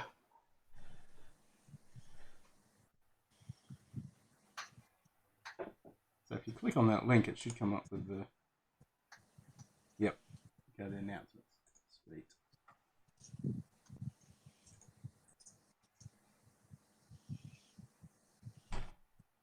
Somebody post on Dram... Keyboard? Post on Dramful. We're still going. Right. That means I've got to open up Facebook again. Jesus fucking Christ. You know what, mate, do you? Nah. Oh, fuck. We're not on Discord. Hey? No, we're not on Discord. No, you got to pull in the other link. Yeah. Oops, shit. Oh, edit. This Kill Karen is so freaking good. I just wish I could get that 8 sherry cask. But that is a rare hand's tooth freaking dram. Actually, I saw somebody was selling it as a sample bottle. It's bad. I need I'm gonna get to taste it. Oh, the 8, yeah. Yep. Cool. Hang on, let's have a look. All right, fucking, I'm gonna hate myself. What are you gonna hate yourself for? I know they had some on mix. No, they haven't. There's no one got it around the world, mate. There's 3 versions of the 8. K. How do you spell? K-I? K-I-double-L. K-E. Double L. E. Double R-A-N. Sorry, no double L.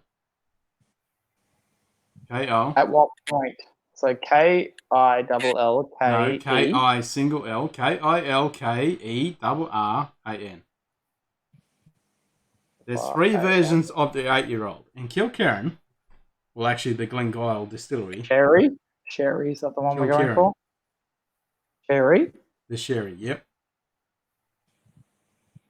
The problem with Glengyle is that they have 3 bottles, exactly the same labelling for the 8-year-old. It's like a 56, a 54, and a 57. I think it's the 57 one is the sherry cask one. Yeah.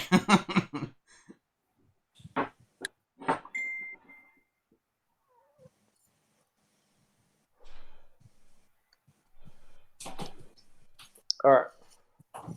Good luck finding that. If you can find that and get me a bottle, I would bow down and kiss your shoes.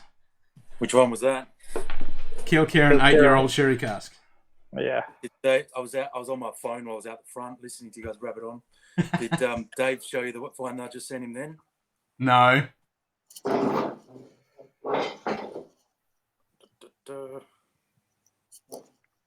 know if it'll be able to see it on there.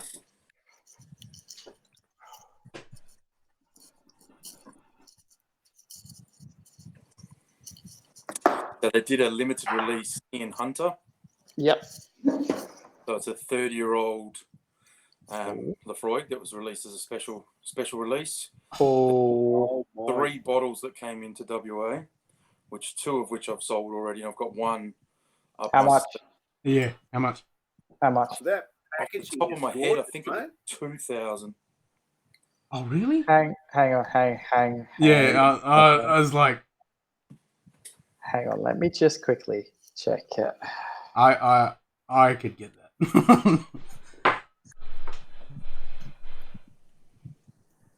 Did you say 30? You can't just give us So that. it's a 30, yeah. Lafroig 30. Hold on, this one, it's still going. Where are we? It's 30-year-old. Yeah. So it's an Ian Hunter limited release. So basically, it's called the Ian Hunter book. So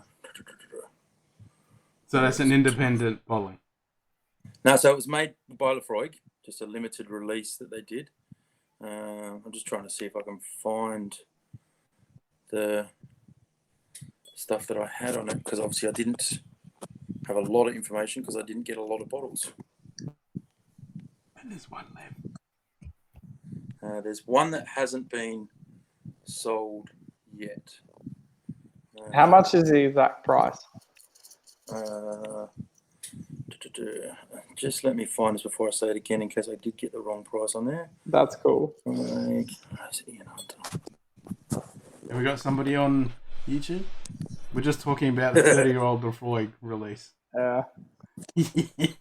Chad's finding out the details because Scotty and myself are like, we're going to get that. We want that. Liquor Shed had one bottle that they bought, and Liquor Baron Store bought one, but I think he bought it for himself. Yeah, why wouldn't you? As you And would. it's meant to be part of a collection kind of thing that they're releasing. I want to drink that sucker. I don't want to collect it. Hell yes.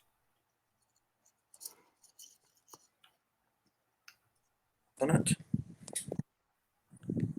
But the presentation on it, the case that it comes in is just stunning. It's awesome, isn't it? Oh, you just saw the picture. Share, come on.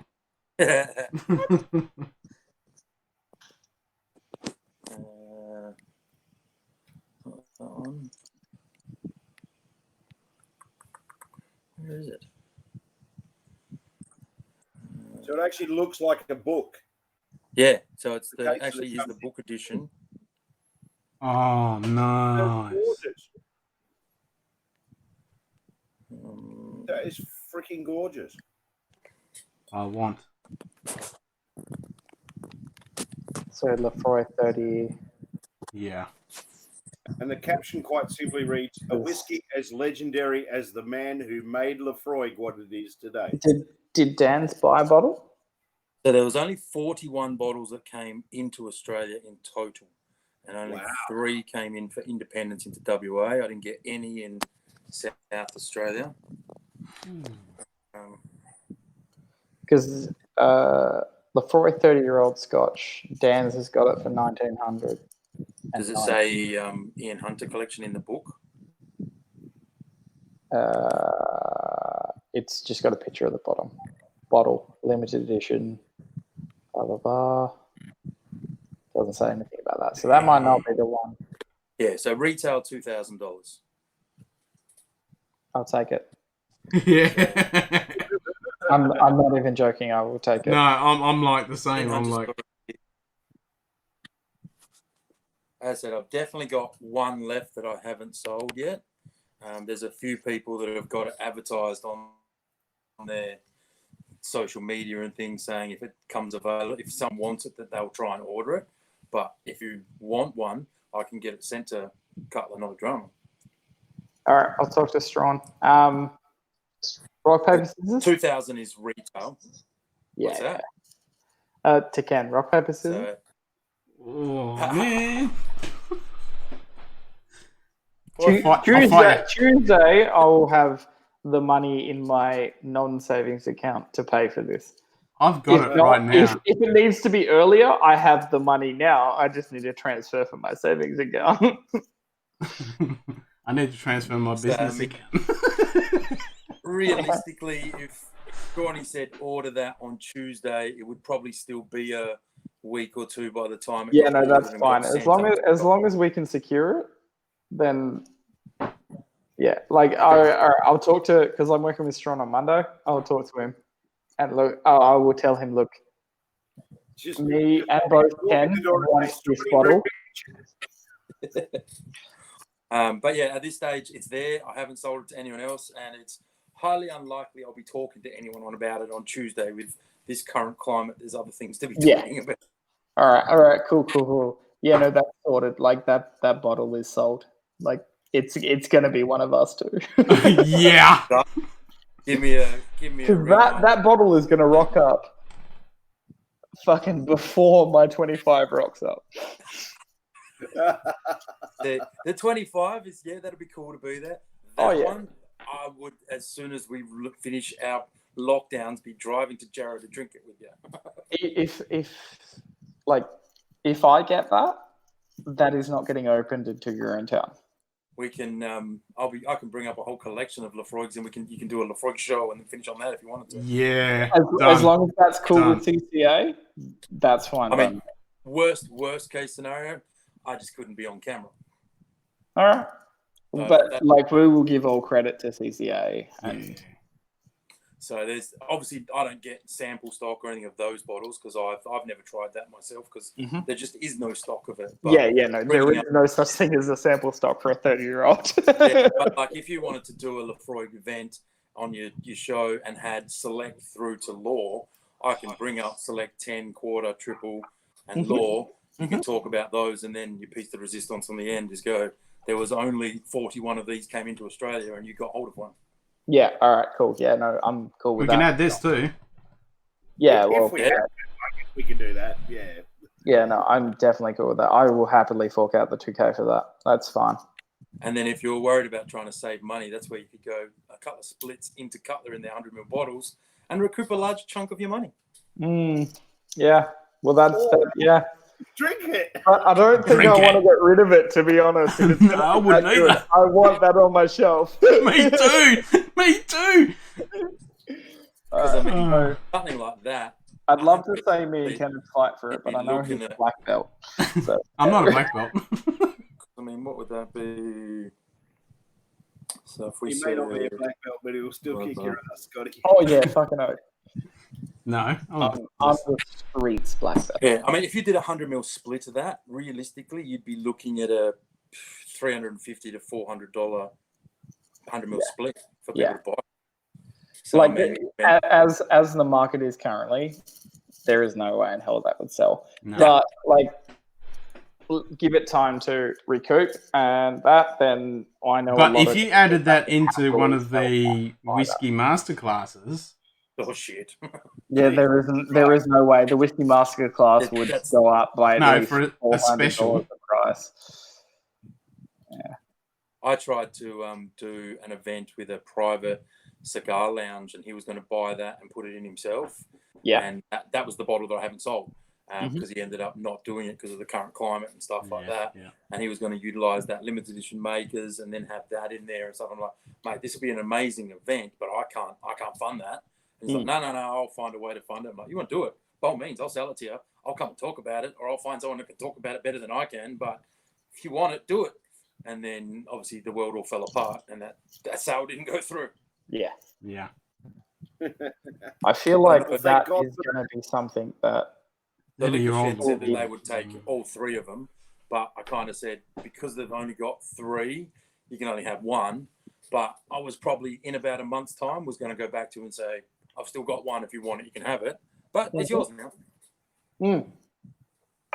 Like that is between the two of us is 100% sold.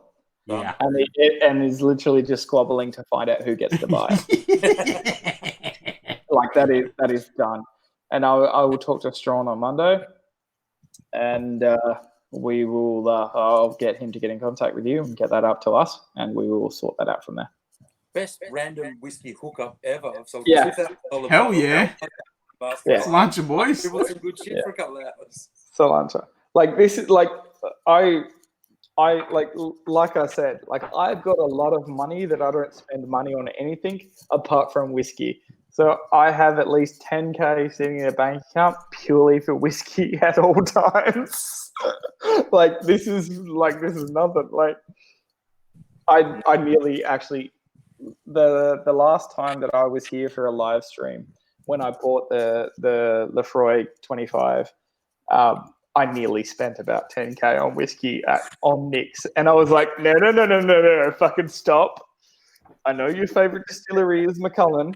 Don't spend the 10K on one bottle. Don't do it. I had my counterpart in New South Wales rang me. He goes, oh, my boss just rang me and she was talking to me about, do you think you could sell a Yamazaki 55 if I could get you one? Oh, shit. That. $180,000. Yeah, it's cool. I'll get a house phone. It's fine. Okay. In this current climate, probably not. And he's like, yeah, I could sell 3 of them. And I'm like, shit, that's 3 bottles is worth more than my house. yeah. Ouch. You get a nice commission off that, brother? I'd love Well, to. it's definitely not coming to WA. That'll be in Sydney if that happens. But I don't even If know. you ever get a 1 mil split, I'll be happy to buy one. Yeah, me too. I just want to smell it. Just to smell it. I just want a little sip. You sit there for 10 minutes with the bottle on your tongue, just. Yep. 1 mil in a Glencairn and I'm good. Oh, wow. You Yeah, don't even get 1 drop of water. That Lagavulin, I'll fight you for it, Ken. You're on. All right.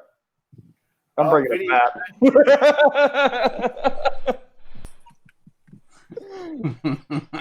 Did Dave forward those presenters to you? Did Dave forward that presenter for you? No. No. Oh, my apologies. Let's see if I've got the proper one. Yeah, put it in the fucking Scotch Down Under. Yeah, Scotch Down Under. Yeah, because then Sean will see it. And did you share this to the Dramful? Yeah, I did. Yeah. You did. Oh, I got in first. Yep, dibs. It's mine. Nah, fuck off. The law of dibs. The law of dibs. I'm still going to fight you for it. Oh. And just to make sure, shotgun too, motherfucker. Nah, I'm just going to fight you.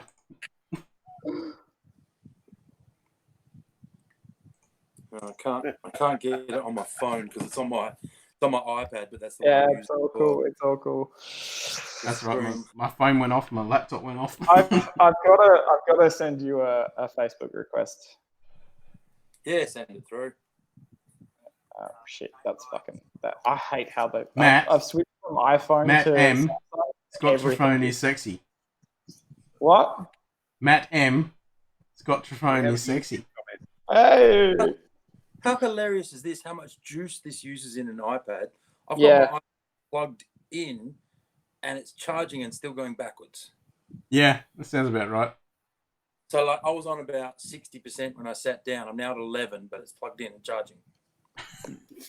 Wait, what? What fucking? No shit.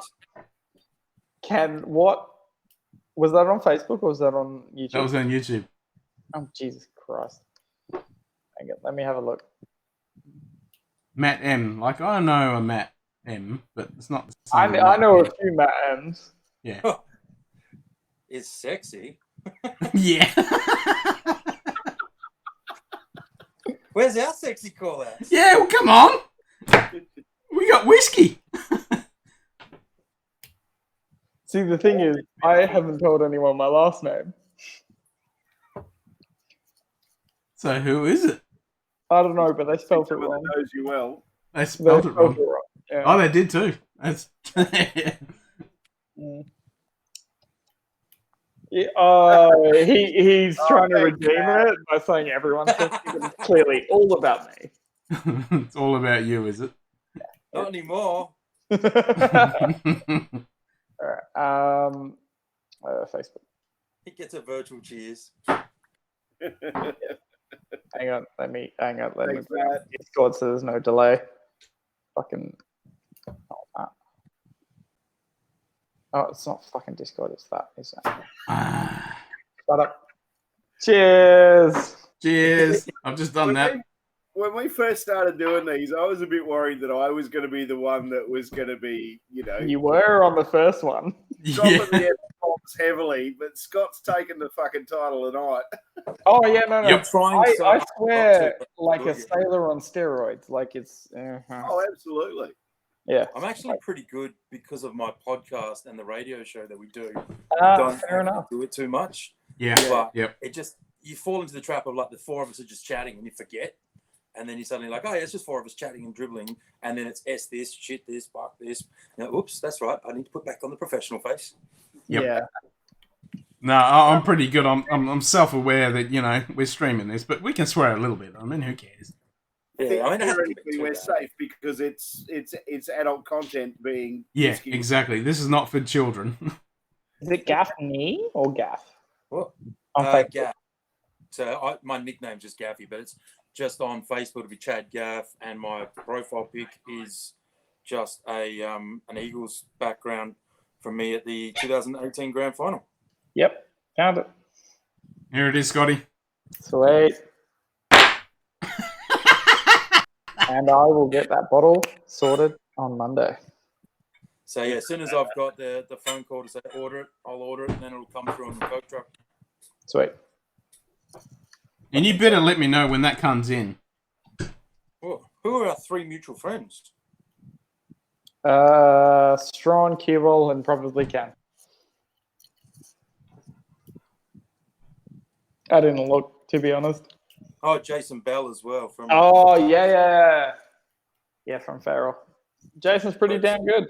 Dave, Luke, and Jace. Mm. It's a weird one on Facebook. I've got a few customers on there, but they're kind of like the customers that became friends, and you're like, it still is my personal page, and you're like, Yeah. And it gets weird when you get that random Like customer. I like Facebook to me is entirely personal. Like this is. I learned years ago that it is, but it's not. Yeah, So no, when because work like with- I still have to share like all the shit that we're doing at the bottle shop and stuff. Is like I share them to get more people. Yeah. But like, I mean, I won't name the business, but it was a few years back. They actually rewrote our employment contract to include social media, and said that anything that we do on social media that's deemed as inappropriate can result in disciplinary action. Yeah. So like, it started with the whole this is going back 7-8 years ago. And so social media is significantly bigger now. It was still big then, but nowhere near what it is now. And Yeah. it started with the whole container deposit legislation. And they're going, if you comment on that, you could be seen as commenting on behalf of the company. So therefore, be liable for your comments. Yep. And so they actually have to be able to write into our employment contract that basically if they say something we didn't like, they can sack you. It's like when Joe's a bitch. Hey. when I started with my current employer, I got told I had to delete some comments off the Chiltern Guardian Facebook page. Yeah. So they checked up on you. No reference to the business or anything like that. He just said, cover your ass, get rid of them. Yeah. And that's the thing. Like, I mean, kids these days don't even think about it. And they're just like, once you put it out there, it's there forever. Someone will keep a record of that. It'll come back and bite you. Yep, they go in for a job interview. The employer looks in their Facebook and their Instagram or whatever and sees everything about them. So like me and Dave were talking about before with all our brand ambassadors that are doing all these videos through the exchange, one of the guys got some bartenders to help him.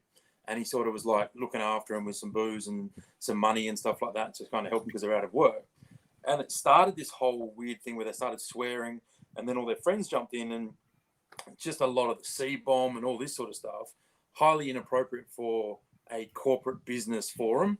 Yeah. And you can't control what everyone's doing, but if you can't control that, then you have to cut it down.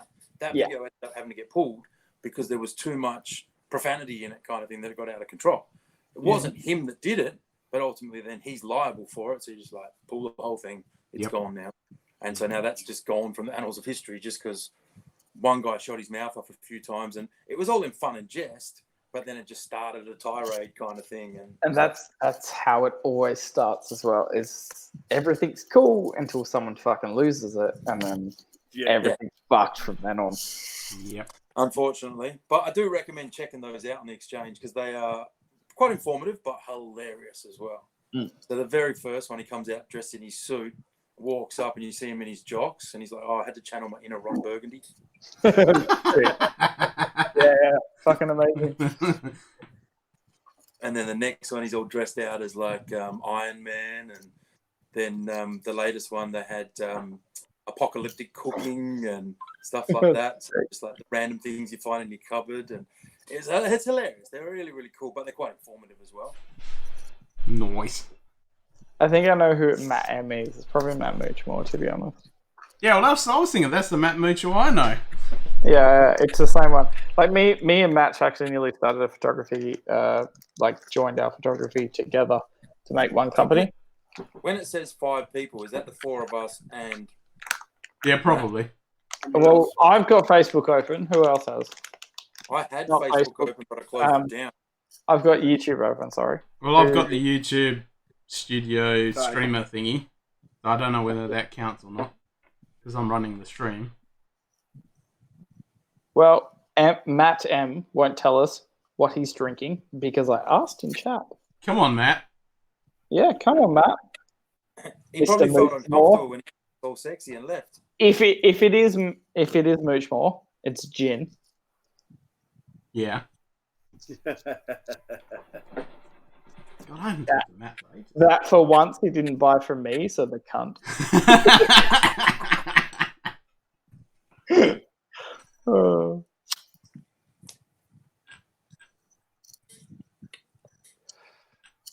There's lots of random shit in my bar. There is a lot of random shit in your bar, and you should just transplant your bar to my house so that mine first. I can probably inspect what. So like I got no. That's actually from I think year 2000. I got that. That was actually in a bar in a proper vending machine as a real use condom, but it's a whiskey, it's a Scotch whiskey flavored condom called a McCondom. So you go have your McBurger, have your McCondom, and have some McSex. And I never actually used them. It was for shits and giggles. That's awesome. It's like, hey, lady, do you like whiskey? I have to point out that I see what everyone's putting up to the cameras via YouTube because I'm on the edge of my Wi-Fi, and so 8x8 is not giving me cue ball or Chad. So you're gonna have to wait a little bit for the delay. So the McCondoms 30 seconds behind us. Oh wait, it's stabilized. Chad's gone. Cue ball's there. Coming back. I'm seeing everyone. Is Matt still on, or is he? Condom, I also have the world's smallest whiskey bottle. Holy shit! So it was a bottle of Delmore that I had that in year 2000. It's just evaporated now. Yeah, out of the bottle. 2 mil? Yeah, like I reckon that was probably, if I had to guess, maybe 5 mil in that. That's insane. So like, if I hold that next to my phone, you can kind of see that. Like, my vape liquid, this holds 6 mil. That is tiny. That's it beside a bottle of Bemore. A real bottle, yeah. Shit. That doesn't even reach the label from the bottom of the bottle. And it's all evaporated. Yeah. So I've had it for 20 years. So I bought that the same time I bought my McCondoms. McCondoms. Hey, McLady, do you like McWhiskey? Have any of you ever been to Amsterdam? No, not yet. So this was something that I was drinking in Amsterdam when I was there. Lugal. So Legal? it's basically like probably a vodka-based thing or something, but some sort of neutral spirit with like Red Bull. But it's the whole theatre of the drink. So you get this in a bar, and it like costs you the price of a shot kind of thing. Yeah. But it comes in a box. The box has a cutout of that flugel duck, and they rip that out and they mount that behind the bar. So what you do, you get your shot, crack off the top, you lick the lid, stick it on your forehead, bang it on the bar, and make shit ton of noise, shoot it, take the lid off, and then you got to spit the lid into the box. And if you get it in the box, you get a free one. Oh, Nice. That sounds like fun. Like watered down Red Bull, but I reckon we smashed about 30 or 40 of them, and I got one in the box. But it was just a fun game of like, I can keep doing this. Yeah, hell yeah. Yeah, fucking oath. It is genuinely, that is a good way to sell booze. Definitely. The most random thing that I have as far as that sort of stuff goes as such is my boob mug. Ah, wicked. I have a Scottish axe. It's a coffee mug and you can actually drink through the nipple. Oh, that's fucked. There's a hole in it. I've got a good mill now. It's a solid. I've got a mounted deer head. Oh God. Did you kill the deer yourself? No, it was a gift. Nah, it's not worth it then. You gotta slay that deer It's yourself. something I've always wanted but couldn't justify the kind of money. And then someone's like, "Oh, my dad used to have this in his bar, and I'm looking for someone that'll appreciate it. I'll give it to you." And I'm like, "Yes, Hell yeah. we'll take it." Yep. So I've only had it for like 2 months. And then the rest of my wall space is pretty much filled up with Eagles paraphernalia. And whiskey. And whiskey, yeah. Or So this Eagles, room is... Eagles paraphernalia? Yeah, hang the fuck on. Let's go for a Oh, walk. here we go. So, my dad's office. I'm currently drinking Rochefort Distillery Hardy's Muscat Cask 20th release. Oh, All right. Wait, cheers to like- that, Matt. So, for one, there's that. Nice. So, that So is the 2018 Premiership. Scotty. Hold on a That's sec. why I have that. Yeah. Too. I'll just read out what Matt said. I'm currently drinking Rochefort Distillery Hardy's Muscat Cask 20th release. Oh, damn. Yeah. That's a decent whiskey. Yep. So did they, Sorry for the shaky cam. Oh, my fucking... I'm carrying a did they laptop just right now. close down? But if we're going for Eagles, so you've got the 2018 Pong. Premiership with Mhm. with the scarf,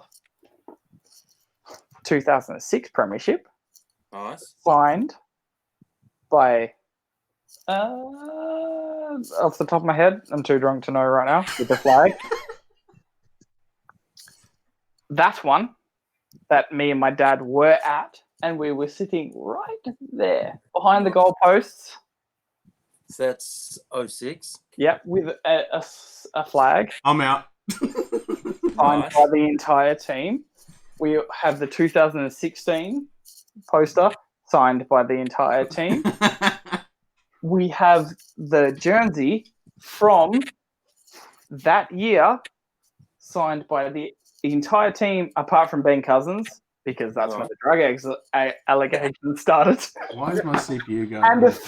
and the scarf.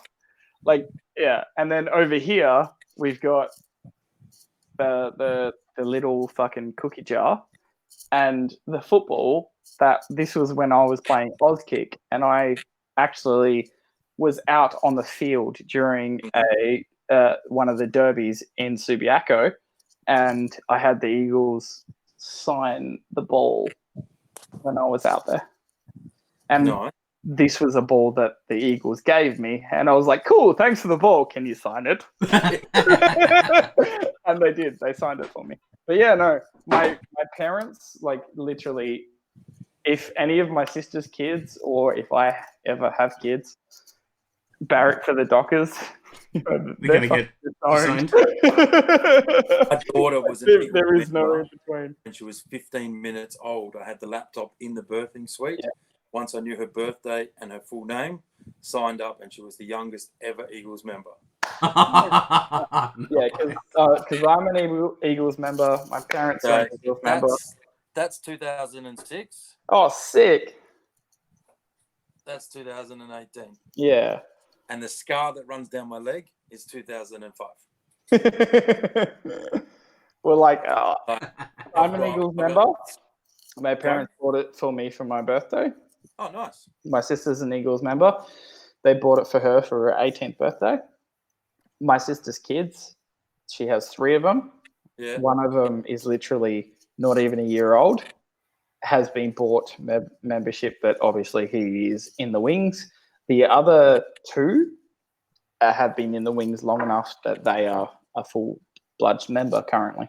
But yeah, no, it's... I can't walk around my house now because everyone else is asleep, but I'll send you some photos tomorrow. I got like my mother-in-law used to do a lot of painting herself, so she painted me a house that has a bust of Woosha and Glassy with a big giant eagle in the middle, and that was her paintings. I've got like that last edition stuff out of Subiaco. I've got all the Brownlow stuff for Cousins Judd, Pritis. I've got the signed team photos from 3 years.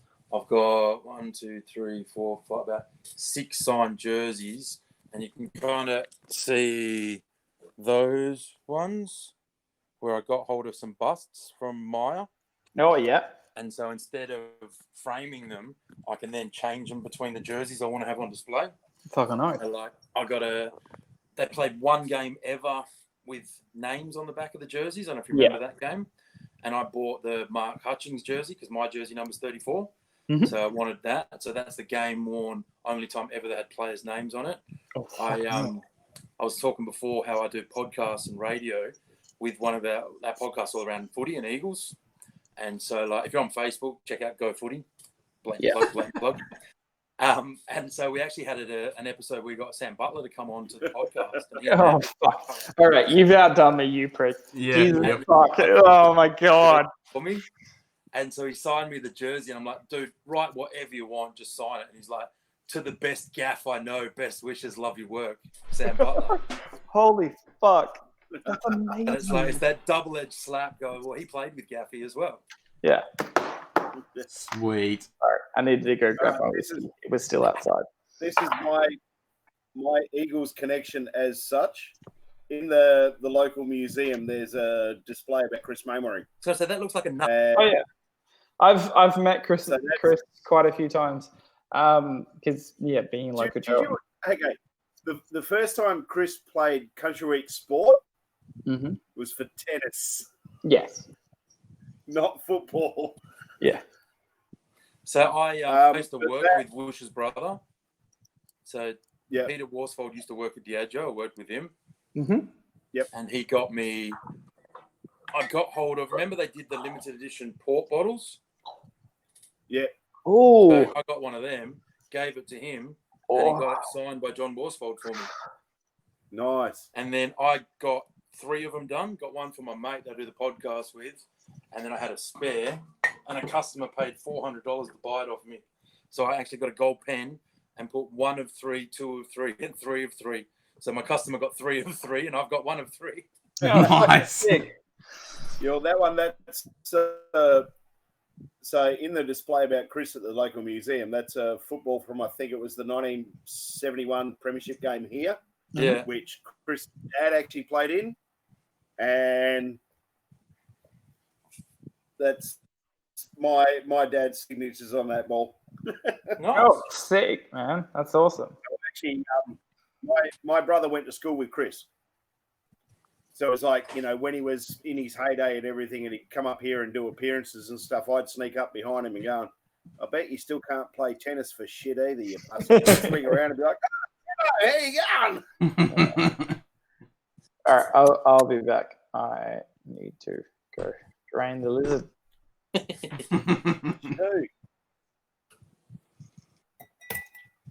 going to put a bit more ice in my glass. Well, I'm going to finish this Ulster Bay. Actually, I'm going to add some water to it. And the very first ever single malt I ever had. Glenfiddich. Yep, that's pretty much the same I need to crack. Is it depressing yet that every bottle you're nearly bringing out, I'm grabbing a bottle within arm's reach? Have you got these ones though? No, I don't have most of the ones that you're pulling out. It just means that you've got taste, mate, if we've all got the same bottle. Yeah. These are all the different labellings I've got of the Glenfiddich. Oh, nice.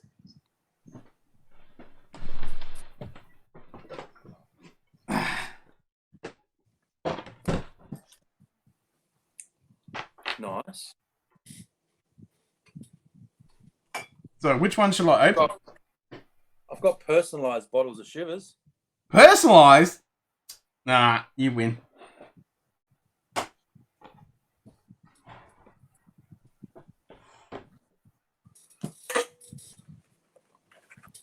I've even Well, that's what happens when you work for got a the while. backup. Yeah. When I decide I want to put like just my nickname and my jersey number, I can put that on there too. Which one shall I open? Oh, you're right. That one? Yeah. Are you going to open one? Yeah.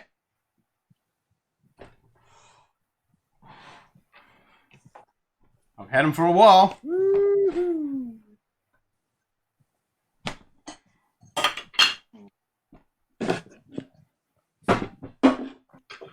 It's like I've got... Have you had that one? No, I haven't had Springwood. That's tasty. Tastes like cut apple, like fresh cut apples, like Granny's. I haven't opened this one, but this is the no. original Glenlivet labelling.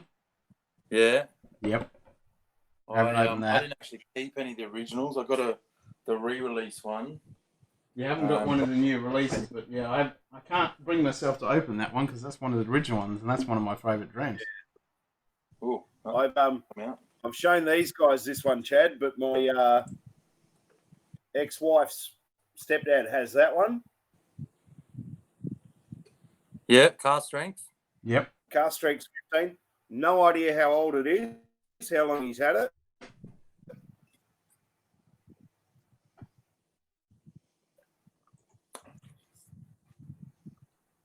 To that. That one's blurry. I can't see that one. Oh, is that a Royal Salute? No, that's a dimple in a blue ceramic decanter. Oh, nice.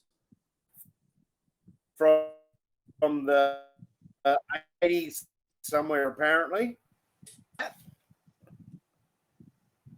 Oh. That's a Bundy VAT 100. Yeah, that's cool. I wanted one of them. I nearly got one. From never 88. That is still sealed and the box is in pretty good nick, mate. So you can see in this current climate, I'm not spending money on it. booze. I've got some. I don't know where it is now. I've got a bottle of the original Bundy Royal Liqueur. In that, the perforated kind of dimpled bottle. Oh wow! I Yeah. don't know where that is. Oh, then there's that one as well. Oh, is that Louis Trey? Ooh. It sure is. I always remember that from one of my favorite ever movies. A Cocktail. woman will always judge a man by the amount of alcohol he can consume. Yeah. But that one, they bought that duty free in '97 on a 50% off.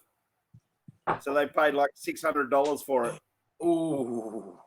And they're now worth about fucking $4,000 or something. Oh yeah. And if you ever crack it, you've got to say the line. Should we let it breathe? Fuck it. It's dead. It's been dead long enough. It's been dead long enough. See, I've even got random shit.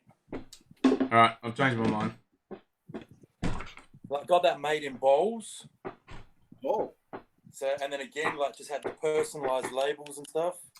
Oh, fuck you. Yeah, I know. That's exactly what I was thinking. Fuck you.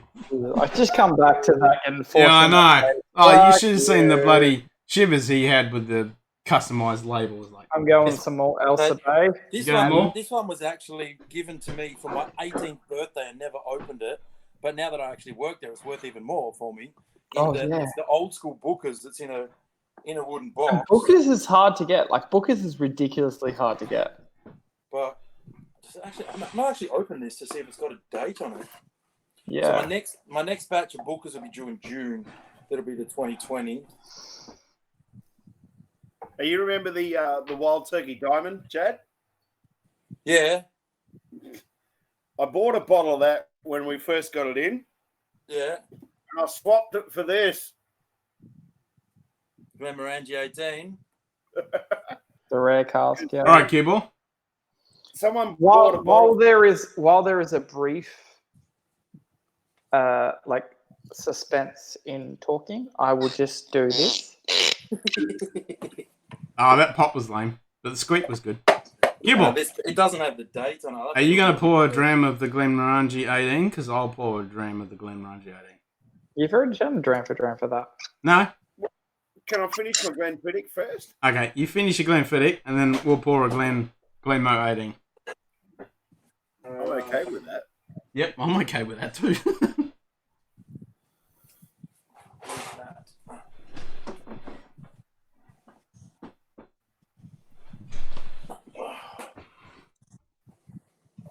Oh. Okay. I'm on the hunt.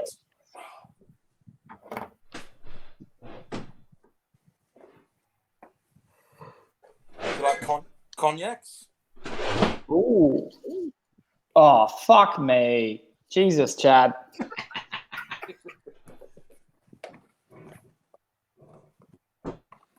Just a cheeky Courvoisier 21. Yeah, fuck The you. first Like, cognac- genuinely, fuck you. Like, this is bullshit. It was the first cognac to actually have an age statement put on it. Actually, Yeah. I might have a little dram of this Genuinely first. was. Like, it's fucking outstanding. Holy shit. I might have a little dram of that first. Oh, nice. Hang on. Is that my dog? Hang on. Here we go.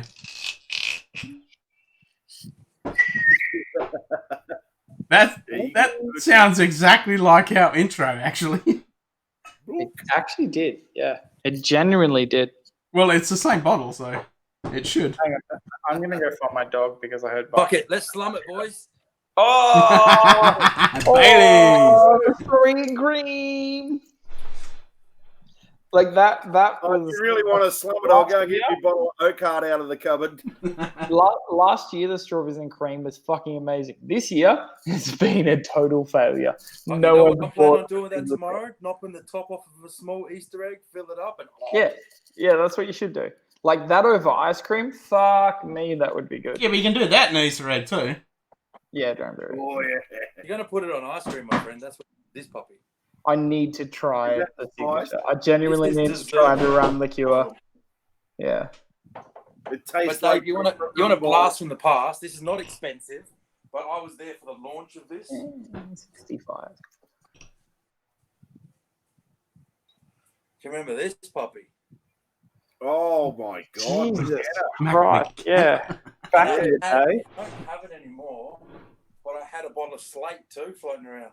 Yeah. Fucking Slate was like where it was at for a while there. I actually couldn't get drunk on Slate McKenna. I used to be able to just drink that and Yeah. not passed out. They've got like a triple distilled, like proper Irish now, and it's shit. One of So the that's not the original Slate. Slate.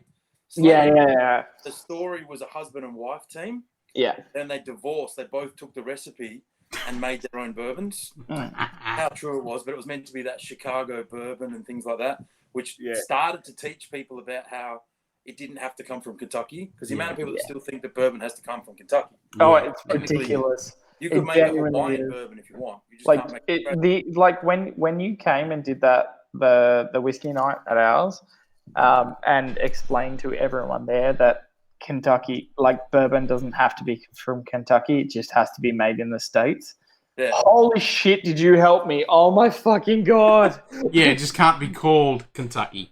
Bourbon. Yeah, so it Yeah, can't be or a like- Kentucky straight bourbon. The amount of But to people be a that come bourbon, in it like just has to be Jack's isn't bourbon. Yes, it fucking is. it's made in the States. Yeah. Well, that's a different The argument. charcoal filtering is a bit iffy, but everything else So apart from that, yeah. So the charcoal filtration technically makes it not a bourbon, but it does adhere to all the bourbon rules and can technically be called a bourbon. Yeah. But can't be called a bourbon. But they don't want to be called a bourbon. No, they want to be called Tennessee whiskey. Tennessee sour mash. Yeah, Tennessee sour mash. Actually, the coolest promo thing that I ever gave away in my time in the nightclub was it was a genuine leather jacket, and on the breast and on the back, it actually had the Cougar logo embossed. It wasn't embroidered; it was embossed into the leather. So do you remember when the Mint used to make like special little plates and little miniatures and? Oh, look at that! Yeah. But Jack Daniels was always my beverage of choice before I worked in the industry. It's got even the little barrels in the back. And, Sick. Oh, that's amazing. This man. cost a couple $100 20 years ago. God, what it's worth now. I need this to be heard. Chad, you're a piece of shit.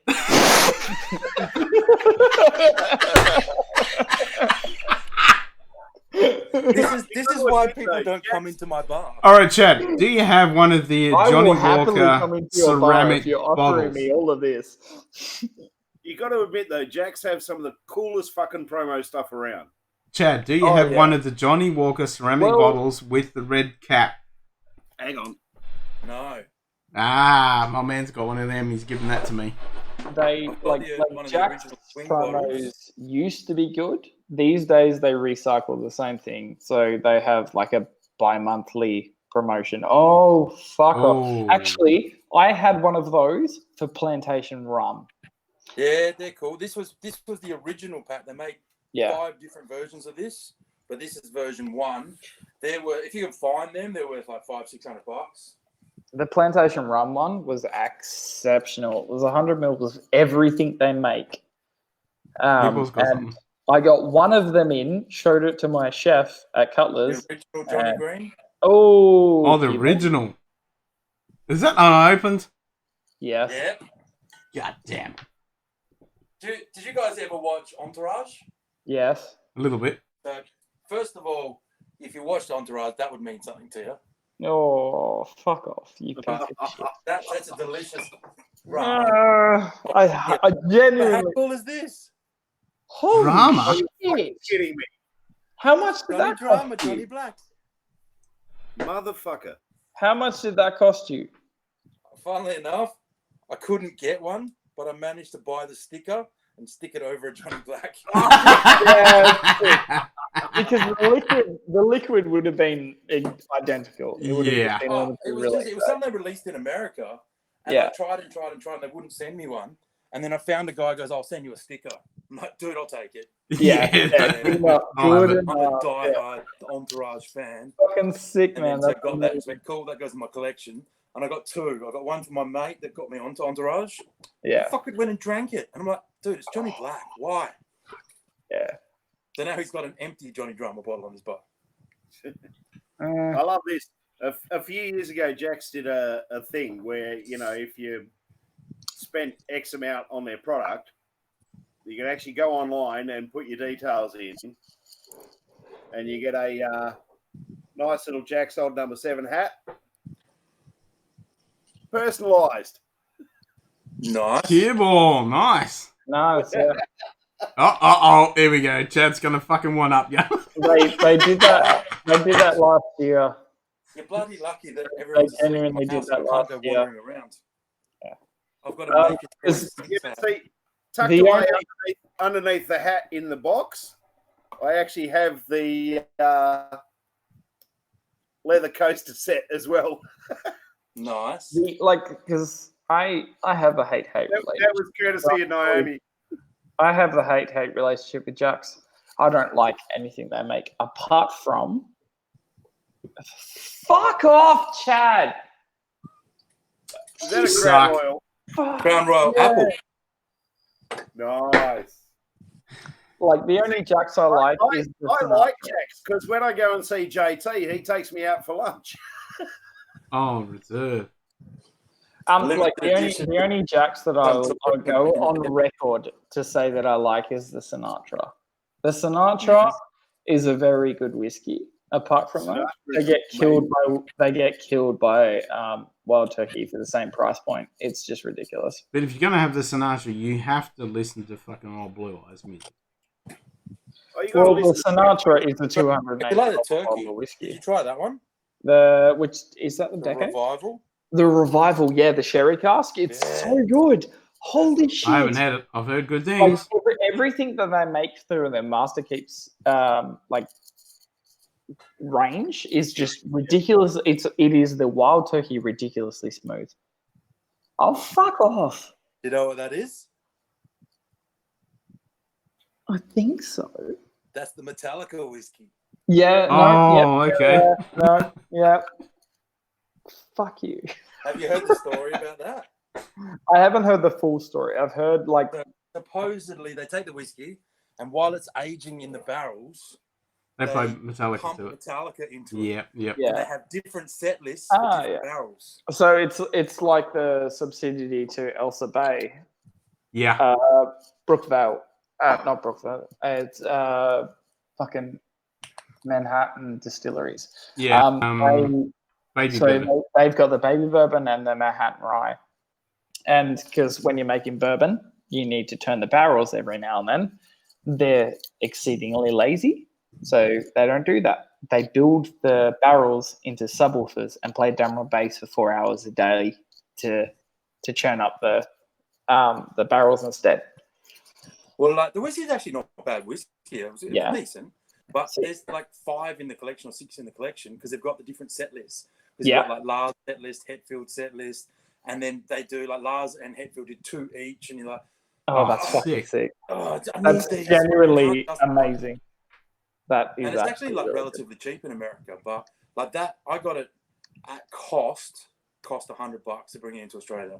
What the because fuck? One of my customers did some Swifties, got it packed in the middle of a pallet of beer and smuggled it in, but because he had to buy it in one state and ship it to another state to get it shipped to Australia, it cost a fortune to cross state lines. Oh yeah, fucking oath. It would. And so like he goes, I should be able to get you 2 bottles for $100. I'm like, done. And then when they arrive, he's like, mate, I'm sorry, like they're 100 each. And he goes, I'm going to sell them for $160. And I'm like, cool. Well, I committed to 2. I'll take 2. Yeah. I didn't want to spend that. And he's like, mate, if you don't want it, don't take it because I can sell it in a heartbeat. I'm like, cool. Well, I'm happy to take 1 if you can sell it and get your cost. Yeah. And he's like, yep, so he ended up selling 5 of them because he only bought a carton. Yeah. And so 1 came to me at a cost, and then the rest he sold for like $160 a pop. Sick. That's fucking awesome. It genuinely is. That's a really good story for a really good whiskey. But like, I mean, I'm a Metallica diehard. That is my one band. And so like, I just wanted it. But then probably 2 years ago, I started cracking bottles. So I'm like, bugger it. I'm going to crack that and just drink it. Because I actually... How have you looked up how much that would be worth now? That one you can still get in America, so it wouldn't be ridiculous. Okay, fair enough. Oh yeah, because it's not like it's playing off a live set or anything. It's playing off a recording, so yeah, you can recreate. So Master of Puppets, best album? Sorry? Master of Puppets, best album? Yeah. Oh, see now I'm Injustice. Oh, really? That's controversial. I love Justice. I can literally just go bang. See, I can see a point for both of you. Being at the young generation that I came into a later date, and I've heard a lot of their albums in. Yeah, I mean that for a diehard Metallica fan, that's pretty controversial to go for Justice. But if you go like Master of Puppets, I've got like 4 Horsemen. I mean, I'd have to go Master. Master is good. Don't get me wrong. I feel like I need to go that way too. I love Ride the Lightning as well. But I mean, I'm also not snobby enough to go, you know what? I still love Black. Yeah. Yeah. It's not like I'll go, oh shit. But after the Black album. What are you talking about? Load was wonderful. It was definitely a load. It was a load, all right. And once I blew my load. Everyone blew their load and went, oh, shit. I've been a fan of Metallica for years. But me and my mates did make fun of Unforgiven. And the like original? I like the no. Just in general, because they kept releasing it until it's like Unforgiven 2, Unforgiven 3. No, just And Unforgiven so, like, and Unforgiven 2. That's we'd it. make the joke where like, oh fuck, I can't think of one right I now. was about to hang up because I thought you're paying. No. Unforgiven and Unforgiven 2. That's it. That's all you need. Even 2, nah. Oh, I don't mind going like, from Unforgiven 1.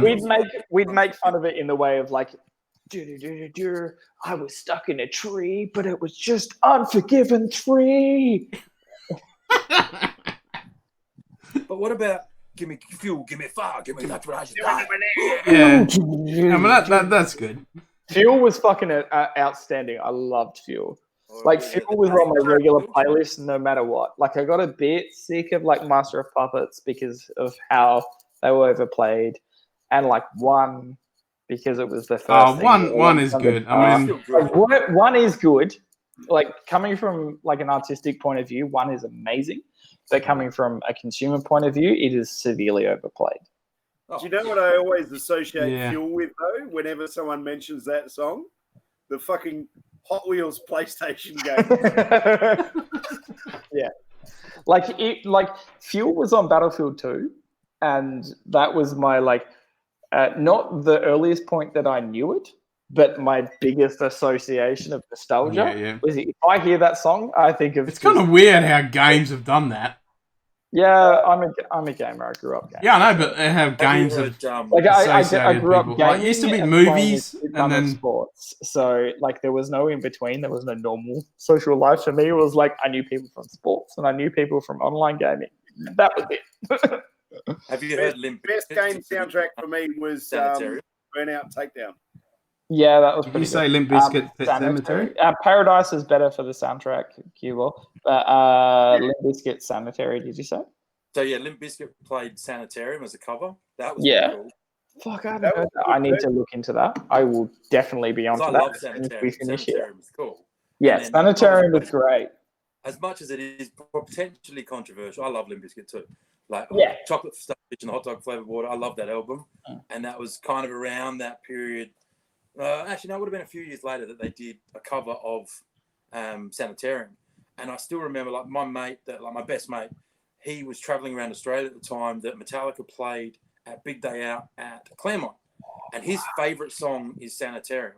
Yeah, and I was actually there with Lion and had VIP tickets, so I was in the VIP lounge holding up my phone while they were playing Sanitarium, like just ringing him, going, "Oh, check this shit out because you couldn't be here." And just holding up Sanitarium and just that would have been amazing. I did that to one of my mates when I was at Future with Swedish House Mafia. Yeah. Because he couldn't be there. Do you know, I bought a ticket to Soundwave and Big Day Out 5 years in a row. And every single one of them, for this reason and other reasons, I couldn't fucking go. Really? I never got a chance to go to Soundwave or Big Day Out before they canned it entirely. I got to go out to the Big Day Out. I never got any money back from the 5 tickets that I bought. So I'm looking at like across both of them plus $1,000 for tickets, and never got to go. I would have been gutted with that. I was fucking livid. Concert was an Australian band with Screaming Jets. Always want to see Screaming Jets. And so, literally every time we tried to go, something went wrong. So, like, we went to go, we got tickets. Yep, cool, we're going. Couldn't go. Then they came back to Perth, and we were only 17. They only did an overage gig, so we couldn't go. We then had the tickets. Everything's locked in. You're like, fuck yeah, we're going to see Jets. This is awesome. The drummer got tendonitis, and they cancelled their tour. And you're like, this is 4 times now I've missed. And then came back to Perth, and we went, sweet, we're going. They played on Thursday night. Me and my mate were flying out to London the next day at 7 a.m. for a 4-month Europe trip. And we're like, dude, we've missed them 4 times. We are going. We will go straight from there to the airport if we have to. And sleep on the plane. Went to the old school lookout, saw the Jets smash it out, got home at 2 o'clock in the morning, had 2 hours sleep, straight out to the airport, jumped on a plane and went to London. and we didn't sleep for 49 hours. What a trip! Was my plan for the sixth Soundwave big day out that I would have bought tickets for. Like after the fifth, I had enough. I was like, look, if I don't get to go to this, I'm going to leave the job that I'm at. I am not. There is no way that I will not be at that. And then they announced there's no more. Like, fuck! Well, I saw Rammstein, and I think it was the second last big day out. That was the best live show I have ever seen. Man, it was so fucking good. I love Rammstein, and I last- love Tool. And we watched Rammstein. Soundwave was Paramore. And We watched at the time, I was Rammstein. a massive fan of Paramore, so I really wanted to go to that. And we walked out and saw Tool, and we all loved fucking Tool. The group we were with, and we're like, meh. After seeing Rammstein. Was just insane. Like, So fucking good. Where he walked out and he's wearing that trench coat, and he's just got the microphone. He's like, du hast mich. And he just exploded into flames. And he's just standing there singing while he's on fire. Yep. You're like, oh. And then he's fucking firing out crossbows with flaming bolts. And when they played Sonna, they shot the rockets over, and and then the stands with the keyboards all burst into flames. Then he gets that inflatable raft and starts rafting over. They do that every show. And then the dildo at the end for fucking pussy. Yeah. Have you seen the online pack that you could buy? Yeah, I've seen them all. Collector's pack, and there's 5 dildos that are life replicas of each of the band members. I haven't seen that, but it's fucking awesome. Gold. That is sick. Wow, I like Rammstein, but I really don't need that dick. I wanted just to say I fucking got it. I got to go to the last big day out at Joondalup. Yeah, fuck you. Oh, no. Yeah, the last big day out they had was actually at Joondalup Arena. Okay. Because they wouldn't, for whatever reason, they didn't want it at Claremont. You sure so that wasn't happening at Joondalup? And the last so one. Pearl Jam were the headliners. And it's like, I'd been thinking about it, and I knew there were still tickets available, and I was still umming and ahhing and tossing it up. And then Naomi comes into the shop one day. She was our Brown Foreman rep at the time. And she's like, so, I've just split up with my boyfriend, and I need somebody fun to come to Big Day Out with me. And it's like, the ticket's paid for, you don't need to worry about it.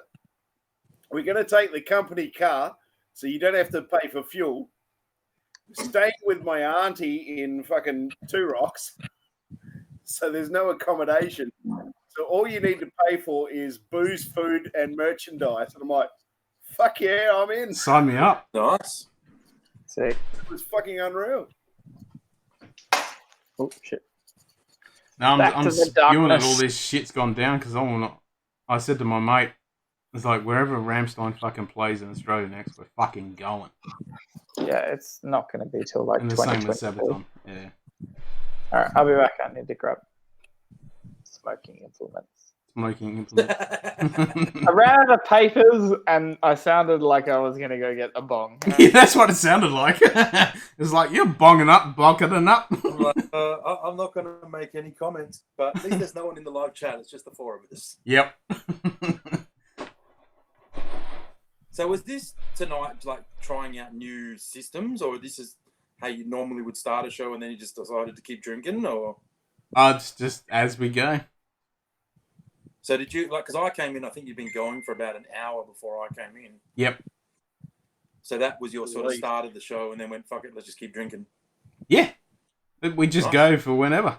So it's just like if we were together, drinking, having drams and spinning shit, we do this online. Did you start with like, let's all do this one, and then went off on your random tangents, or you just went, just fuck whatever? It, just whatever. Yeah, it's whatever you want to drink, whatever you got. Yep. Fair enough. But we are thinking of getting some sample bottles so that we can share them around and we can actually talk about the same whiskey. I'm pretty limited with what I got my hands on, so I probably wouldn't be able to add a lot of content. No, you wouldn't. So we can continue doing our episodes while we're in quarantine. I was on mute for a while there. Chad was saying he wouldn't be able to contribute because he hasn't got much on hand. But I have the backing to be able to get literally whatever the fuck we want to try. Yeah. Can you get me a Kilkerran 8-year-old cherry cask? No. There you go. I'm gonna have a genuine look on tomorrow. You're good fucking And luck. see. Yeah. So no, but I'll have a look. Yeah, good fucking But luck. there's anything that we can get normally, you fucked up, that I'm happy to go buy bottles of. Because This is what me and Dave were talking about the other day. You could utilize this platform and say proudly sponsored by, say, Cutler. And what they do is they give you the bottle, but they give you 100 mils that the three of you try. The other 600 mil goes into splits. So they actually make money out of it, plus get promotion out of it, plus you guys get to talk about it. Yep. That would work. It could be a problem for me. Why? Because he works for the opposition. For Because the I enemy. work for the big orange giant. You're a Orange Giant look at you and go, you can't talk about whiskey because it says Cutler? There could be issues with that. I'd have to actually find out. Well, I was actually, like, in my mind, just shits and giggles laughing about an idea, which could work for you then as well. I could come on your show in a balaclava. Whiskey bandit. Yeah, good. It's like, We could call you the taste. Russian whiskey god. Yeah. You just randomly come in, drop a bottle, and disappear. Das Vidania, motherfucker. Kamerad. I'll just put on some like dodgy ass geezer accent. Got Yep. my balaclava and go, that's it, we're going to talk about some whiskey, eh? No, you gotta do a Russian one like fucking FBS Russia. Mm-hmm. Yeah, And then except that he went to prison. Yeah, he went to prison. He only went to prison because he had a bit of fucking ganja on him. No, he bought some shit online, actually. That's why he went to prison. He still went to prison. Yeah, but he You bought don't some want to shit align online. yourself with people that went to prison in the States. That was a pretty good episode when you talked about that. So how many people would you normally get following your chats? Like on live? Like when we do a live stream? Yeah. I think the most we've had is 10. Yeah, about Okay. 10. Well, this is only the third one we've ever done. Yeah. Yeah. We've only been going for, what, 2 months? So do you see download, or you don't see get downloads, you just get views, wouldn't you, on like YouTube and shit? Yeah. Yeah. What are they averaging?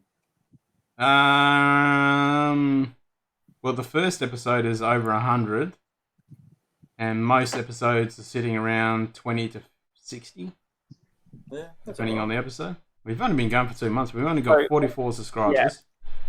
We're very Yeah, young. yeah, And like to make it in YouTube these days, Yeah, it's difficult. like most high-end YouTubers say to be actually qualified to start doing this full time, you need about 500,000 subscribers, and like we're way off from that. But it's something that we'll build towards, and it's something that we love doing, and we're already investing the money in. So why not? The thing There is, is no. Yeah. And the idea was it originally because there's so much whiskey YouTube content from America, from Scotland, from Canada, but there's nothing from Australia of any significance. there's a few random bits and pieces. But Yeah, there's a few random bits, but there's nothing significant constantly putting Nothing out good consistent. content. Yeah. Nothing. And I think what you want to do as well, you want to make sure you've got a happy medium of the whiskey nerd. So busting out some of these cool, rare and wonderful, like for the sake of this conversation, the Ian Hunter. That's awesome, but that's out of the reach of 99% of the population. Yeah. Make sure that you are talking about a random shit that's a fucking entry-level stuff as well. Well, we just did an episode on Glenfiddich 12. Yeah. And we've done an episodes on Monkey Shoulder and stuff, and we're doing kind Open of that a up variety for of everything.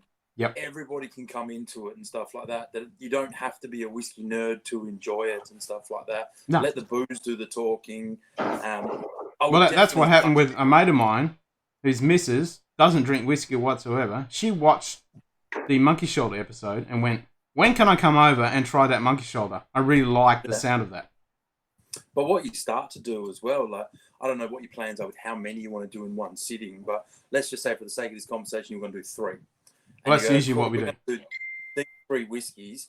You give advance notice of, say, a week or 2 weeks notice and tell people, go and get these 1 or 2 and drink along with us, and we'll take you on a journey of flavour while we're doing it. That's a good idea. So I've been talking for a while and I've been on mute. No, we still could hear you. Huh? What? We heard you. Okay, I must have muted on the way in. Yeah, I think you did. Yeah. Because we could hear you. Yeah. Did you hear what Jed said? That was a good idea. Yeah, no, I genuinely listen to everything. But I also left my whiskey outside, so I'll be one.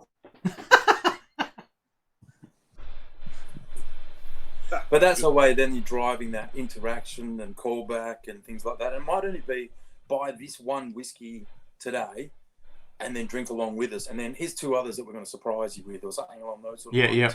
So if we did like, here's a premiere, get your bottle, sit down with us, and we'll be in the chat to talk to you about it. Yeah.